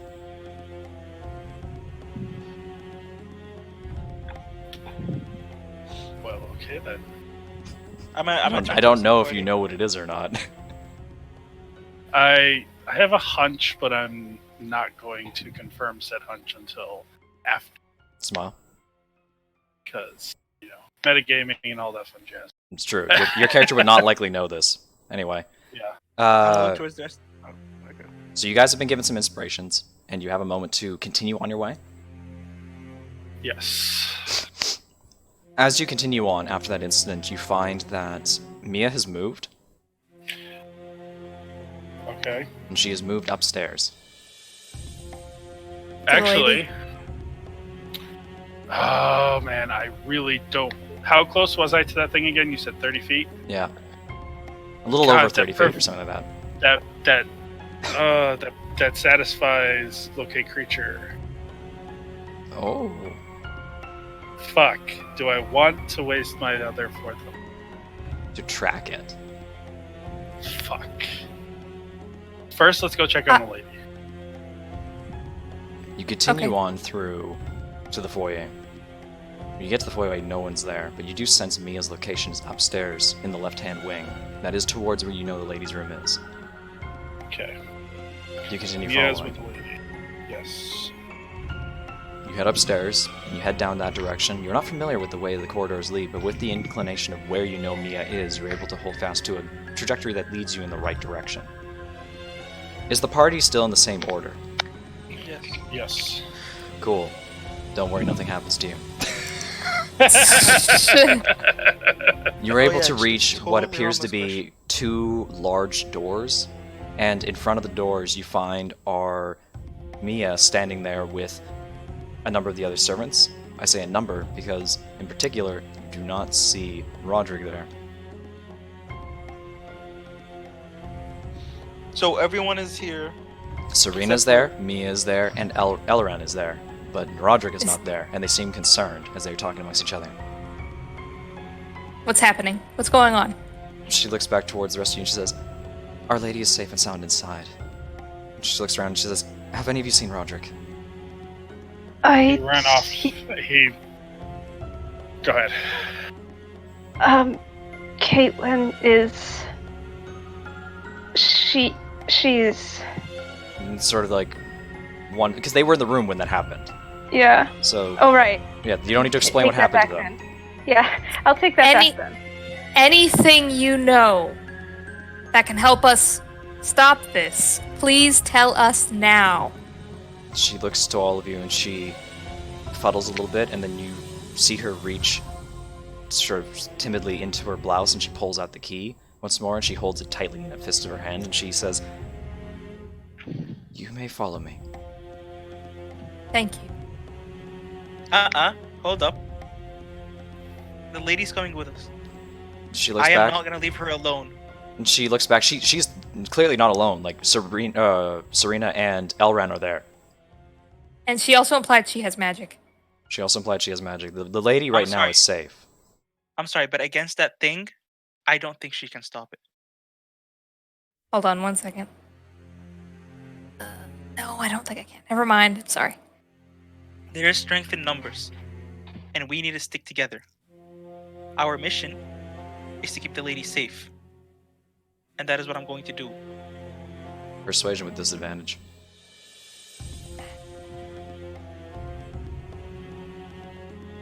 Hey, look, I got 2 nat 20s.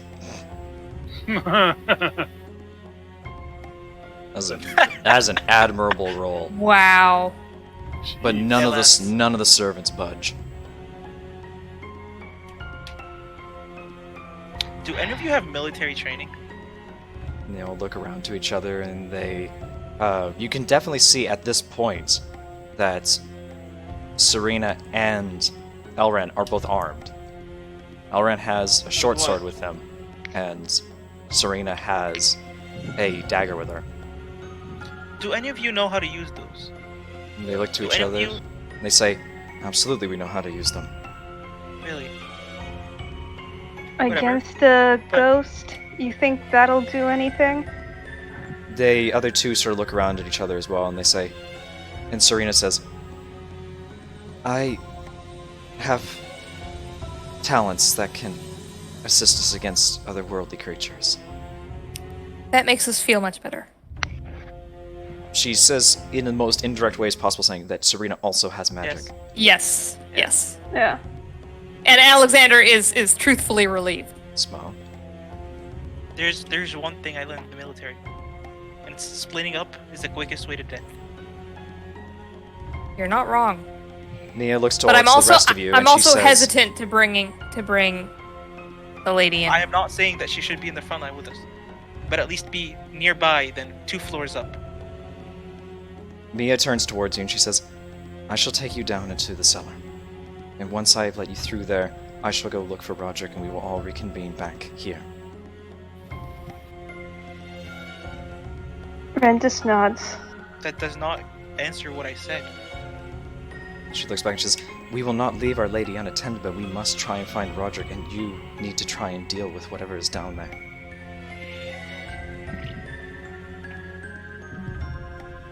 We need to go. We do. We need to. I give up. I'm just gonna stand back and let someone else lead.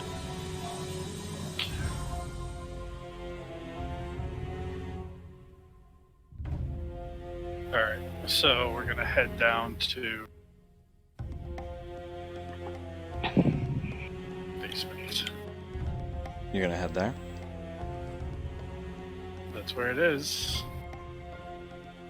Mia escorts you back to the foyer. She brings you up towards the cellar door. The entire time she's leading you there, she's apprehensive, to say the least.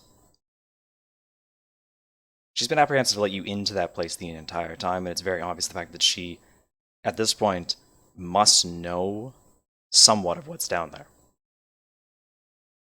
While we're walking, I'm gonna. What information she's been hiding from us? You wish to ask her about that? Yes. She says to you, "Lord Lionel used to disappear down there a number of times. He forbade me from ever setting foot down there, but he trusted me with the key.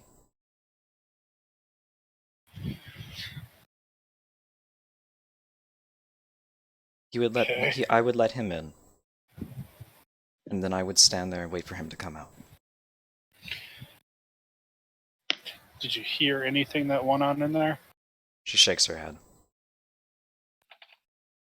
She then says, I've seen some of the things that he wrote in his books. I do not know what he was finding down there, but whatever it was not pleasant to read. Okay. What happened with Kira? She seems to wince at you bringing up her name. Then she just sort of looks away for a brief moment. She says, the incident when it happened. Lord Lionel had an argument with Lady Annabelle when she was very young. And during this argument, Lady Annabelle said that she would have rather been Kira's daughter than Lionel's daughter. We tried to comfort her as best we could. But come the morning, he had dismissed Kira. I know not what truly happened to her. I went to the village to try and find her, but no one had seen her. I had always suspected that he had foul play involved. That he had what? That there was foul play involved. You think she's down there? She sort of shivers for a moment. She says, I pray that she's not. Hmm. At this point, she has led you towards the cellar doors. Yeah. And she opens them to lead you all down inside.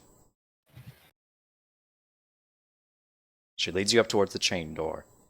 Using the key that she's been keeping clutched in her hand, she begins to undo each of the locks one at a time. You hear a very loud echoing snap of each lock as she breaks it. And each time she does, the lock sort of just heavily falls to the ground in a thud, and the chain loosely dangles aside as she goes down one at a time through each of the chain locks, before reaching forward to the built-in lock on the door and also undoing it. And then she steps back away and stands to the side, allowing you guys to pass by her. Before we go in, how did you know we were doing something to the door? She looked up to you and she shook her head and she said, I didn't know.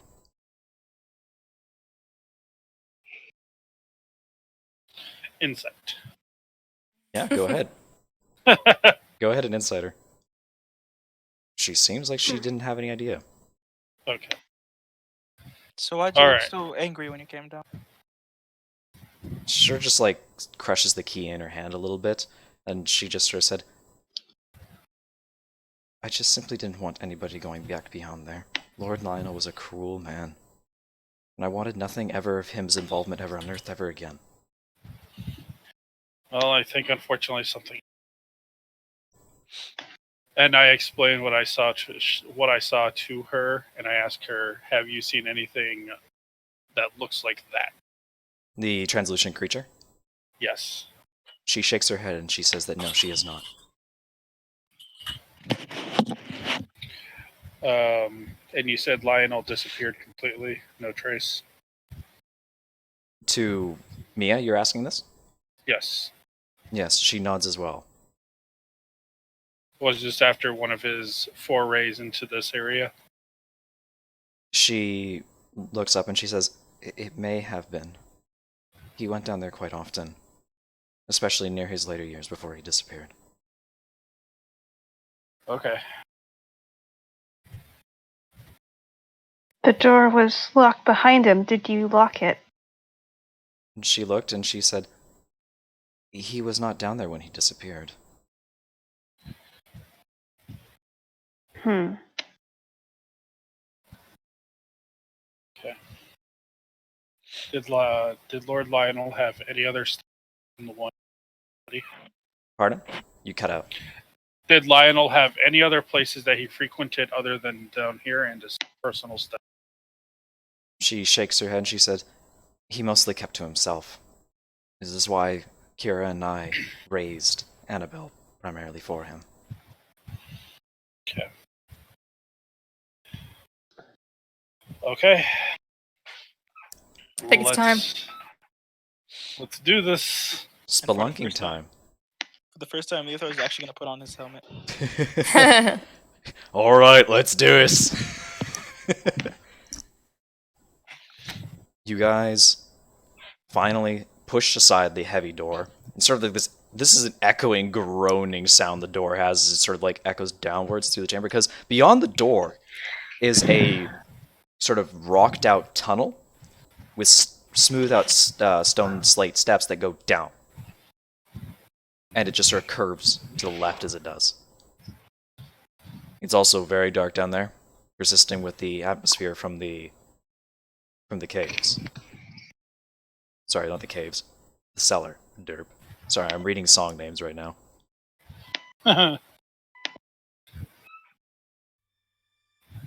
Oh, this I time take- Leothar is going to be in the front, by the way. Yeah, okay. You can lead. Are you going to be having a torch out? I trust that someone else has lights covered. Alright. I have both hands on my greatsword. The main problem is right now I'm still tracking Mia.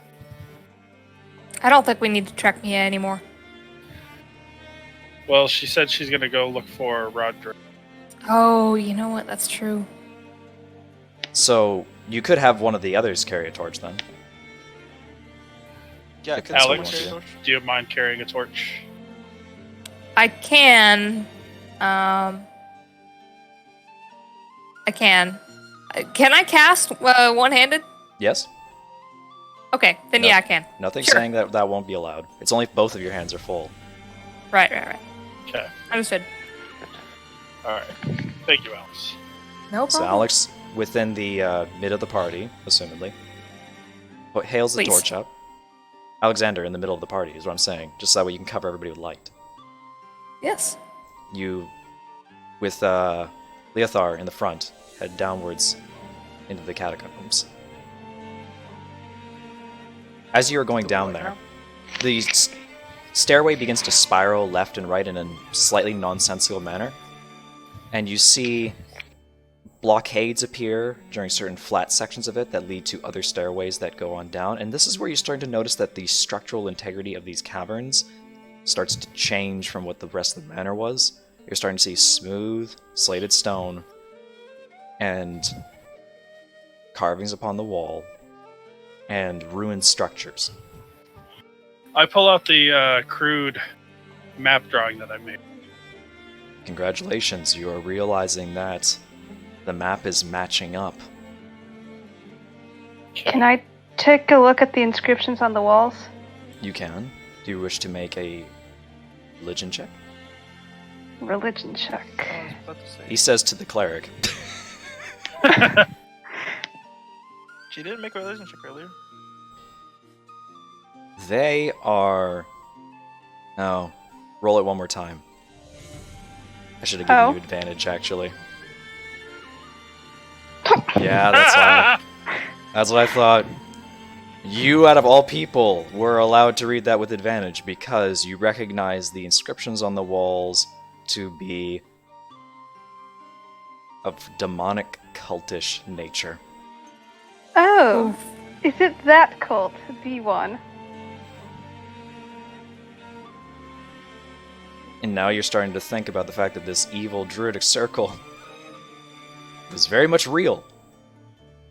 Guess the only question is if they were druids. Yeah, I don't know about that. I don't think they were druids either. You continue on further down. The map that you have to give you guidance does match up with the tunnels that you are seeing. You can also see that there are areas of the map that are scribbled out, leading to where blockades are, so it's likely this place is fairly unstable, and parts of it have changed over time. But you do find that the map, according to this, has access to the large room near the entrance of this whole tunnel.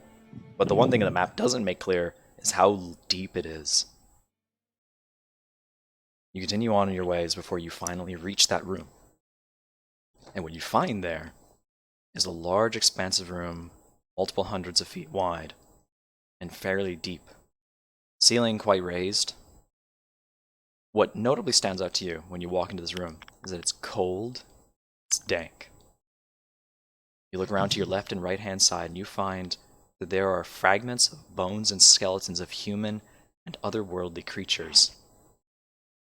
find rusted iron pieces of metal and armor, implements, molded cloth, and some rotted wood in the shape of furnitures of tables. It seemed to bear with it simple instruments and tools, crates and boxes to either side. But the main thing that catches your attention within the room, immediately within the range of the light that you can see, is that you can see that there is a large central platform with a walkway extending into it, short distance, maybe about 30 feet, or 15 feet to say the least, to about a 30-foot diameter circle. And there, you can see there's a altar surrounded by 5 iron cauldrons, and around this platform is a pit. A wide pit that takes up most of the room. Sacrifice. This is what you can see in the immediate area. This room is very large. Your torchlight and your dark vision does not extend to the full reaches of the far room, or the far edges of the room.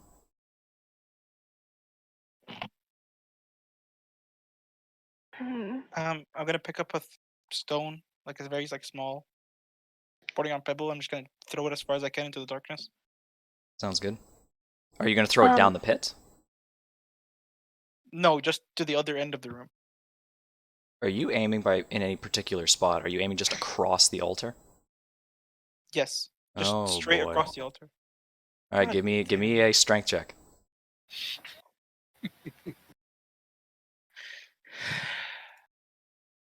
Where is my? All right.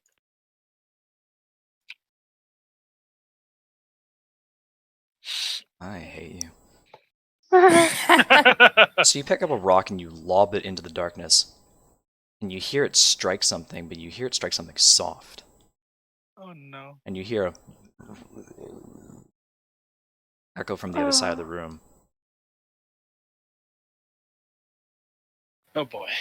Oh, I don't like that. And then you see multiple glowing orange eyes open from the far reaches of the room. What did you do? What did you wake up?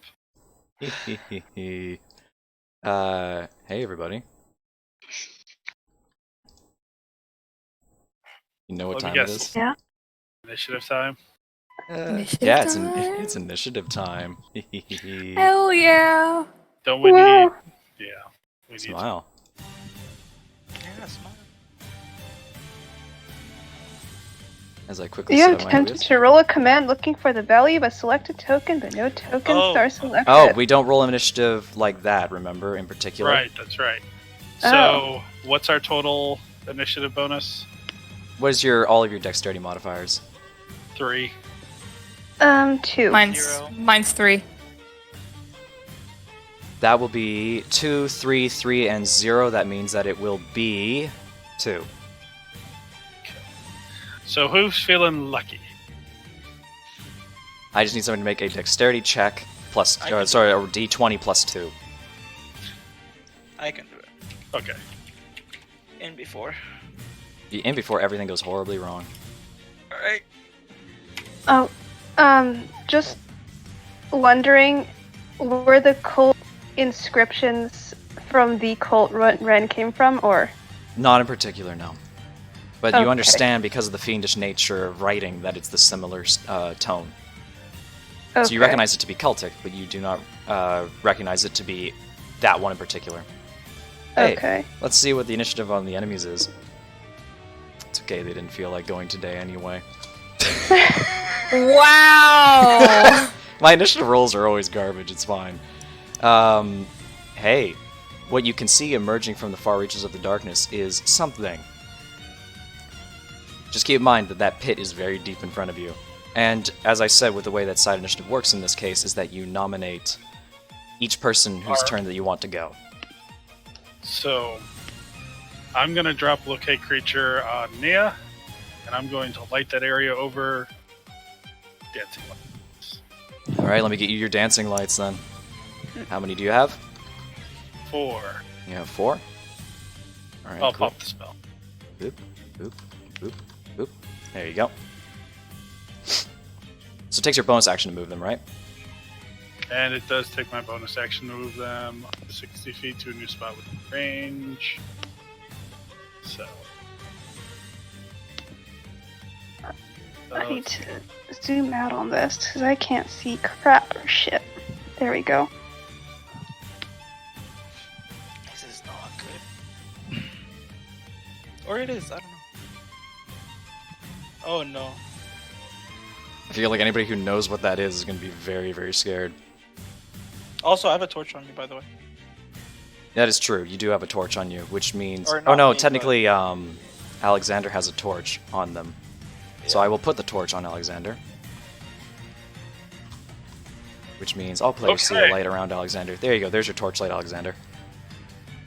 This is so fancy. I know. I try my best. Heckin' lighting up the place is cool. Anyway.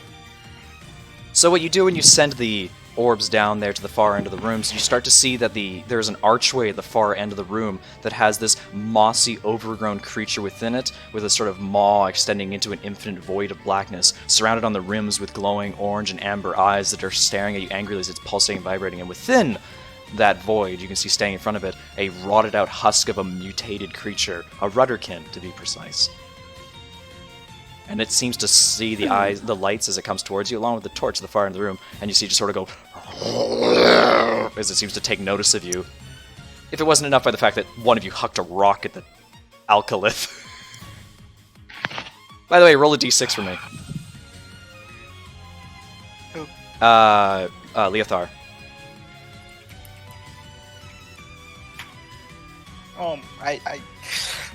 As I check really quickly here. Oh, okay, I know what this is. Do-do-do. God. Yeah, I know. Do-do-do. So it takes 3 damage. Good job. Deal 3 damage with a rock. Improvised weapon attack. Alright. Take it. Hey, that's not bad. Oh, I'm in the front, by the way. True. You can swap that around here. Do-do-do. There you go. Alright, so, Lycum, anything else you want to do with your turn? For now, just get my. Nope. That's it. That's it? Alright, Lycum, your turn's over. Who's next? I'm just gonna yell out to the group, stay on me. They won't be able to hit you when you're on me. Smile. I'm gonna hold my greatsword up and just like hold an action if someone comes hit them. This is a very big room. But yes, you can hold your action. Is there somebody else that wishes to go? Ren, Alexander? Trying to figure out how to see the screen while still having my character sheet open. Actually, I would. You can I would- zoom I would out. say- On the map. I would You say, can go to the top left, you'll see there's a magnifying glass. You can set that to a percentage to zoom out too. Okay. I would ask the group: are we staying where we are, or are we moving? Where is the pit on this screen? Is Ah. that the big square? So you see that there's that Or the big light rectangle? Do you see that light gray rectangle around the place? Inside Yes. of that is the pit, the dark blue area filled with bones. So right here. Oh, okay. That's the altar. You can go out to there. Here. But there, where you're pinging there, I see. those are the pit. So you can go down there, but it's just a deep drop. Yeah, no. You can take some fall damage if you go down there. Can we estimate how deep it would drop? How deep it would drop? You're looking at it being like a 50-foot drop around that. It is very deep. You would not kill you to drop down that, because keep in mind, it's every 10 foot is a d6 of damage, so fall damage pretty mitigated. But you can drop down there. Just break your knees a little bit. Yeah. Do I have feather fall? We don't have a monk sorry? either, but yeah. Moving or not? I do not.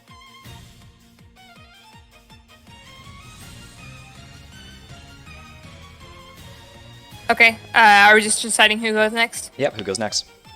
Yeah, it's you Okay. guys. Between Ren and Alright. Alexander. Okay, I have something else I want to do, but first, while they're so far away.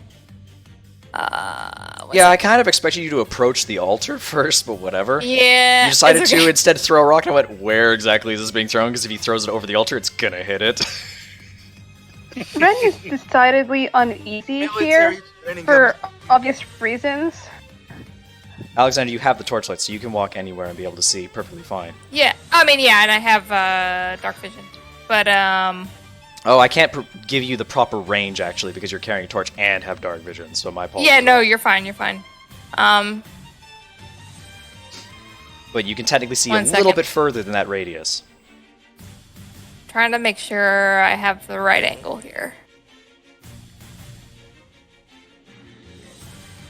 He's gonna take a couple steps forward real quick, and then a couple steps back. Oh, dear God, letting that loose fast? What was that roll? Yeah. That was a perfectly average roll, my God. Oh, boy. So you watch as Alexander steps forward, and with their your Tarot Arcane Focus in hand, you flip one of the cards up towards it, and within it, you see the light harness within it, before a crackling beam of electricity flies out towards it. And I don't know why Lightning Bolt's an intelligence saving throw, because I know it's not. It's definitely dexterity. It's definitely dexterity. I probably said think it. that's something I said can to change. int by mistake because intelligence is your wizard saving throw. So yeah. unfortunately, the Alcalith gets a natural 20. What? Yeah, even though it's fucking fused to the wall, good job, because it moved out of the way. The Redderkin gets a 5. So you're able to fire a bolt of lightning out towards the Rudderkin and the Alcalith, and as I quickly pull up Rudderkins to see if by random fucking fluke they are, like, resistant to lightning. They're probably not, I'm just gonna, yeah, no. Oh, they are! What the fuck? What the fuck? So the Rudderkin takes, half of 33, which means that would be 16... Heck, I dude. think it's 16. I'm just gonna quickly check. Yeah. Yeah, no, 17 actually. I round up for damage.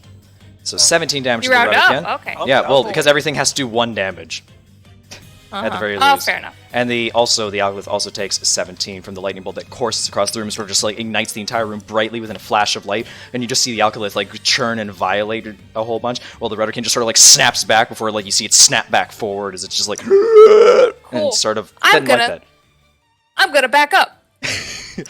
Hug the wall. Ren, it's your turn. Okay. I guess. Okay, what is the range on my? If you are looking at your range currently at the room, you're looking at a 60-foot distance. Yeah, I'm just trying to figure out if that can like. Because I have a crossbow, I just don't know if they'll go 60. Oh, it definitely will probably go 60 feet. It's a matter of like, it's 60 feet within its preferred range. What are the 2 ranges on your crossbow? Okay. I should have put it in your inventory item for the crossbow. Oh, Yeah. sorry.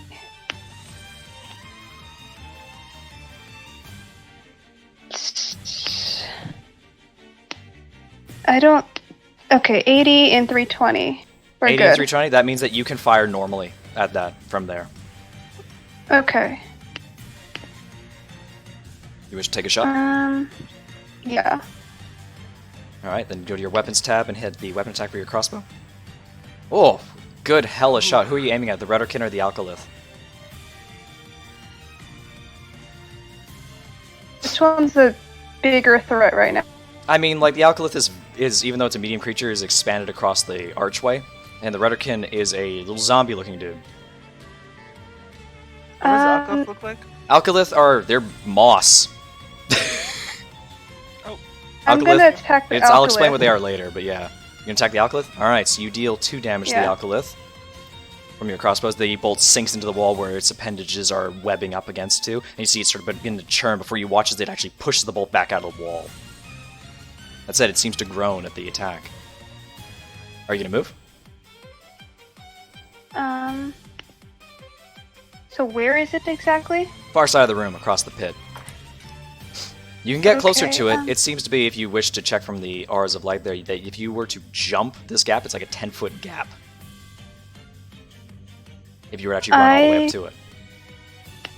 I will at least move there. Sounds good. So you head up the front of the party. Now it is the enemy's turn. The Rudderkin, angry, sort of begins to... Oh, hold on here, as I just hide my measuring briefly, because I have to.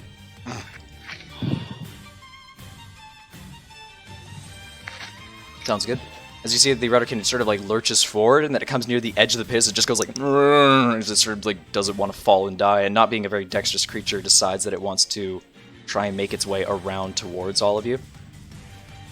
And the Alcalith, Oh boy. seeing that its it can't really do anything to you right now. As I check really quickly here.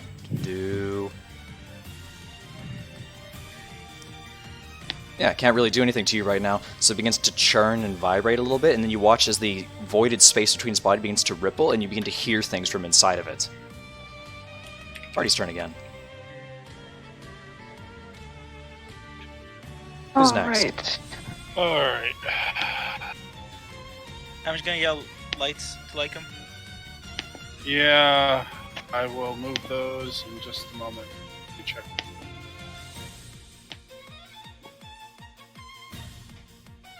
Okay. So, move this one here. This one here. This one right over the thing. Since it is heading this way. Path out a good way for the lights, and like him, what else are you going to do? So,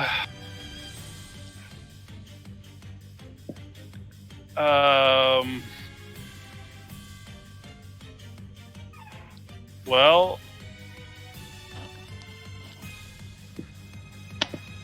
I really don't want to use this just yet. So I am going to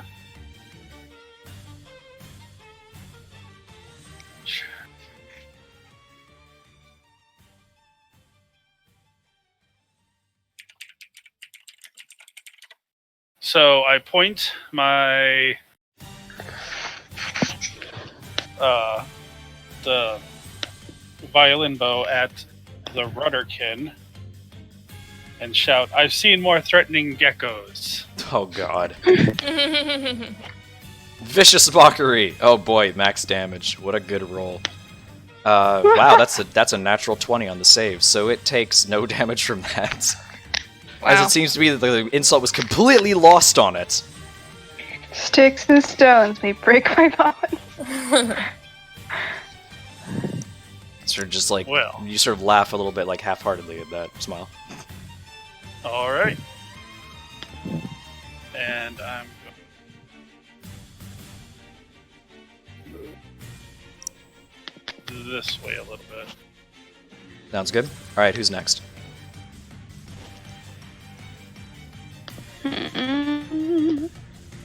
You said that thing in the back. The thing's made of moss. Yeah, it's a creature that is made of basically what appears to be moss, and it's stretched over the archway. So we can tell that from here? yeah. I have to explain it to you because it doesn't portray entirely in the token, but Okay. it is a creature that is seemingly fused to the wall. The area between the archway is an inky black void. Okay. Interesting. There are other things that I would like to do once that other guy gets closer, but for now... Oh my god, what is the damage on that? Wow. Oh my god, who's getting hit by that? The moss thing. Oh boy. Well, I'm gonna check. It's resistant to fire. It's what? Yeah, Ow. because it It's the just is. demon. It is a demon, actually. That said, you That's did. simple. You Okay, dealt, fair enough. You did 28 damage to it, which means you dealt 14 damage to it, which is ridiculously high. Even still, as you sort of launch this explosive fireball into it, it's sort of like you see the whole thing bend inwards on itself and shockwave. You see part of it start to detach from the walls as it afterwards hits, and sort of like flashes away the fire. You actually see tendrils leave off the wall to swat at it to get itself extinguished. Cantrip, by the way. Ah, cantrip. Cantrip, by the way. Yeah, Fucking crit with a cantrip. Jesus. Alright, that's all I could do for now. That was a 10 and a 6. That was a very high crit additional damage. Who's next? That'd be Leothar or Ren. Trying to find out what I can do. Do. If I move into the darkness, what happens to my eyesight?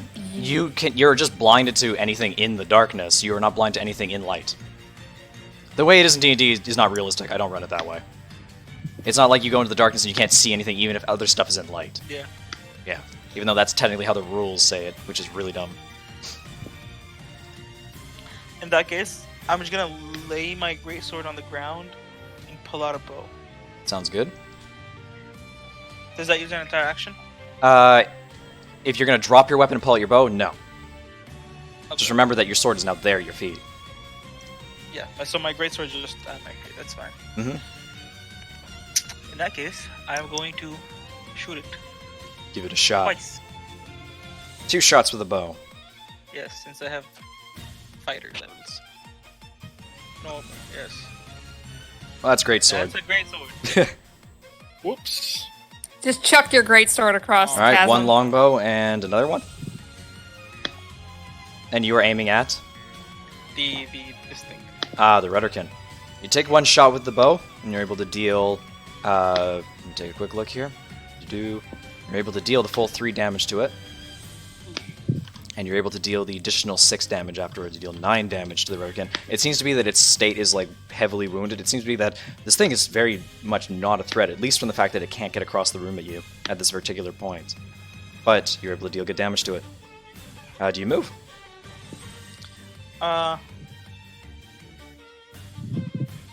If I move upwards a bit, like towards like him, can I just kick my sword along with me so that it's at my feet or no?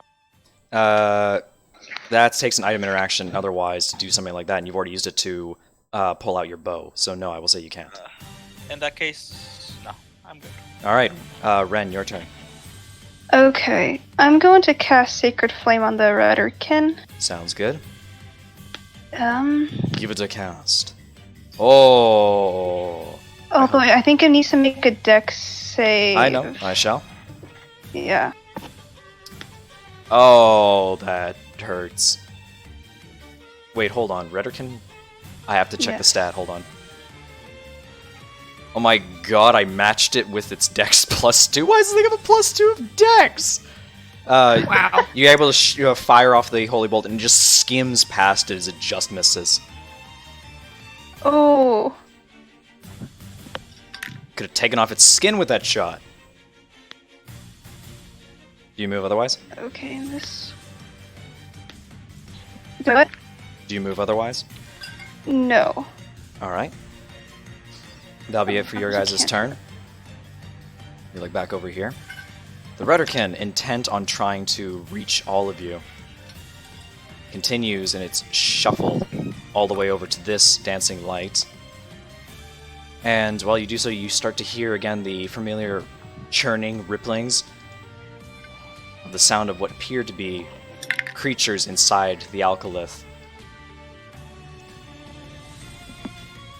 You hear similar don't groanings as you watch. As 2 more Oh, Rudderkin pop out of no. it from the inky black abyss inside of it.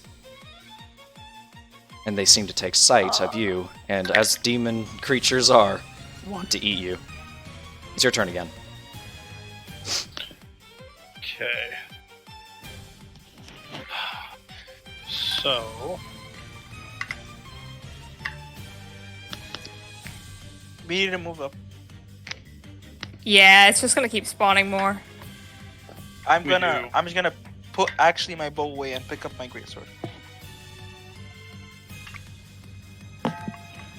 That's okay, that'll take Yeah. your free item interaction to do that. Oh, so I can still. Yeah, because So I can you start an stow the bow, and then you draw and you pick up the sword. So I will say So that how I will say that that is a. Oh, actually, no. That will take your action to do that, since you're not Alright. dropping the weapon. So how does movement in darkness work? Movement in darkness work. You can move there. It's fine. It's just a matter of like if you walk off a pit, you walk off a pit. But the thing is, if you are in darkness or you are trying to and you get attacked, you have disadvantages on the saves to avoid it, or they have advantage on attacking you if they can see you. And if you try to attack anything that's in darkness, you have disadvantage on shot. Should have done that for your arrow shots before, but I didn't. I mean, it's not in the darkness. It's on a dancing light. Oh, but it's dim light. It counts for dim light as well. Oh, okay. So basically, you have to be able to see to attack it at all. Which you can see it, which is fine. But it's disadvantage if it's unless it's in bright light. I'm going to move 30 feet. Go ahead. Then 15, 20, 25, 30. You move down there, and you've taken your weapons, so that means your turn is over. Who's next?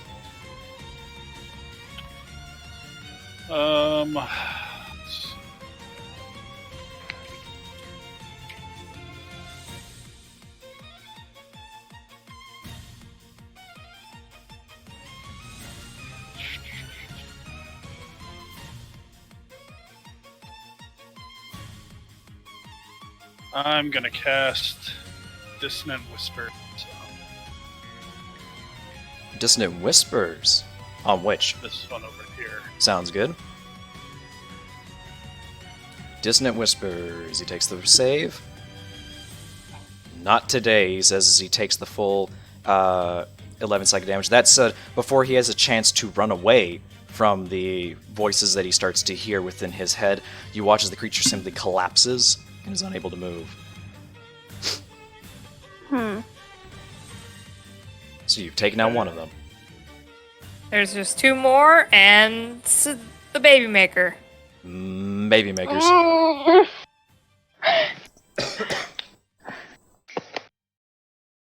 All right, like him, you've taken your turn. Yep. All right, it. I Alexander used bonus or Ren. action to kind of spread the orbs out a bit more. Yeah, as I've noticed. Alexander, Ren. I'm gonna try Sacred Flame again on one of the Roderickson boys. Give it a shot. Doesn't matter which First, one. I'm going to Doesn't matter move. which one you aim for right now. First, I'm gonna move over here. Sounds good. Let's see. Cast spell.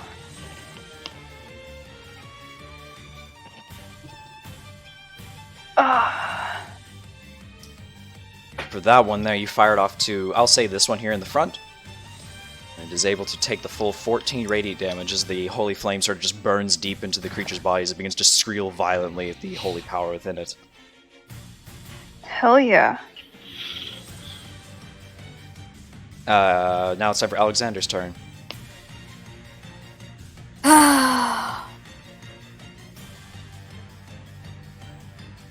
See what the range on this is. 1 second. 1. I cast Explosion! Yes, they all explode. All of them. It's a big boom. Wait, am I on the altar? No. You are on. Can I just, yeah, you can go can I there. just say what's... Yeah, okay. You can say that. I mean, to be fair, like, I'm forgiving with where you guys are in terms of the walls, because some of them don't line up to tiles. Okay, I'm gonna burn my 4th level Oh boy, what's being burned today? Phantasmal Killer on Moss Boy. on Moss Boy. Well, let's see if he takes the save or not. Actually, hold on here. The first save is actually to see if he becomes frightened by it, and at the end of his turns is to see if he is that way inclined. That said, you conjure forth a entity of which you do not see, nobody else sees, but the creature sees as something that it fears as it does become frightened of it, which means that it has disadvantage on certain attack rolls and stuff like that while its fear is in place. So I will put this one, even though it looks like poison, it is feared right now. And then at the end of each of its turns, it has to make the save again, or otherwise take damage to it. Alright. That's it for your guys' turn. The Rudderkin, unless there's anything else you I want will to move up a little bit. Sir, sounds good. The Rudderkin that are here, seeing as they wish very much to try and devour some sweet, sweet, scrumptially goodness, because that's what Rudderkin want to do, typically. They begin to take off with more gusto as they use their actions to dash, as they seem to be rushing around towards you more earnestly. That said, what catches your attention that makes you go, oh no, is the fact that there's still things coming out of the Alkalith. One of them you can see, Ren. That thing looks mean. It looks like a goat. I really don't like it. I like goats. Yep, it's true. Alright then, now it is your turn again. Can you Okay. move first to the light so I can actually see them? Wait. Does it make another save? The Alkalith? Oh, right, because it's Yeah. at the end of its turn. Yes, it does make another save. And I'll do it off the first damage roll that you had. Wow, it rolled a 2. So it takes 26 psychic damage. Damn. Take that. As it starts to squeal violently in the presence of its fears. Thanks for reminding me. Because it's can't do anything right now. It's just gonna sit there and shake Shaky, shaky. and wobble. Alright, whose turn is next? Okay, well, since we're burning 4th level slots, I am going to...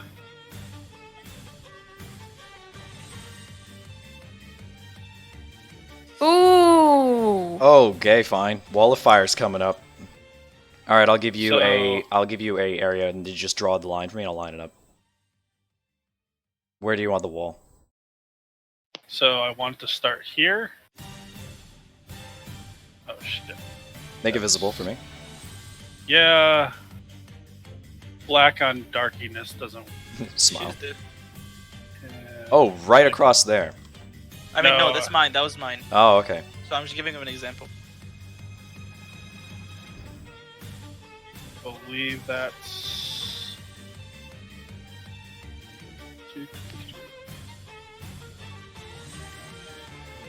It can be a L shape. Yeah, as long as it's 60 feet long. Sounds good. You can Alright. make the wall up to 60 feet long, 20 feet high, and 1 foot thick, or a ringed wall up to 20 feet in diameter. Well, there's your... Whoops, hold on. One more. There we go. There's your wall of fires. You see it sort of spring up to life there. Now, it said, how much light is given off by the wall of fire?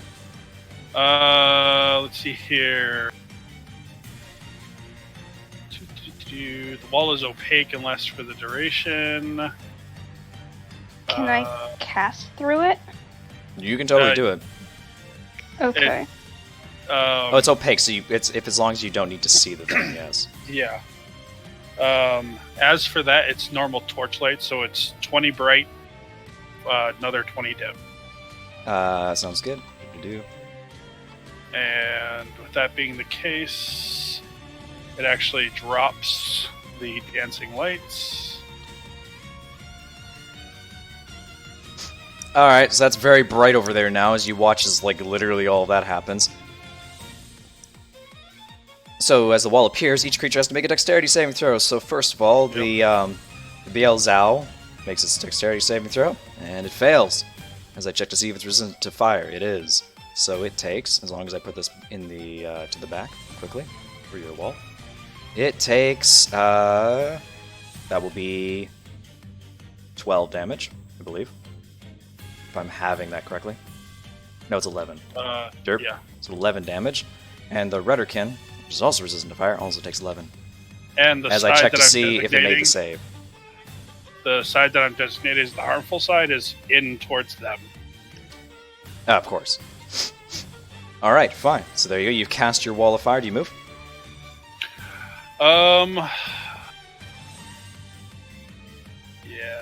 I'll move there.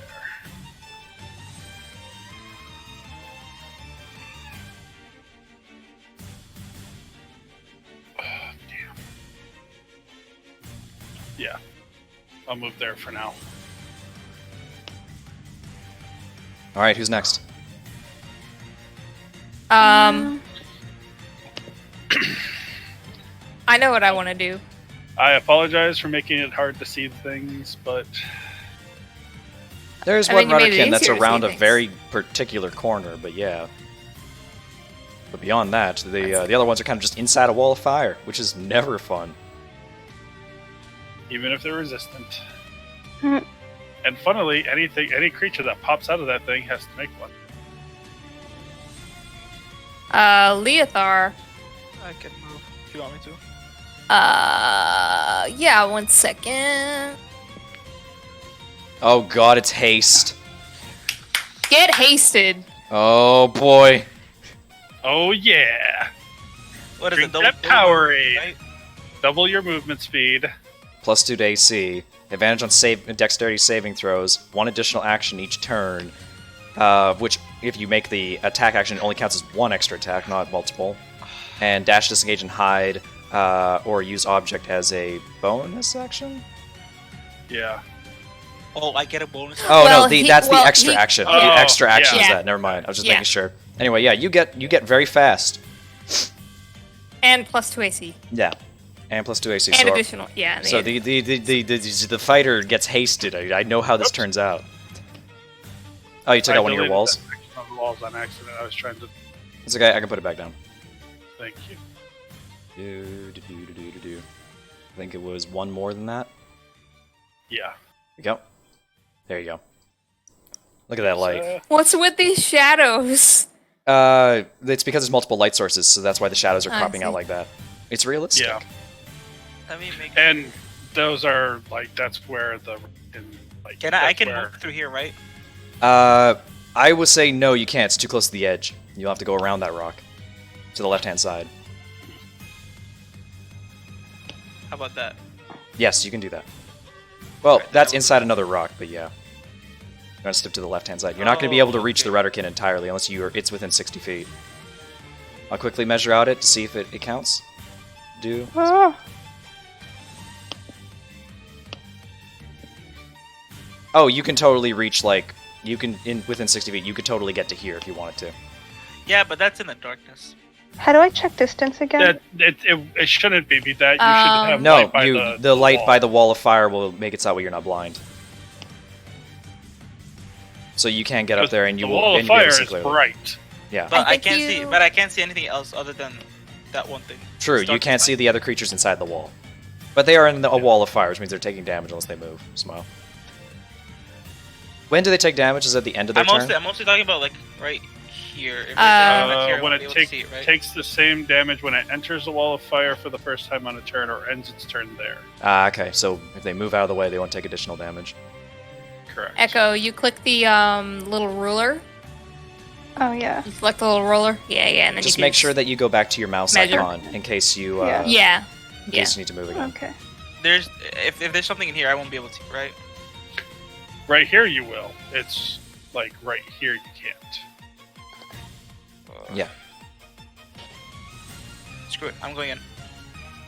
Oh, that's a great fighter mentality. I'm going in, he says as he goes for your attack. Do you wish to make... that means that you... How many attacks do I get? You use your extra action to use... Oh, your speed is doubled, so you didn't use No, extra action. You get 3 attacks. Okay. Three This guy swings. is getting all of my great sword. Oh boy, here comes the swings. I have to check. Was this the guy that got hit by... He was the guy that got hit by Sacred Flame, which means do you get advantage on the first swing? Is that what that does? Let Gains me no look. benefit against cover for the spell. Sacred Flame. Nope, I'm wrong. Never mind. It's a different spell. You're I'm thinking about. thinking, oh, shit. I know which one. I know which one I'm thinking about. Yeah. Oh, yeah. Never mind. That's Guiding a Bolt. leveled spell. Yeah, Guiding Bolt's a leveled spell. Never mind. You have normal attack rolls against it. All right. First attack. You guys are very lucky, by the way, that you killed one of those Redderkins immediately because they have a special ability if you're within 3 of them. Yeah. Oh no. You start to lose your mind. One swing. Go again. Keep using your swings.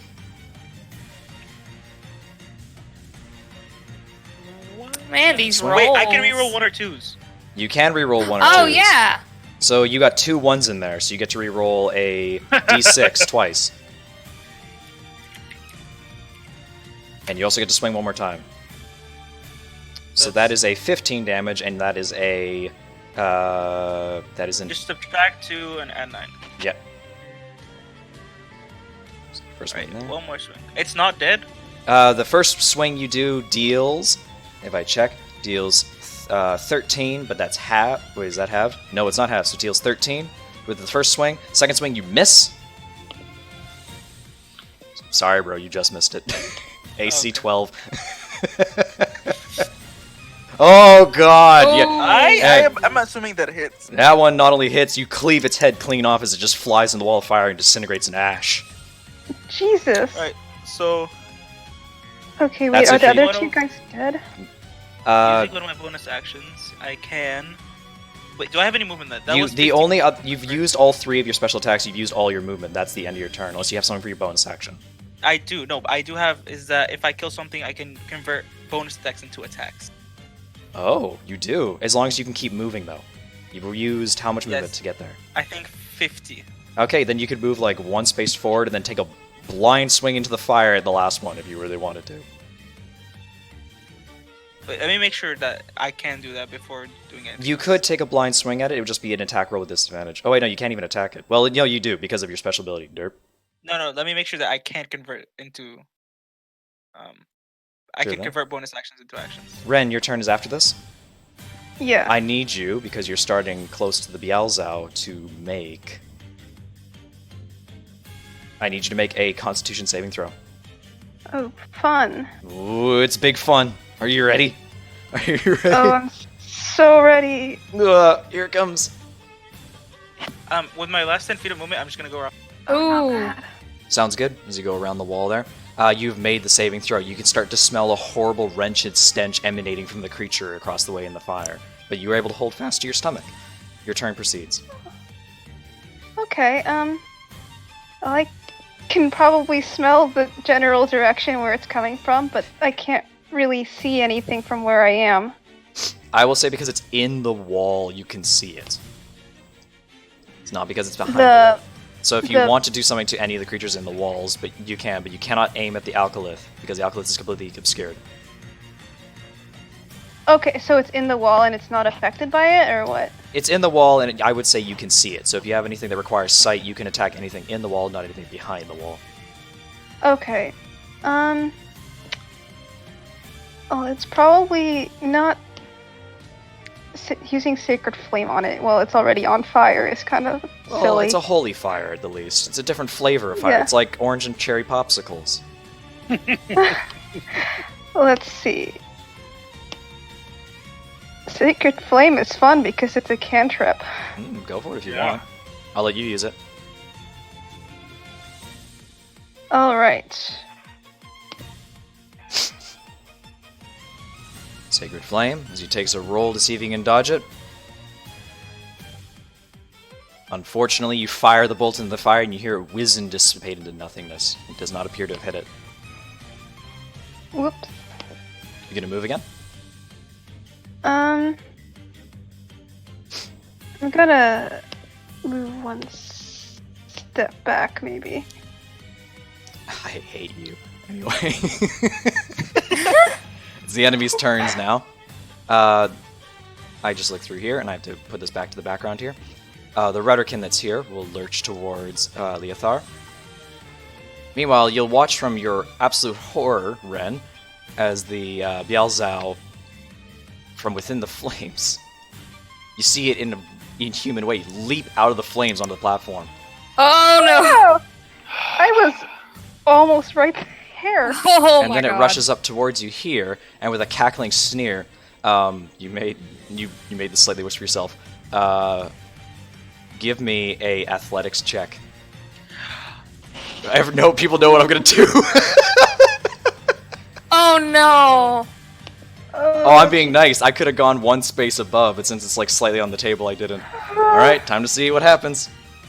That is a 19. I'm sorry. It shoves you back to the edge, and you are barely clinging. And then it rushes up towards you again. It's got you literally on the edge. You could not move at all at this point unless you rushed over to the left-hand side. You are so in trouble. Oh boy. Anyone got Featherfall? Anyone? Meanwhile- I didn't take Featherfall. Meanwhile, Lythar, you horrifyingly begin to see more things start to appear. Shit, dude. As a famous. Now that said, I need somebody to roll Phantasmal Killer for me again. Ah, yes. 1 second. Because I hate As a this famous- fucking spell. Do you also need me to reroll firewall damage? No, because it does not touch anything. You did the firewall one space too low. Within 10 feet. Really? Yep. Really? The things take damage within 10 feet?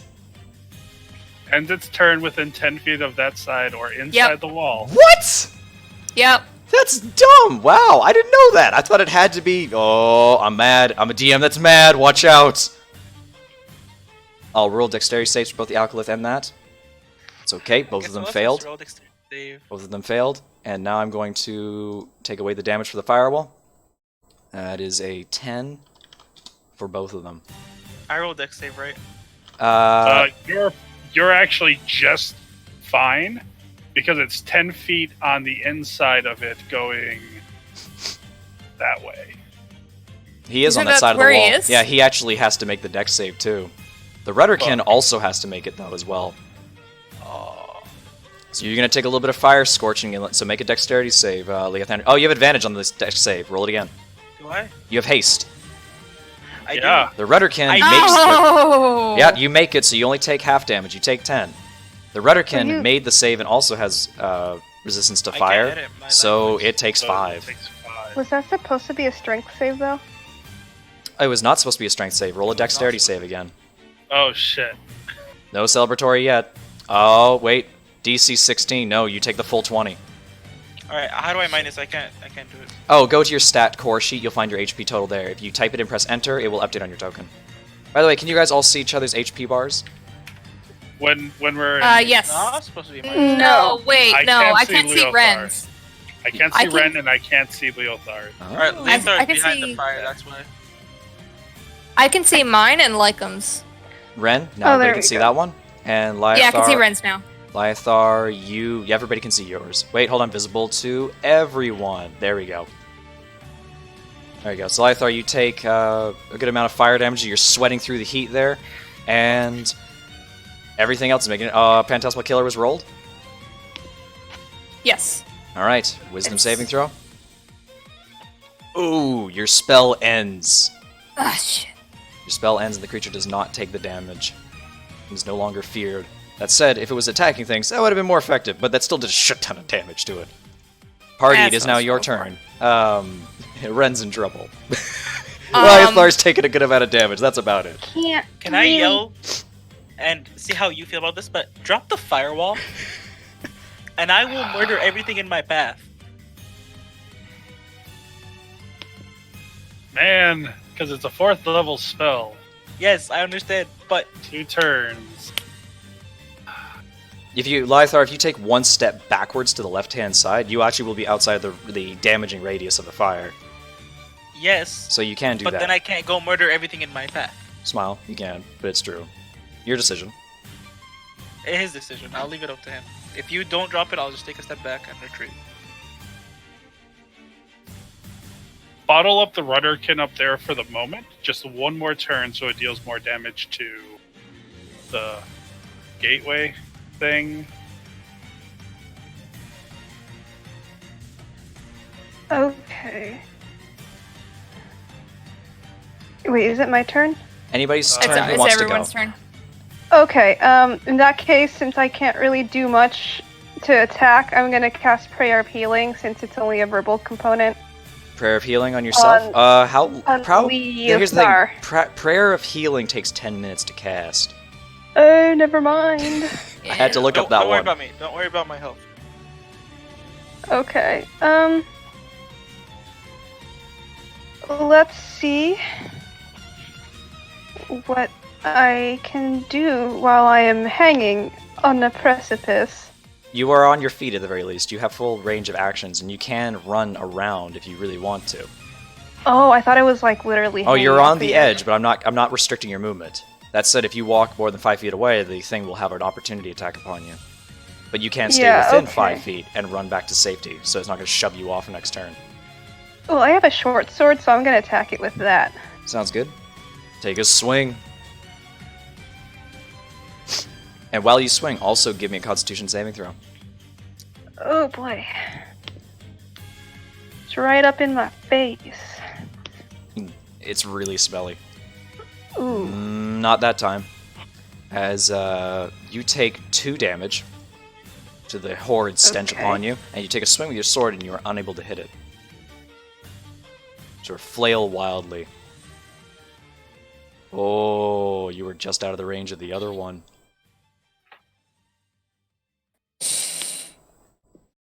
Can you circle around him without leaving his Yep, you range? you can go up 1 and then around to the right, and you can not provoke opportunity attack and get off the edge. up Okay. one? What about down one? A down one would make them leap off the edge. Okay, can I do that? I think I Yes, have. you can. You can move. So I'll do that then. So you Can you situate s- yourself off the edge, and now you're safe. Yeah. But aren't you like almost in range of that other one? You are. I I would don't- say I mean, come like- around. Yeah, can you- and yeah. there. I can't DM disclose if that's the right range or not. Okay, I feel like it would be safer because you can wrap around him as long as you don't leave his attack. Melee attack range. So you could be standing right where that pinging is happening, the blue ping. So I can go from here. Nimbus. Yes, you can. I will Yeah. allow it. And you can go one down. I think. Okay, You could actually go here. Yeah, if you want And to. Okay. that way, if they try to push you backwards, it'll be onto that platform rather than off the Yeah. edge. Mm-hmm. Especially if the other one decides to leap at you. But I am going to use the Ring of Command Oh boy. on that one right there. Oh boy, what's happening?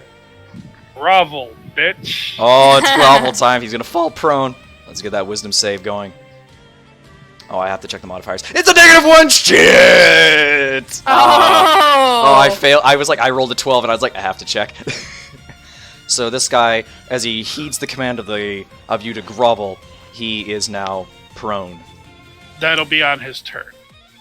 He will have to stand back up on his turn, yes. Well, the way. Oh, at command the is- end of its turn. Oh. Yeah. The Okay. target falls prone and then ends its turn. Okay, so that's fair. It falls prone at So the end of the that'll- turn. Yeah, so that'll be what it does.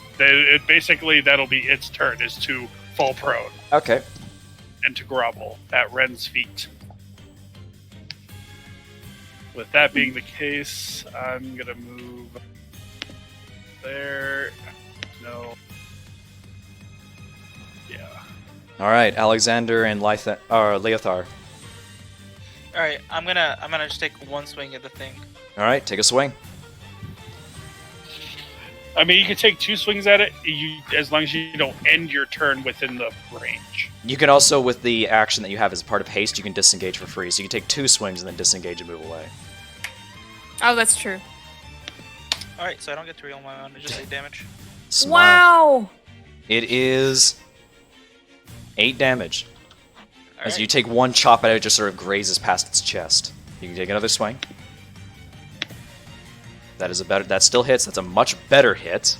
Yeah. By the way, if the numbers come up blue, it means that there's a mixture of ones and max rolls. That's Oh, I what that didn't know means. that. Oh. Yep. Oh, well, good job. And with the second swing, with it being a much heavier cleave, you cleave the creature clean in half, and then you step back for free out of the fire. That's it. Actually, no. So, I'm going to use nothing. I'm gonna end my turn. All right, Alexander, your turn.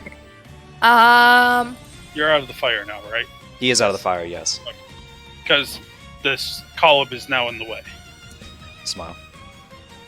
Oh, you can't see. I can't see him up there. I can't Oh, see okay. him past that rock. But I can't see anyone else. I mean, I can't see you. But I can see everyone else. Are range attack spells at disadvantage if someone is prone? They are. As long as they use attack rolls. But the thing is, that creature isn't prone yet. Oh, it's that'll not. be what It'll be that's at the what end of its next turn. It falls prone. Oh, okay. Yeah, so you well, can take a that's normal great. shot at it. That said, I will check only one thing. It is in dim light. That said, it's actually... Yeah, it's in dim light, but you're technically outside of its dark ranges. Yep, it's a normal attack roll. Creature does not have any more dark vision than you do. Ah, Witch yeah. Bolt. As you fire the arcane power of Witch Bolt, you missed it by 1. As it just explodes off there. The damage was good job, but it's a d12, but still. Yeah, like, right. Shit. You fire off the Witch Bolt there as the lightning sort of just escapades off of the corner there. You see Ren kind of like flinch back horribly as much as the creature does. As the lightning bolt just like explodes off the ledge at their feet. Sorry. Do you want to move?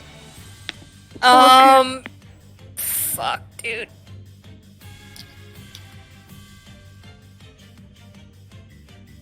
Move up to there. What Now- is this 49? There you go. You move up to there.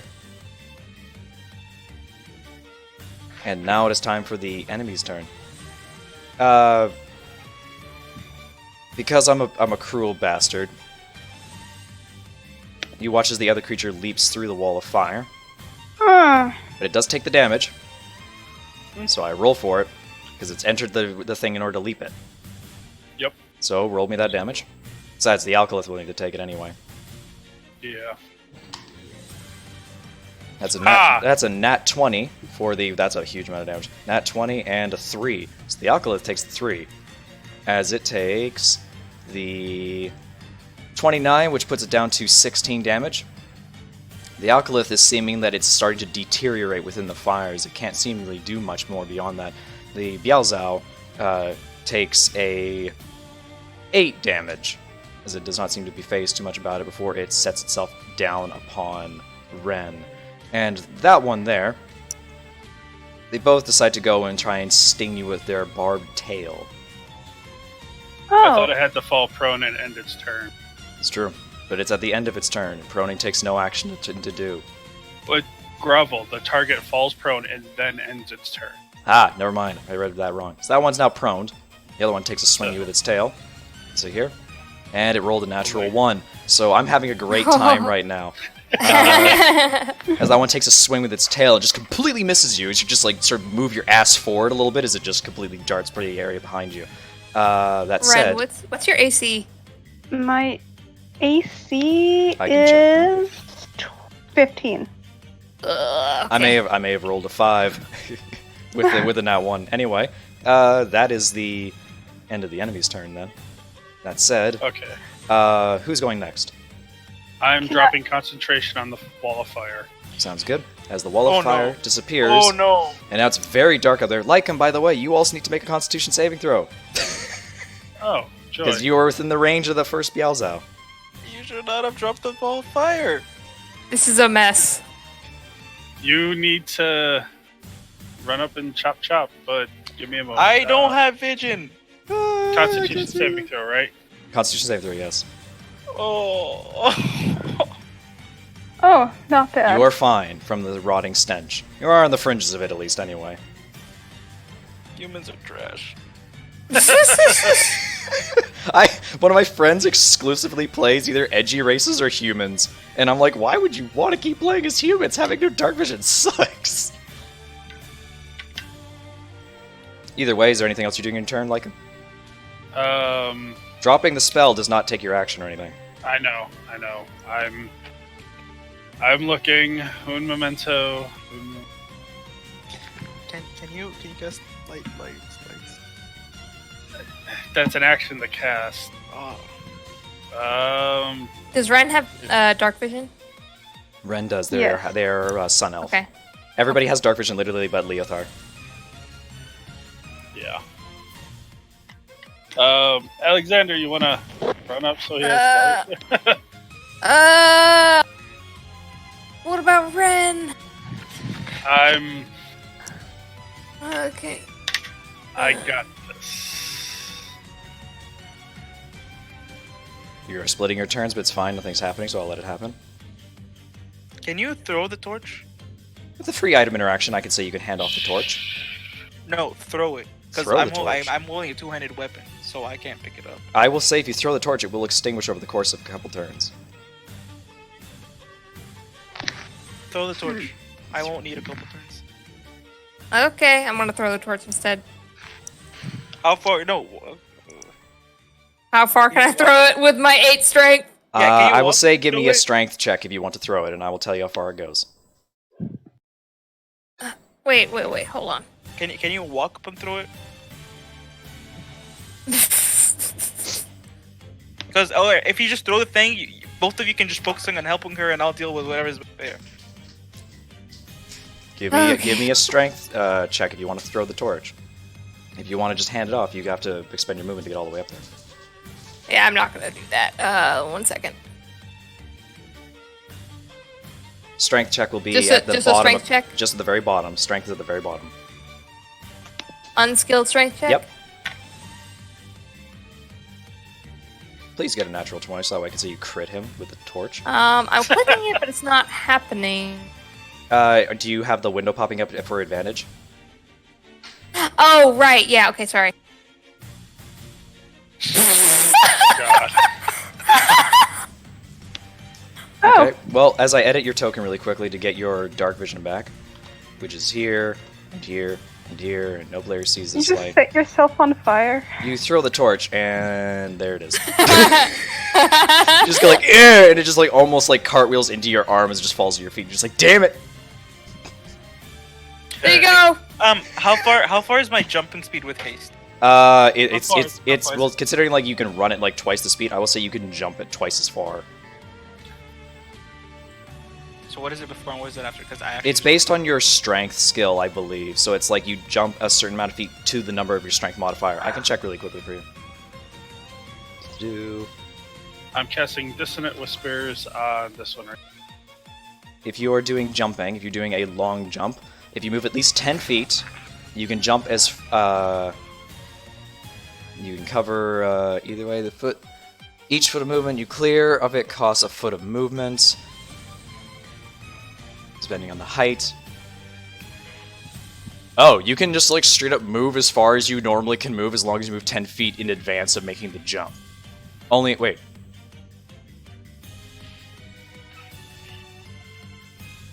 Yeah, okay. Alright, I'm gonna tell you what I want to do, and then you tell me what it costs to do. Alright, sure. I'm gonna run up to the torch, pick it up with one hand, and hold my greatsword in the other hand. Jump across, and then drop the torch, and then put my hand back onto the sword. Alright, because you have haste, I'll say that you're hyper enough to be able to do that. All I will say is, say give me an acrobatics check with advantage. Make sure that you can make the jump in amongst all of that while carrying like a great sword on your shoulder and a torch in one hand. I say advantage because haste again, but I want to make sure that you don't mess the jump up. With advantage? Yeah, with advantage. Otherwise, that'll hurt. Now. Wait, is he trying to jump the gap? Yeah, he can do that. Now, acrobatics Mind the gap. or athletics? Wait. He rolls a 19. Fuck! There you go. You roll a 19 because potent, or portent.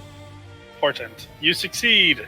Yeah, you succeed, okay, yeah. Wait, so, why do I succeed? because we... Because I foresaw it hours ago. Yeah, because Divination Wizard, that they roll 2 d20s and can use the rolls whenever they want, and they're going to spend the 19 that they rolled at the beginning of the game to give you that 19. Yes! Alright. I hate portent! I hate it! Alright. What's the most 5. stupid thing that could happen? Natural 20! Believe in the heart of, or heart of the cards. 15, 20. And then 1, 5, 10. So that's 10, you get 10 to go for the jump, you have to be able to make 30 feet then. Yeah, and then 10 to go more. Yeah? So I have 40 feet left. You have actually 30 feet left. No. Oh yeah, is it 20? Oh yeah. It's 30, so So- I'll measure from there. Do you have 30 to make it across? You barely do! Oh my god! Alright, fine. So this is...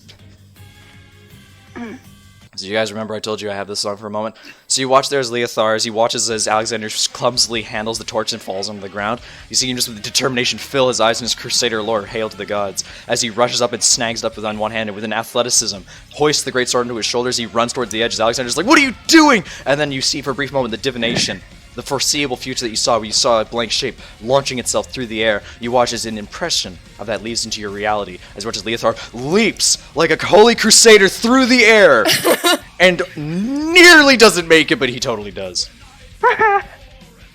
I'll throw you over here, Hell yeah. and I'll have Ren the torch. just like claps. I'll have it right there for you. Anyway, Yeah, we're all congratulations, you made clapping. it. Congratulations, Wait. you made it. Now haste. Yep, you can. As a bonus Dash. action, I can dash. Yep. Or not a bonus action. It's the action granted by haste. You can Yeah. use to dash. Yep. So after this, you'll have 2 attacks. Yep. Okay. Yeah, so if you want to move again, that will take that action then. Can you send my character to forward so I can actually go on it? Oh, well, here, there you go. The The torch anybody Also- can move, by the way. Edie boy. So Is- that was my movement, and then I have 2 actions, one of which I will use to dash. Well, you have Well, you no, have you the have- haste action, so you can dash, which gives you an additional 30 feet of movement. So you can move, Oh, and then God, you no. have your regular 2 attacks as a fighter. Now, is that guy prone?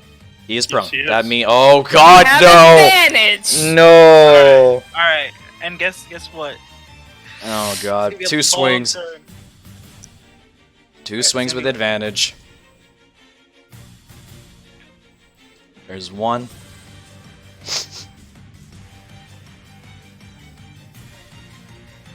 Whew. Ooh, hoo, hoo. Unfortunately, the second hit is unable to pierce its hide, but you are able to hit it the first time with that one, dealing... if I check really quickly, does it have resistance to that stuff? No, it does not. It takes the full 12 from the first swing. Now, that said, I do have to say one thing to you, Leothar. Because you jumped towards these creatures, I need you to make 2 Constitution saving throws. Con saving. Yep. Gavin. Yep. Is it against being feared? No. Okay. No. This one right here needs to make a wisdom saving throw Why's that? for dissonant whispers. Oh, you're gonna do that. Yep. And if it fails, it has to use its reaction to move its entire speed away from me. Oh boy, it's a good thing it could jump. What did so you want? 2 con Leoth are saves? 2 con saves for both Bielzal. Hmm. Oh god. Wow. Oh boy. Alright, well, I guess you don't take any damage. Lycum, what is your turn doing? Like I said, dissonant whispers on this one. Sounds good. Okay, I don't think I've taken my turn yet, by the way. You haven't. I've kept track of that, Yeah. don't worry. Yeah. Lycum, roll for the spell. It's already up there, Oh, sorry. I'll scroll up. right above the great sword. Dissonant whispers. It made the save. Wait, hold on. Please don't tell me. Fuck! It has a -1. Oh my god. Oh, I matched it. I'm mad. Okay, well, it takes the 8 psychic damage, and then it decides to use its full range of movement to move away from there. So I guess that it's just, as it sees it there, it just decides to run all the way down over here as it hisses and squeals away into the darkness. Take By the your way, attack this of one's opportunity. marked by me. It does not, because it's using its reaction to run away, it does not provoke opportunity attacks. Ah, okay. Now that said, Okay. Red, Lycan, by the way, you have to make a con save I know I do. because you didn't move out of its range. By the way, this one's marked by me. All right, sure. Con save, you take no damage. Ren, you take 2 con saves. 2 con saves. Yes. Okay.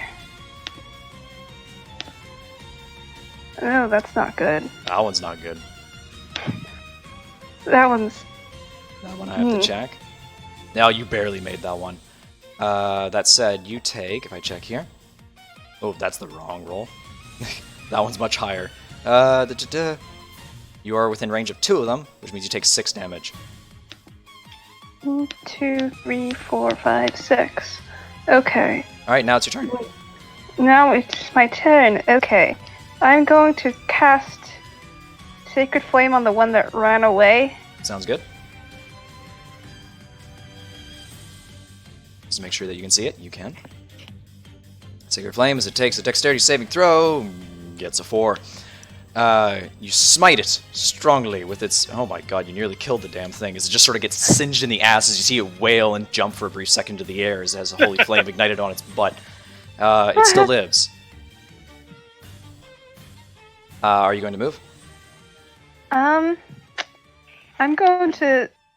I don't You know can if move I away can for get away. free because that thing is prone. Oh yeah, don't worry Oh. about it. That thing's never gonna hit you. It has Yeah, I'm disadvantage if just it trying wanted to to. figure out if like moving will get me out of its range. I don't know how much. I have 30 feet, right? You have 30 You feet have movement. 30. Yeah. So I'm just gonna go there. Alright, that's fine. It is now the enemy's turn. I've never been using this turn tracker. It's a good thing I keep track of that. Smile. This Bielzao uses half of its movement to stand back up, and then it's squealed before it launches to swing at the knight. Now it said, the knight, if I check your AC, is fucking 19. So here's my natural 20. What was it? I got close. I got an 18. That was really close. So admirably, like you see, just sort of like slam into the guard on his sword as he's able to just lock with its tail before it pulls it back.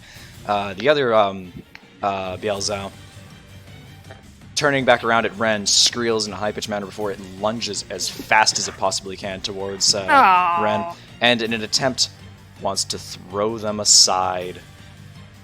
Woo. Give me an athletics check. If I can scroll. I will be right back. Skills. Sure. Athletics. Where is that? Hee. It grapples you and tries to throw you to the right-hand side to try and throw you into the pit, but you see it coming, and you're able to fight it off as it rolls a 5. Ugh. And that said, there is more noise to the north. This one sounds Oh. different. Oh, I hate that. I actually, yeah. I know Oh you- boy. You know you guys hate it. There is more noise coming from up there. This one sounds nastier than the other ones. Party, it's your turn. Oh boy. I'm gonna hit the guy in front of me. Yeah, go ahead. Normal swings. I keep alt tabbing from my sheet.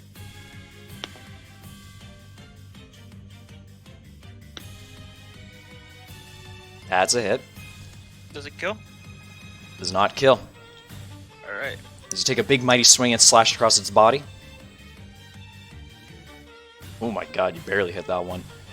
And unfortunately, you hit it one more time. This time you cleave off one of its arms as it just squeals and stands there. It's living on 1 HP. Oh my god. Just hit it. Just hit it if you really want to. Or Sparta kick it into the pit. I don't care. Can I as a bonus action? Well, that'll be as your third action. Is yeah, because you can always substitute Oh, I a have shove. hate.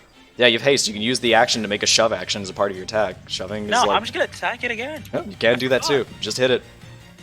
Don't miss, don't miss, don't miss. Don't miss. Oh, that was a very... With that one, you Hey. sort of just pull the greatsword back and you just sort of cinch it before you rush forward and just like jam it straight up through its mouth.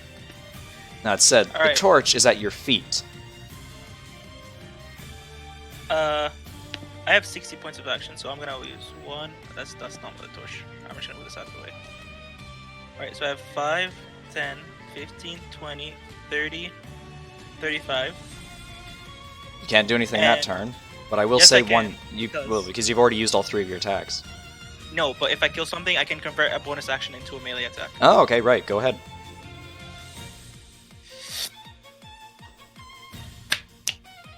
So I slash at it, and I mark it. Sounds good. Now that said, your torch, because you dropped it on the ground, is starting to dim. Is it still with me? I was It's gonna still lose with you. I'll say that you grabbed Oh, it between, but the thing is, by juggling this torch, it's going out. That said, you take a swing at this one. And with that, you come from behind it as the creature doesn't see you coming as you lob its head Oh, clean don't I have off. advantage? No, you do not have advantage, but you kill it anyway. 'Cause it's spin swing? Okay. Alright, Yep. that's just as good. Yeah, you killed it anyway. Don't even worry about it. Oh, I also rolled a 1 or 2. You know what, whatever. It had 3 HP. You're fine. Oh, whatever. That said, that's your turn. All Who's right. next? Genesis is here, Uh, so either Ren or Alexander. Let me see the new creature. I want to see if it's in range. Okay, yeah, I can shoot a crossbow at it. Okay, what have I missed? The 2 Beelzebub have died, but there's 1 new creature that's appeared. Okay, I will attack the newcomer. Sure. I You take a feel shot like with your we crossbow. should be. You miss. Yes. As it sails past as the creature dekes out of the way of it, and you hear it cry wickedly from the background. Did it hit the other thing? What's it called? We don't ask questions like that. But I shot it in a line. Dodged a bullet. Bullet literally hits nothing.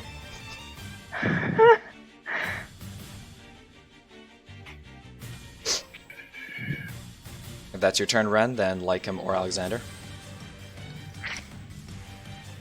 Oh. 1 second.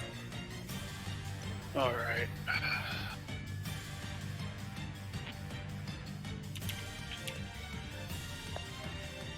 Okay. Wait, so what's the range?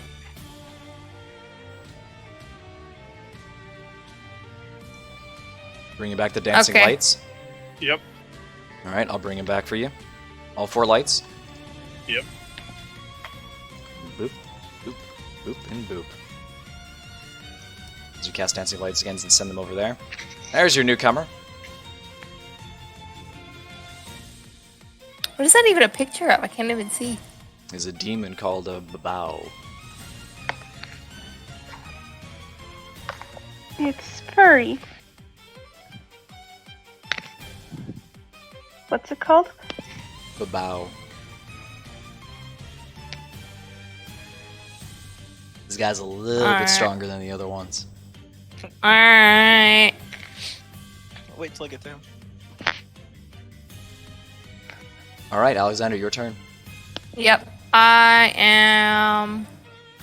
I don't like it. Most demons you shouldn't like, Smile. Hashtag wishing I was a paladin. You're so much a paladin without actually being a paladin, though you still have the ability to do a couple smites a day. Yeah. You... Guess when I'm about to use them. Smile. Alright, at the new buddy. Dear God, Mind Spike. Oh shit, I didn't make that. What a shame. It takes the full 21 psychic damage. As you see this ethereal spear sort of fly out of Alexander's hands and sort of implants itself within the creature's mind. You see it just reel back and squeal as it clutches at these recesses of its skull.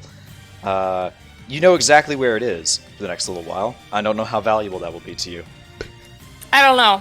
But I didn't want to do Firebolt because it's a demon. Smile.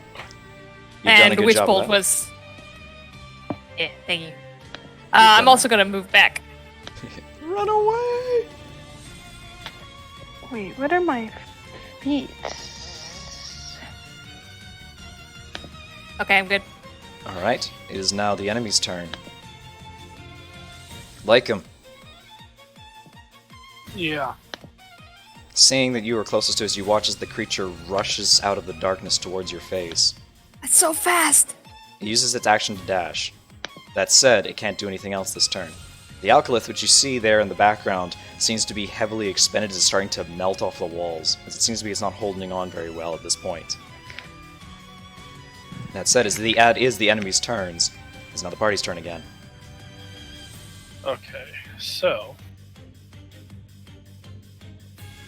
really don't like this bitch. So... I am going to...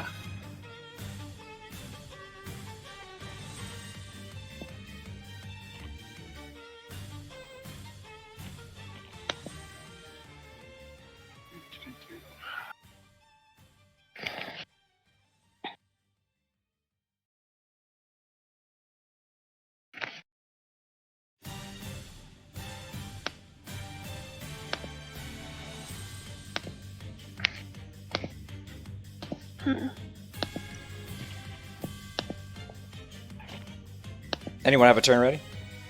I do. Alright. I'm trying to figure out what I can do. Leotha, I you can can- take your turn if you have it. Yeah. I wanna either relight the candle or pull out another candle. The You torch, can- or pull out another torch and relight it. That will be fine. That'll take your full action and Right. item free action to do, but you can get yourself a fresh torch then. Alright, I also want to swap out my sword, my great sword, for a normal sword. That'll take your full turn to do then. But yes, you Alright. can do that. And do I stop moving or no?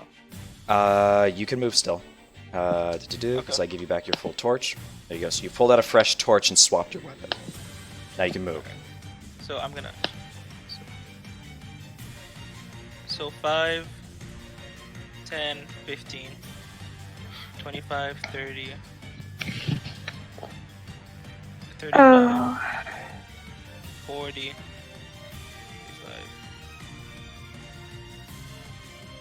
55. That's a full 60. Yeah. If you wanted Wait, to move that- further than that, that would you don't have that actually. Never mind. So well, no, you have the extra action given by haste, so you could move an additional 30 if you need to. 30? Wait, it's double your I base will. movement. Your base movement is already doubled, which means you could move an additional 60. Dear God. Oh, alright. Yeah, Wait, haste makes really? you- yeah, haste Yep. makes you stupid fast. A Tabaxi monk runs god awful fast. As you watch as like Leothar just like zoom and you swear he could have teleported. I spent like 20 minutes like lighting a torch and then just appear in front of the other. Oh god. You almost Omaya Mushindaru him, but you have no Nani ready. Hey, Lycam, how squishy are you? I'm kind of squishy, but I also do have my own self-defenses, so I'm not going to move from here. Go ahead and smite this bitch. Can't this turn. I have accent surge, which I will not use. Oh, you Wait. did have action surge, but yes, that's the only way you could. Doesn't he still have his... No, you normal had to use attack? it to move No, further. I use it to light a torch. Oh, that's right. Yeah, that's it. Okay. Anyway, so that's Leothar's Okay. turn. Anybody else ready? I can, and I also just realized that I have potent spell casting, and I should have been adding my wisdom modifier to the damage I deal with any cleric cantrip. I believe we already have that in your mods already, so that's already been calculated. Oh, okay. Yeah, don't worry about it. I made sure I did that for you. Okay. In that case, I don't want to just keep spamming Sacred Flame, but Hey, if you're I'm a warlock, about to- welcome to Eldritch Blast forever. Yeah. That's my life as Davrian. I think it's like my only like offensive spell here. You gonna try and hit the Alkalith with it?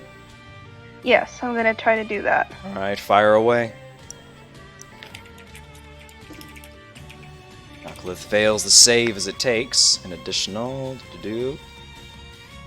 12 radiant. Oh boy. The Alkalith seems to cling barely to life. To the bow.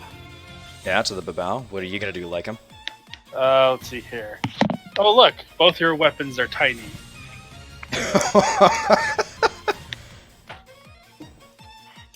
Oh god, hold on, I have to check the fucking save again. Ah, it's a +1 this time. Haha, he makes it. I barely made that. He just doesn't Weapons seem are phased by tiny. your insult as he looks down at you and then squeals back angrily, as it seems to be that he is still preparing to eat your face. Alexander, it's your Well. turn. Okay. At the Alkalith. At the Alkalith, it's a good thing you said that, because I'll say there's a lot of people in the way for you right there. As you take a shot, which, wow, it's a little, I forgot AC, oh my god, this is damage. Takes half, which puts it down to a 10. Oh god. Well, I'm glad no one got close to the Alkalith this time. As you hit it one more time, as it sort of you fire another fireball to it, you actually see the inky black abyss within it begin to wane. You can now see through it clearly, as it seems to be whatever transdimensional portal it was forming is starting to fail. Oh. That's what they do, by the way. It is now the enemy's turn. The Alkalith, Come at me.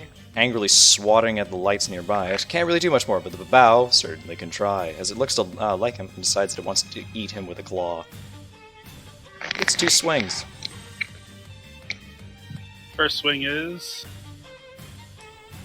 First swing is, what's your AC? AC is 15. First swing misses, second swing hits. Hey, guess who? Even And with he the casts plus shield. 5. No, Hit him with a I- +5, which puts up to 20. He still hits. Fuck! I can add AC to him. Oh, you can? How so? Using my here. Let me link it, so I find which one it is. It is this one. Okay, so it would be. If it's one of your traits inside your class sheets, you can find Yes. it there and hit the use button. I believe it's this one. So what do I have to click? The use button. Use button, that'll post it in chat. Warding maneuver. Or other creatures within that are nearby, creatures that you can see within 5 feet of you, is hit by attack, you can roll 1d8 as a reaction. You're wielding a melee weapon or shield. You are wielding a melee weapon. You don't need to roll that, because anything +1 means he misses there, as you're able to get your sword just in way of his claws and be able to parry the creature aside. I still want to say. You literally barely made it. But you were able to parry back its claws as it turns back towards you and squeals angrily. As it does so, it stares at you, and it makes you make a Constitution saving throw, Leothar. Oh yeah, I'm good at those. Yeah, I know you're good at those. Please fail. Don't forget, you guys also have inspiration still. Oh, Is it- yes! Is it frightening? Nope. God damn it. On saving. Trust me, frightening would have come up earlier if you had encountered that first monster. Constitution saving throw? You barely made it! Made it by 1! As it attempts to weaken you with its horrifying gaze, and however you are able to hold fast to it.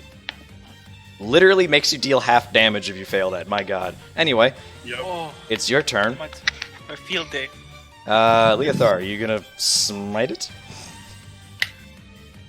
Does if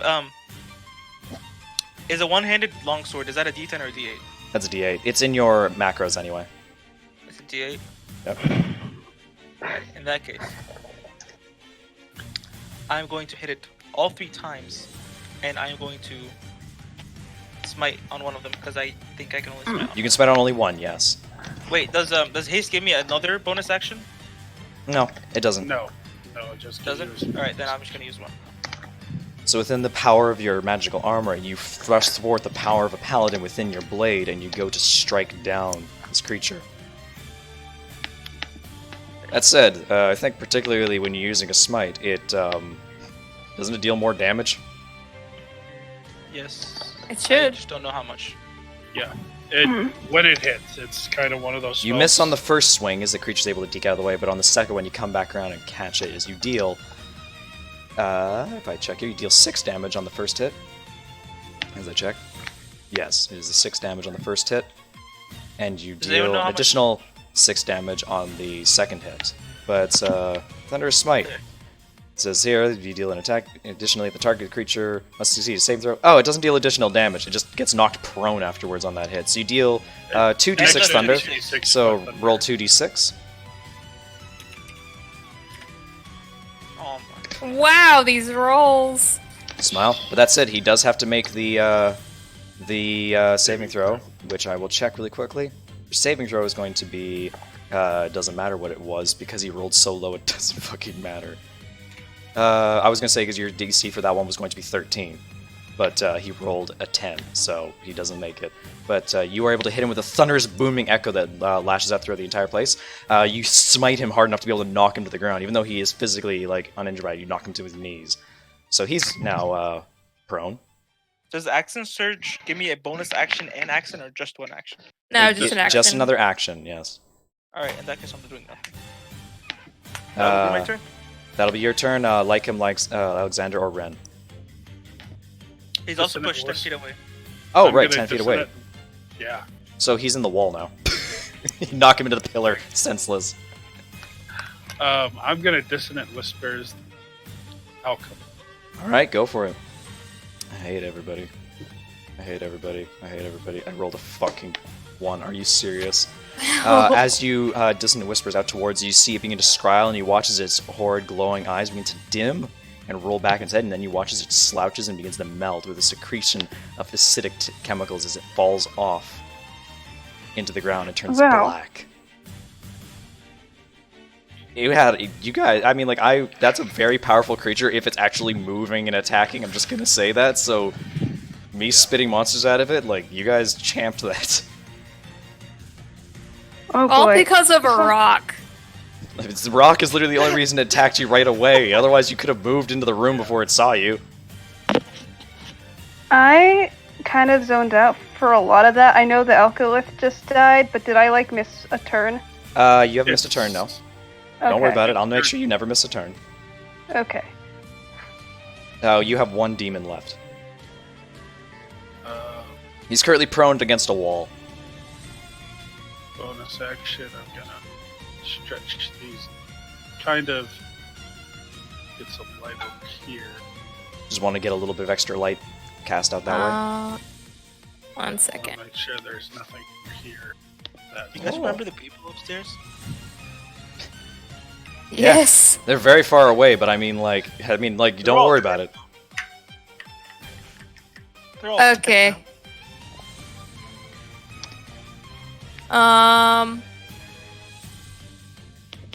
Bonus action, Misty.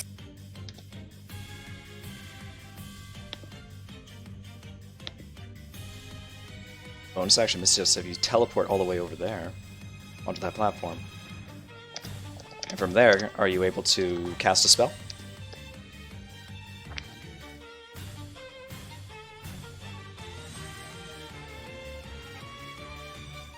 Alexander? Oh, sorry. I You can have- cast a. You can cast an action spell, yes. Yes. As long as it's Well, a doesn't it- cantrip. It has Yeah, to as be a long as it's a cantrip. cantrip, so I can cast Firebolt, which will probably not do a lot of damage, but You can do it anyway. Yeet! Well, you have to hit it first, so unfortunately you missed. frick. It's a good damage roll, too. That's almost max damage. That's a 10 to 9. Yeah. Oh, it's an 8 to 9. Jesus. Okay, I'm also gonna move back slightly. Alright. You can move from there because your Misty Step took you that far. Yeah. Alright. Alright, I'm good. Ren, it is your turn.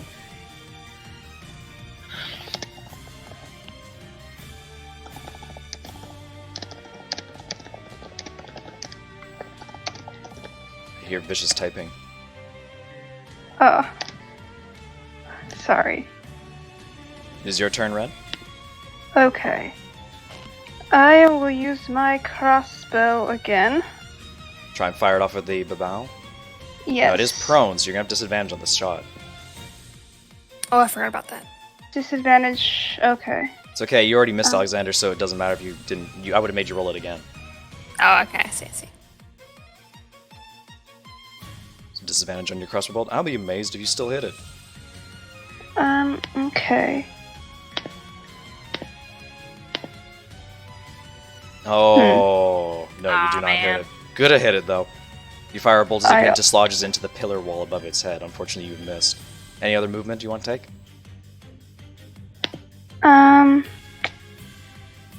I think I'm gonna move. Okay. Over here. Wait. There. Alright, sounds good. And that'll be it for your guys' turn. It's now the enemy's turn as he rights himself. And in a rage comes back at the non-paladin that wanted to hit him. I'm good with that. Smile. As he rushes in towards you, takes a couple swings. What's your AC now? 19. Your And AC is I 19? He hits both times. Wow. Does the- I think the reaction thing works on me too. It Did counts I as already use it? you No. can. It'll only add it to one of those attacks. Yes. But you I used only it have on to- you used it on the previous I turn, get two. so you I can get use one it per- as long as it lets you use it. Let me take a quick look at your There's- description. I get Uh, one per con. Directed at you, yes, so you can do that. So that means that you get how much of a bonus to your AC? 1d8. 1d8. Roll your d8. Unfortunately, Wow. it doesn't change the outcome. Really? You could have done it too.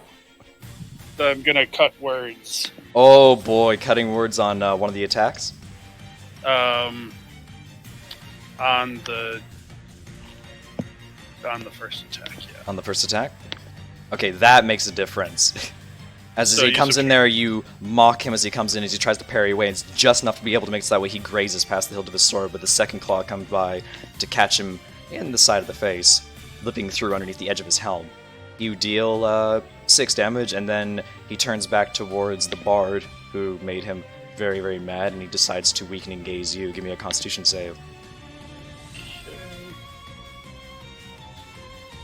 Mm. I hate all of you. Alright, kill him.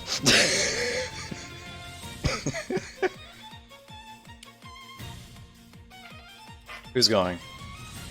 I can go and just kill it if you want. Just go ahead. Just Alright, I'm dropping my sword just on the ground, and I'm pulling out my greatsword. I don't know if that's an action up. You or can if drop that's both another the torch and that, but yes, I'll let it happen. Alright, I'm pulling out my greatsword. How many attacks do I get? 3. Full 3? Yeah, because haste is still going. yep. Okay. Just miss every single time. That's all you have to do. Oh, yeah, sure. Wait, before you do that, I'm actually going to make him roll a dexterity saving throw. Oh, you're going first to fairy fire him. That was. And I love fairy fire. wow, he missed that by like 2. Well, he is affected by fairy fire now, which means that he is now glowing with a magic of power, and you have advantage on all the attack rolls against him. Alright, There you go. Oh, there's one. I- sexy. That's a I big want to hit. see this bitch to be a puddle of goo.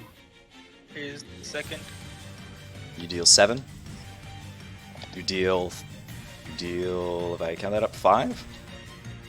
You deal an additional 5 as well, as you begin to pelt him down. He's very close to going down now, as you're able to just start wailing away on him over and over again with repeated attacks. His arms are unable to parry back the blows entirely. I'm maxing surgery. Oh god, here comes the next 3 attacks. Oh, it's actually 2. You get 2. I know, for a very last special one, I'm spanning him. That gives you. You also have to re-roll those ones. Oh, that's a double Oh, one. yeah. Oh my god! So you get to re-roll Jesus. 1-1. Alright, so let's roll. This one is for the double one, Yeah. Wow. and here's for the first one. So that is 4 Ah. on that one. And it's for 4 on that one. And then this one here is increased by. Check on here. It's increased by 5, puts it up to 14, which brings it up to 7. And, well, fuck, okay. As you watch as your non-paladin begins to wail away at this guy over and over again as he starts to watch him, you see one hand fly off in amidst the amount of that, and then he's able to finally run the thing through with his blade. And with that, is able to drop the creature to the ground, dead. Oh, How many attacks was that? 5 attacks. That's 5 attacks to put him down, because he has resisted non-magical attacks, so I was like, Yeah.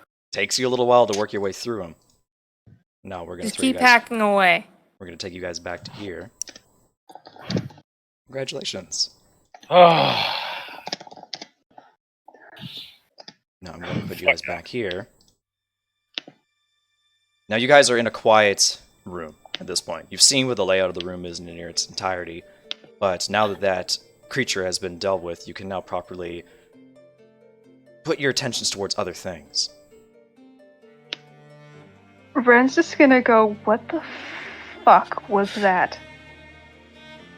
That's a very good question. Obviously, something that shouldn't have. Leothor's just gonna take out a whetstone and just start working away at us. Resharpening the blade that has killed many. Yeah. Well, as you guys are there, you are in this chamber now. In quick studying of this chamber, as much as you guys huddle around the dancing lights and the torchlight right now, you realize that the chamber itself, it has obviously changed since the map that you've created. The entrances and exits that led away from here have since caved in. So it seems to be that the immediate access you have is to this grand chamber. That said, it seems to be a good amount here to look into, considering the space. I'm going to look around. Is there anything in particular anybody wants to look for or look at? I'm going to investigate the altar. Sounds good. I'm going to investigate the slushy corpse of the alkalith. Ooh, disgusting. We'll deal with the alkalith first. As you walk up to there, you realize the archway that was a part of this was actually an archway constructed for specifically the room. There's no cave-in on that archway that connects to anywhere else that has happened here. Even on your map is updated, that archway has always existed. It seems decorated now that you've realized with the alkalith no longer corrupting it. That said, give me a history check to see if you know anything more about it. Whomst? That was a very good roll. You know that an alkalith, considering the fact that it's a demon, is a creature that once it attaches itself to an archway is able to create portals to the underworld. That said, you don't know how it got there, but considering you're in basically the ruins of an ancient cult, you have high suspicions of why it's there. Yeah. It's very dead now, to say the least, and the corruption in the portal that it created to the abyss is gone. Now that said, we go back over to, who was it? Ren, you were wishing to investigate the altar? Yeah, she looks kind of shell-shocked, but she's still drawn to it. Well, it's certainly a very familiar place to be, you heading back up towards it. That said, amongst the fiercity of battle, you didn't get a good chance to investigate what it looked like. In particular, there is 2 noteworthy things to notice while you were there. First, when you walk up to it, you notice that the altar does in fact have a body attached to it. I say attached to it because it's been shackled there by chains. Like a skeleton? It is an old skeleton, and it seems to be that it has got dried bloodstains, as you saw on the map, around the altar. And in particular, the skeleton is there, and it's draped in a tattered black and white gown. Kira. Oh. Now that said, something else catches your attention. There's another body nearby it. There's a skeleton on the floor, sort of leading towards it. You can sort of see it sort of like face down, short distance. It's partially on the walkway leading out to it. This is a skeleton that appears to have rotted away at slightly the same sort of pace. This one is draped in sort of like a heavy mantle of fine clothes. Heavy- So Kira was dismissed when she was 5, and her dad disappeared A few years later. when she was 5. Interesting. But he decomposed at the same rate. Sorry, that is my mistake then. That skeleton's not been there as long. Okay. Sorry, I realize I misspoke. It's very hard to keep track of this. Wait. Didn't you Oh say no. Her father You're- left a few years after her. After her mother passed away, yes. Yeah. And then she left. Oh no, when never she mind. I'm was totally wrong. Yes, they do decompose at the same rate. 5. Right. Yeah. What So a coincidence. yeah, So he's just lying there? he's got a dagger sticking out of his back. Oh. You wish to investigate the dagger? We should. I'll do it since I'm the weapons expert. Smell. Give me a. I would say like you don't need to really give me a roll actually, because of the fact that you are a fighter. You walk up to the dagger and you're able to pull it back out. It is a very nice dagger. In fact, it's so nice, it has its own sheet. Hey guys, here you go. Yep. It's a Hawkwood family dagger. A lavishly adorned instrument of elvish design, the dagger bears upon its hilt an unmistakable sigil of the Hawkwood family. Though its edge has been dulled from neglect, one can still sense a dulcet aura radiating within the blade, an aura benevolent of its powerful lineage. There's something special about this dagger, especially the fact that it's a +2 magic dagger.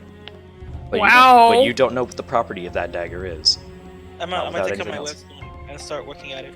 The shame of a dull blade. Smile. Even though it does nothing, I still want to sharpen it.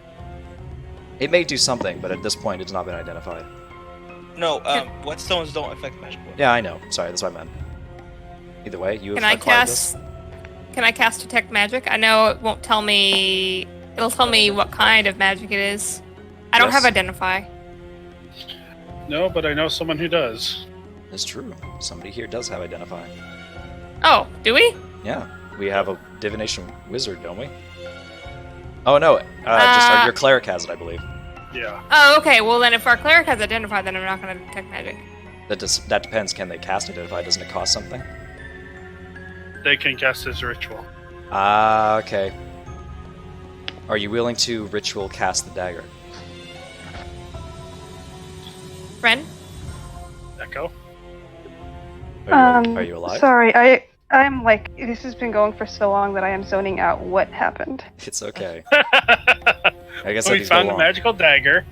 We found a Yeah. magical dagger, and we're gonna ask if you could ritually cast that.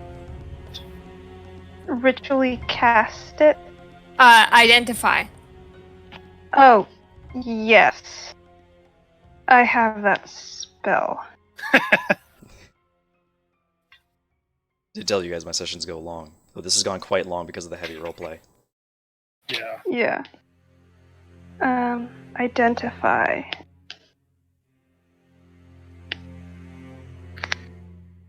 Okay, let me first spell info.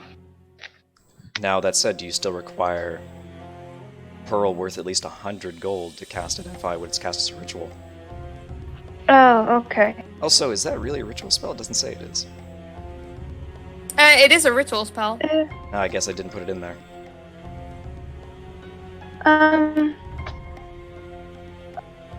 So Could if she I maybe use uses arc- a... Sorry, can you say that one more time? Could I do a skill check on it first, maybe?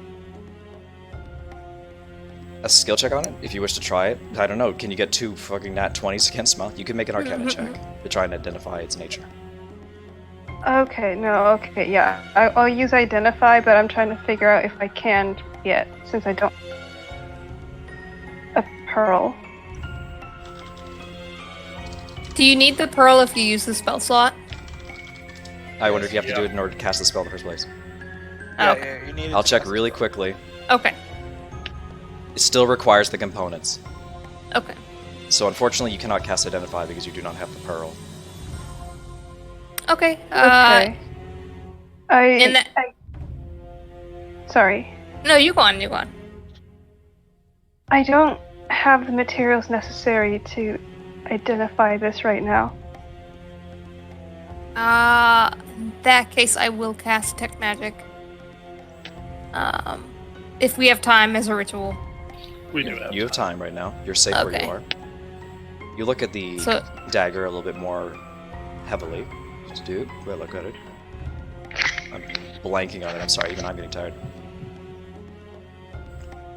The magic that you sense within it is a fairly decently potent magic within it. Unfortunately, right now, my page that I need to be able to see is not loading. Here it is. You sense a abjuration spell within it. Which one is Abjuration? That would be the school that does magic that protects and wards. Oh. Warding magic, yeah.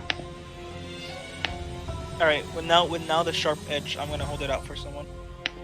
I believe Annabelle may have some knowledge of this, so That's a very good point. someone should hold on to it for now. Do you guys search anywhere else in the room? Was there anything over by the gateway other? Give me an investigation check from you then to see if you saw anything along there. Okay, yeah, you find it.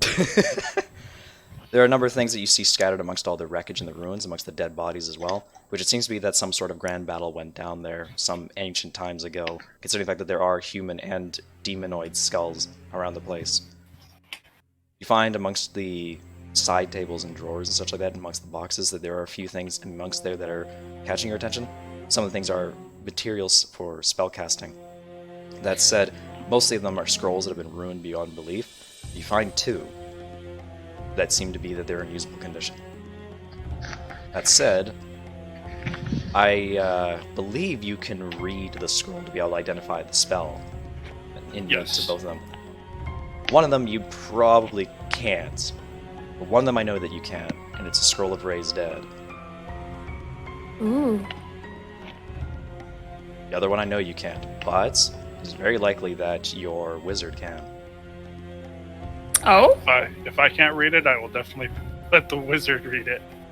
As you check out the scrolls that he's found, it is indeed one scroll of Raised Dead. The other scroll he's found is a scroll of Innervation. Which is sort of a life Innervation? Is a life-stealing spell, basically. In So, what language? These ones appear to be in... Well, you would... If the one thing is that if it was in Druidic, you wouldn't be able to read it. Right. But the written language that is in Elvish. I see, I see. Okay. What was he Anything else doing other than- down here? Is there a pearl amongst those material components? I mean, I Oops. have gold. Oops, there is a pearl amongst there. Uh-oh. Very nice. Wah, wah, Oh. wah. Ren So, immediately Other There was than- takes money. it, like, "Oh, There was actually money in there, but I decided that it would be more useful if you have the pearl. Yeah. Thank you. Yeah, Ren picks it up. And you wish to identify the dagger? Yes. All right. I'm going to cast that spell. And I will quickly update this for you guys to be able to see it. Da, da, da. It allows you to cast... Oh, that did not copy-paste very correctly. It allows you to cast Aura of Purity once a day. Aura of What Purity... does that one do? Aura of Purity, if I check really quickly, oop, is a level 4 abjuration spell. It gives a purifying radiance to you within everything that you choose within a 30-foot radius until the spell ends. Every non-hostile, each non-hostile creature in the area, including you, can't be diseased, has resistance to poison, advantages saving throws against anything that causes the following conditions: blinded, charmed, deafened, frightened, paralysis, poisoned, and stunned. Wow. Real good it did him, huh? Real good it did whoever killed that person with. Although guys. I'm going to take a wild assumption that you guys believe you know who both of these corpses are. Hey guys. Yes. Yeah. Remember the translucent figure upstairs? Mm-hmm. That's why I'm not entirely at ease. I would love to take a short rest, but we don't have that time. You guys are going to try Okay. and rush back upstairs? First, Ren wants to address something. Okay. Mia said, I know we're all thinking we know who that is. Mia said that he wasn't down here when he disappeared. And the door was locked. She has the key. She does. So I'm gonna search the body, the robed body where we found the dagger. Sure. Give me an investigation check. Oh no. That is a. skeleton? I mean, there's a femur in there. You know the name of that bone. Oh, I do. It's a lot more than I thought. is there any other anything in any of the nooks and crannies of the room itself? You checked those nooks and crannies when you looked originally for the materials. Okay. Alright. Can I check specifically above like the chest area if there's a crest or something on it? You may indeed, and you do not need to roll for that. Similarly to how the dagger is marked with a mark of the Hawkwood family, which you have recognized only because it's around the manor. You see that on the robes of this skeletal individual is the same mark.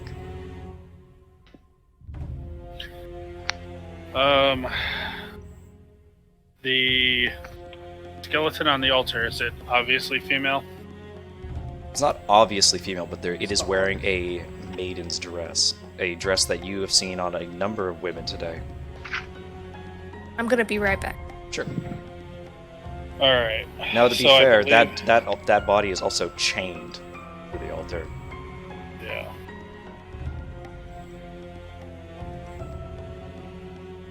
So what do you guys think? It's a little much, just because of what Annabelle said. I believe we are looking at the body of Kira. And Lionel. Lionel. I think they were having an affair. Huh?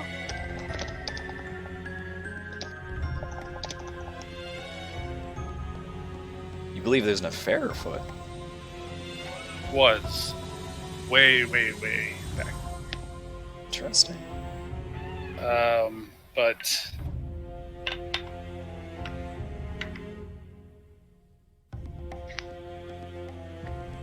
I'm also definitely worried about that.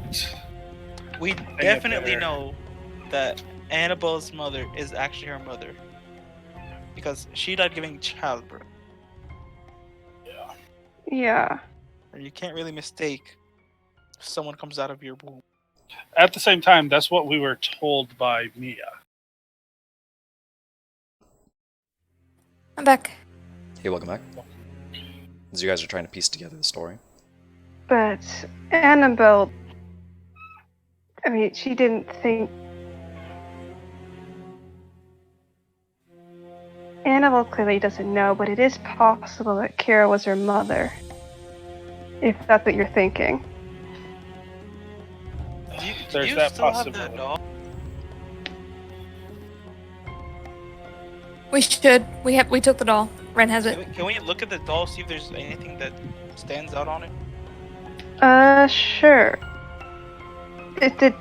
Was she ask this out loud? If you look at the doll more closely and such like that, you find that the doll has no semblance to either Annabelle nor Kira's description, Mia's description. You don't know what her mother may have looked like. Maybe it was And a I'm semblance assuming to her there mother. weren't any big paintings of family portraits. Does it? What? You what- actually have what race no does- idea what her mother looks like. That's something that I was going to say. Amongst the paintings, there was something in particular that I said make an investigation check for that you failed. Yeah. That is the one thing I will state though. You did not see a single painting of anybody from the Hawkwood family. What race is the doll? It's undiscernible. It is a person. It's a little girl, basically. It's a simple straw swoon doll. The one thing that you keep in mind, that toy is not a fine doll. It is a toy that would have been able to be bought by somebody who was poor. Poor, you say. Alright. I think we've sort of picked over what we can down here. Did somebody search the chained up body? I'm gonna just like peer over in the pit, see if there's anything other than bones. There are many bones down in the pit. I'll search the body on the altar. Give me an investigation check.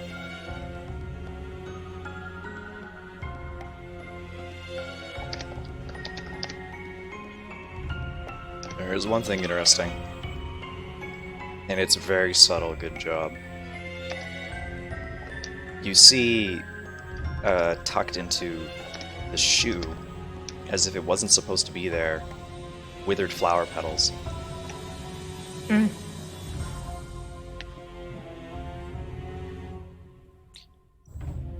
Whatever plant that they were, you have no idea, but it seems to be that whoever this was constantly around a flower, at least leading up to the Right. day where they died. Hey, I forgot who found this. Do you remember you found the doll? Yeah. yeah. Ren found it in the conservatory. Yeah. Do you remember which plant it was behind? I don't think that was described. It was just kind of tucked in a corner somewhere. It was tucked in the corner somewhere. It was in the conservatory. The conservatory is largely populated in the central area by the Lady Slipper flowers. There are a good number of them there because of the fact that Lady Annabelle prefers these flowers. Do the leaves look similar to anything from the... It's horribly, horribly aged. Give me a nature check with disadvantage. Oops. It's okay, you rolled low enough to fail. You can't discern if it's the same flower of the petals or not. Okay. And looking over the pit, there's nothing but bone. There's just bones down there. Assortment of bones that belong to mainly humans. Guys, I don't think there's anything else to get from. Yeah, we need to Okay. I have go. to go check up on them. Yeah. We You should still go have back. that. You still have that tracking going. No. No. Yeah, No, that was a long time ago. Yeah. And I cannot cast it again, unfortunately. Well, you guys are gonna head back up. Yep. Yeah. You guys return back up the stairs from where you came. In tow with a few extra things here and there, but you also come with a knowledge of what you've learned down there. Specifically with the fact that both the body of the missing maid, as well as what you believe to be the previous lord, is down there. Both of which do not match the descriptions of what you told were their fate originally. You're uncertain exactly the story around it. Lots of questions still have to be answered. However, you feel like there might be some answers coming your way. As you are ascending through the stairway, you hear a very distant metal sound. Can I discern if it's clashing of like weapons? Or the sound of a door being closed I and think chained. one of you has a better idea of what it is.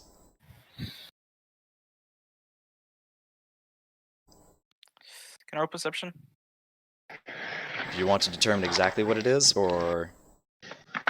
I want to see because I know what weapons sound like. So I want to see if Alright, that is. I'll give you with specifically what- advantage then, since you know that.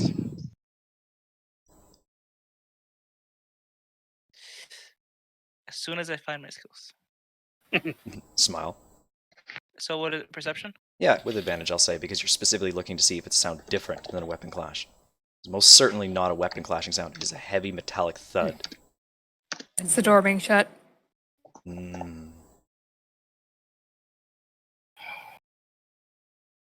So what do you do? Continue up. I'm Yep, gonna keep sprint up going. to the top. You continue to ascend the stairs. and your torchlight catches after you near the last bend, the flickering silver metallic surface of the door. It is shut. I'm gonna push it open. You go up to try and push it open, it doesn't budge. Is there that you said there's like a little window with bars through There the are. You can look through top? it. Can we look through? I'm gonna look through. You do look through. And what you see is a woman walking away from the door.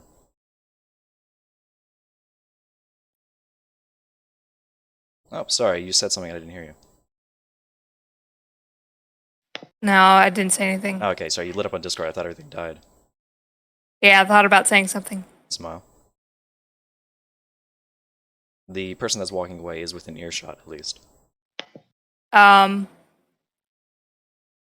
Real quick, I'm gonna call out to her.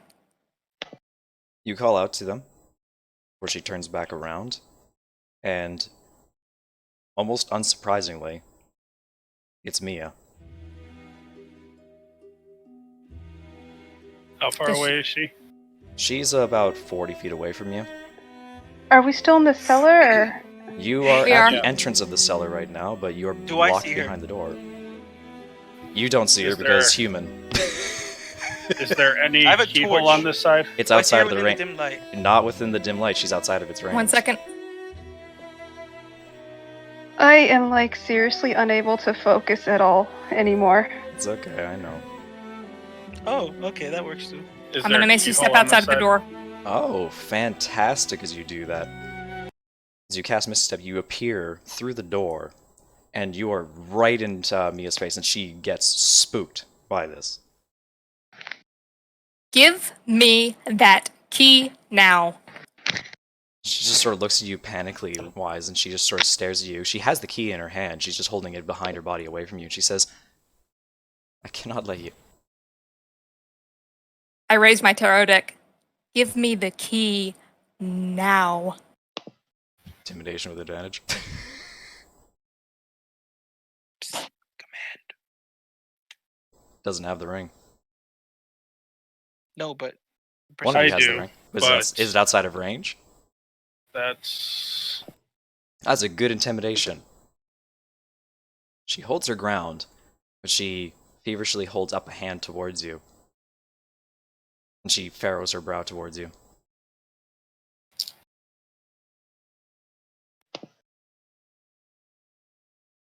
She stands her ground. alright. Gonna cast the last charge. Is that within range? Oh, it's Yep, 60 feet. Where are you going to command? Drop. Drops whatever it's holding to the end of its turn. Oh boy.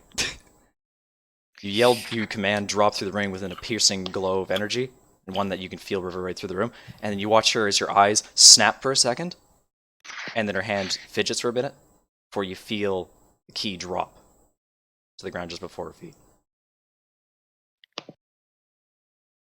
Alright, there you go. Do you wish to run and make a grab for the key? Alex, Alex. Suler. Oh, sorry. I'll grab the Sorry. key. No, no, wait. You're locked behind a door. You're still behind the door. Oh, I'm still. Yeah. Oh, what happened? I commanded her to drop the key, so it's now at her feet in front of you, Suler. Wait, who's Yeah. behind the door and who wasn't, and how? You're all you are- behind the door. I Misty stepped out of the door because I could see it, Smile. Okay. and I'm on the other side alone with Mia. She dropped the key because she was commanded to. Okay. At that I have point- my tarot deck extended, like very threateningly, and I'm gonna reach for the key. You rush up and you grab the key. And as you do so, the pull of the magic snaps off of her, and she angrily tries to swap back at you to try and steal it back, but is unable to. She's almost in tears at this point, as she just starts begging to you, "No, please." I have to. She just falls to her knees in defeat. as she just says, I can't let her know what I've done. Can we all hear this right now? Yeah, it's all within earshot. I turn away Okay. from her, go to the door to let everyone out. I don't say anything. You hear her in the background just start to cry a little bit. And you watch as Alexander begins to undo the locks one at a time. What was he doing? I know you probably had your reasons for this, but why? You begin to undo the first lock. Alexander, Mm-hmm. with your back turned, you don't see what happens behind you, but the others, as they're looking through the window, see it. While Mia's on the ground, seemingly defeated, Oh. you watch as a translucent figure starts to merge through the wall, approaching her from behind.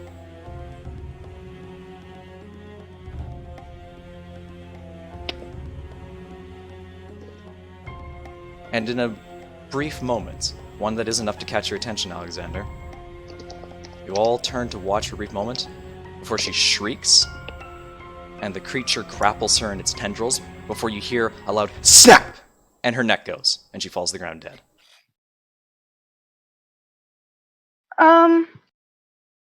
Yeah, I need to ask her some questions. We have raised it. And I then have you watch speak with it too. as the translucent creature picks up her corpse and merges into it. And then you watch as she stands, almost as if puppeted, on 2 feet, and her eyes reopen. And it turns and runs up the stairs. I am furiously working on these locks, dude.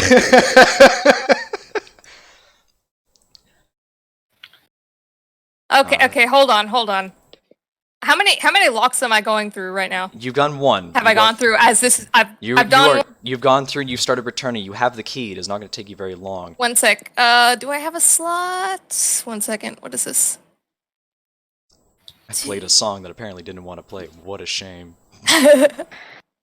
Can I? If I whip around, can I still see her body walking away? No, she's dashing away from you. She's dashing away. Okay. Oh, God. You work quickly to undo the locks. You have the key. It does not take you much time. It takes you just barely a few seconds to be able to get through the rest of the locks in there before you slide the door open with a heavy pull. And the rest of you just sort of spill out, and you know what you need to do. Hey, I have haste. You do have haste, but the duration of haste lasts for how long? I don't know. It's over. I was going to say it is Yeah. over. At that point, you also Haste would have been would be- slowed down, but you're fine after the exhaustion. Yeah. Either way, what do you do now? We rush after her. Yep. Run. You rush up to the top of the stairs. You have no idea where she is. We're going to Annabelle's room. I'm running. Yes. I'm gonna cast Detect Thoughts. What's with a range of detect thoughts, and specifically where are you reaching to? 30 feet. There's nothing within 30 feet that you can detect thoughts of. Okay. But you all rushing to I Annabelle's still room. cast it. Okay. I'm just saying I said it, so I'm gonna use up the spell slot. All right, sure. You rush up to Annabelle's room. As you're rushing towards Annabelle's room, the one thing that you catch your eyes about that is actually alarming you, there's nobody in front of her doors. I'm gonna slam into the door. You rush in and slam into the doors. As you do so, you sort of break into a room, into an extravagantly large master bedroom. And when you come in there, you come to an unusual sight. You see, sort of cowered up in the corner of the room, you see Lady Annabelle quivering, and you see Mia dead on the floor. God damn it. Oh. Are you okay? You see as Lady Annabelle sort of like shakingly gets up to her feet,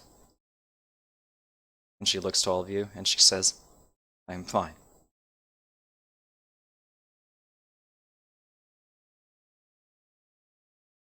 Where's everyone else? Suggestion. Alright, you pulled out your hand, you twist to cast a spell on her. What are you suggesting? Tell us the truth where she went. Where it went. As it does so, you cast a spell out towards it, and then you watch as she looks up towards you. And you watch as it smiles, and it says, "I'm right here." That's what I was afraid. Before she shakes her head angrily, you hear a little bit of a snapping in her neck as she does so. And she looks up to you with scornful hate in her eyes.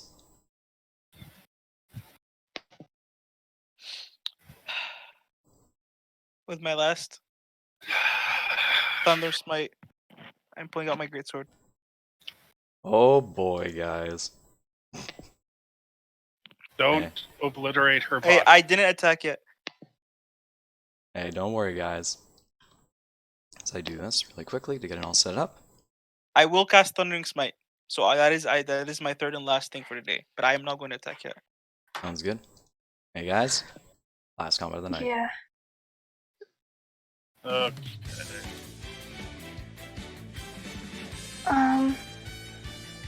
Quickly I still readjust. can't see. I know, can't because see of the fact that. that it's a, I didn't set this up properly. So I'll set that one there, visible to everyone, it's fine. And I will I'm adjust. gonna step forward. And I don't know if we're doing initiative now, but if she's so much just switches aggressively, I'm going to just smack her. Give me another roll. That's a d20 plus 2 for all of you. 2. Who's doing it? Who's I been think I did it rolling last time. awesome? Someone else do it. Who's been rolling awesome? Smile. I can do it. I don't know Yeah. about me, but I can do it. Just go ahead. Plus 2. I 18. I am really sorry, but I am like extremely at my limit now. It's been like 8 hours. Yes, I'm aware of that. So it is right at the very end. Okay. Do you want to push it, or do you want to try and take this up another time?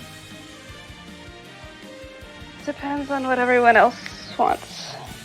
If this is the very end, I'm willing to push through. 'Cause I'm just gone. I can realize that, and I apologize for that. I can finish this out, but it is 1:45 a.m. for me. Smile. Same here. But I'm PST, so I'm good. Whatever. I kind of want to properly enjoy it, and I can't do that right now. Like it has been fun, but like I really cannot like comprehend anything. All right. Well, if you guys wish to properly put this off, consider the fact is that we have pushed it to its limit. We can end it all right now tonight, and we can try and finish it up in, I would say, an off-stream way of handling it, so I won't stream it either. But we can finish off. It will only take probably like at most an hour. okay. I'm good with whatever. I'll keep the initiative rolled here, considering the fact that you guys did beat her slightly. And I will do this really quickly.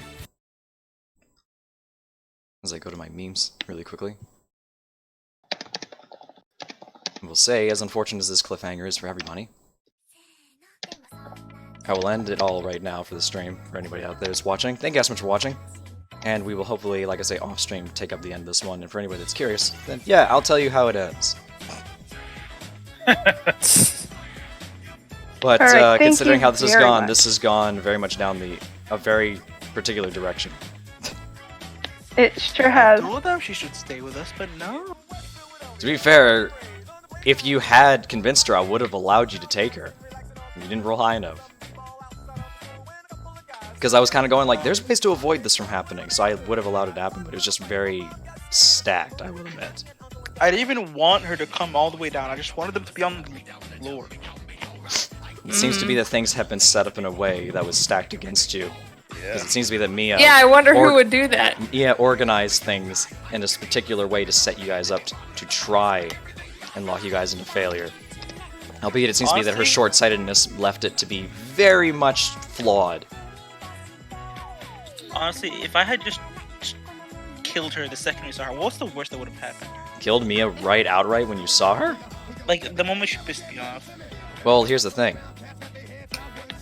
The particular creature you've been encountering is one called the Debook. It is a demon, spirit-like creature that possesses corpses. Even if you'd straight up killed Mia, you would have just given it another host to inhabit. Yeah. Dubious suck. Wait, so what's the host that? How did it kill the first one? How did it kill the first one? Snap Pretty your neck. much It snapped her exactly neck. what it did to me. Yeah. This is what this thing has been doing, is that it's swiftly killing all of the people that it's in touch with. The reason that you had necrotic burns on it, which you haven't seen because of the fact that you didn't get a good look at Annabelle for that particular matter, before you cast suggestion, she just admits it, is the fact that when it grapples people with its tendrils, it deals necrotic damage. Yep. This is a creature actually in Okay. particular I've been enjoying quite a lot and I've wanted to use for a while, but since things have been Hell stretched yeah. to a maximum limit, because the role-playing, which you guys did a magnificent job with, I'll commend you all for that, did take up most of the session like I said it was going to. I just didn't expect it to take up this long, and I wish that it ended about an hour earlier. But that's my fault because I'm always notorious for going way over time. I've only rarely met my session timings twice, I think, in terms of my one-shots.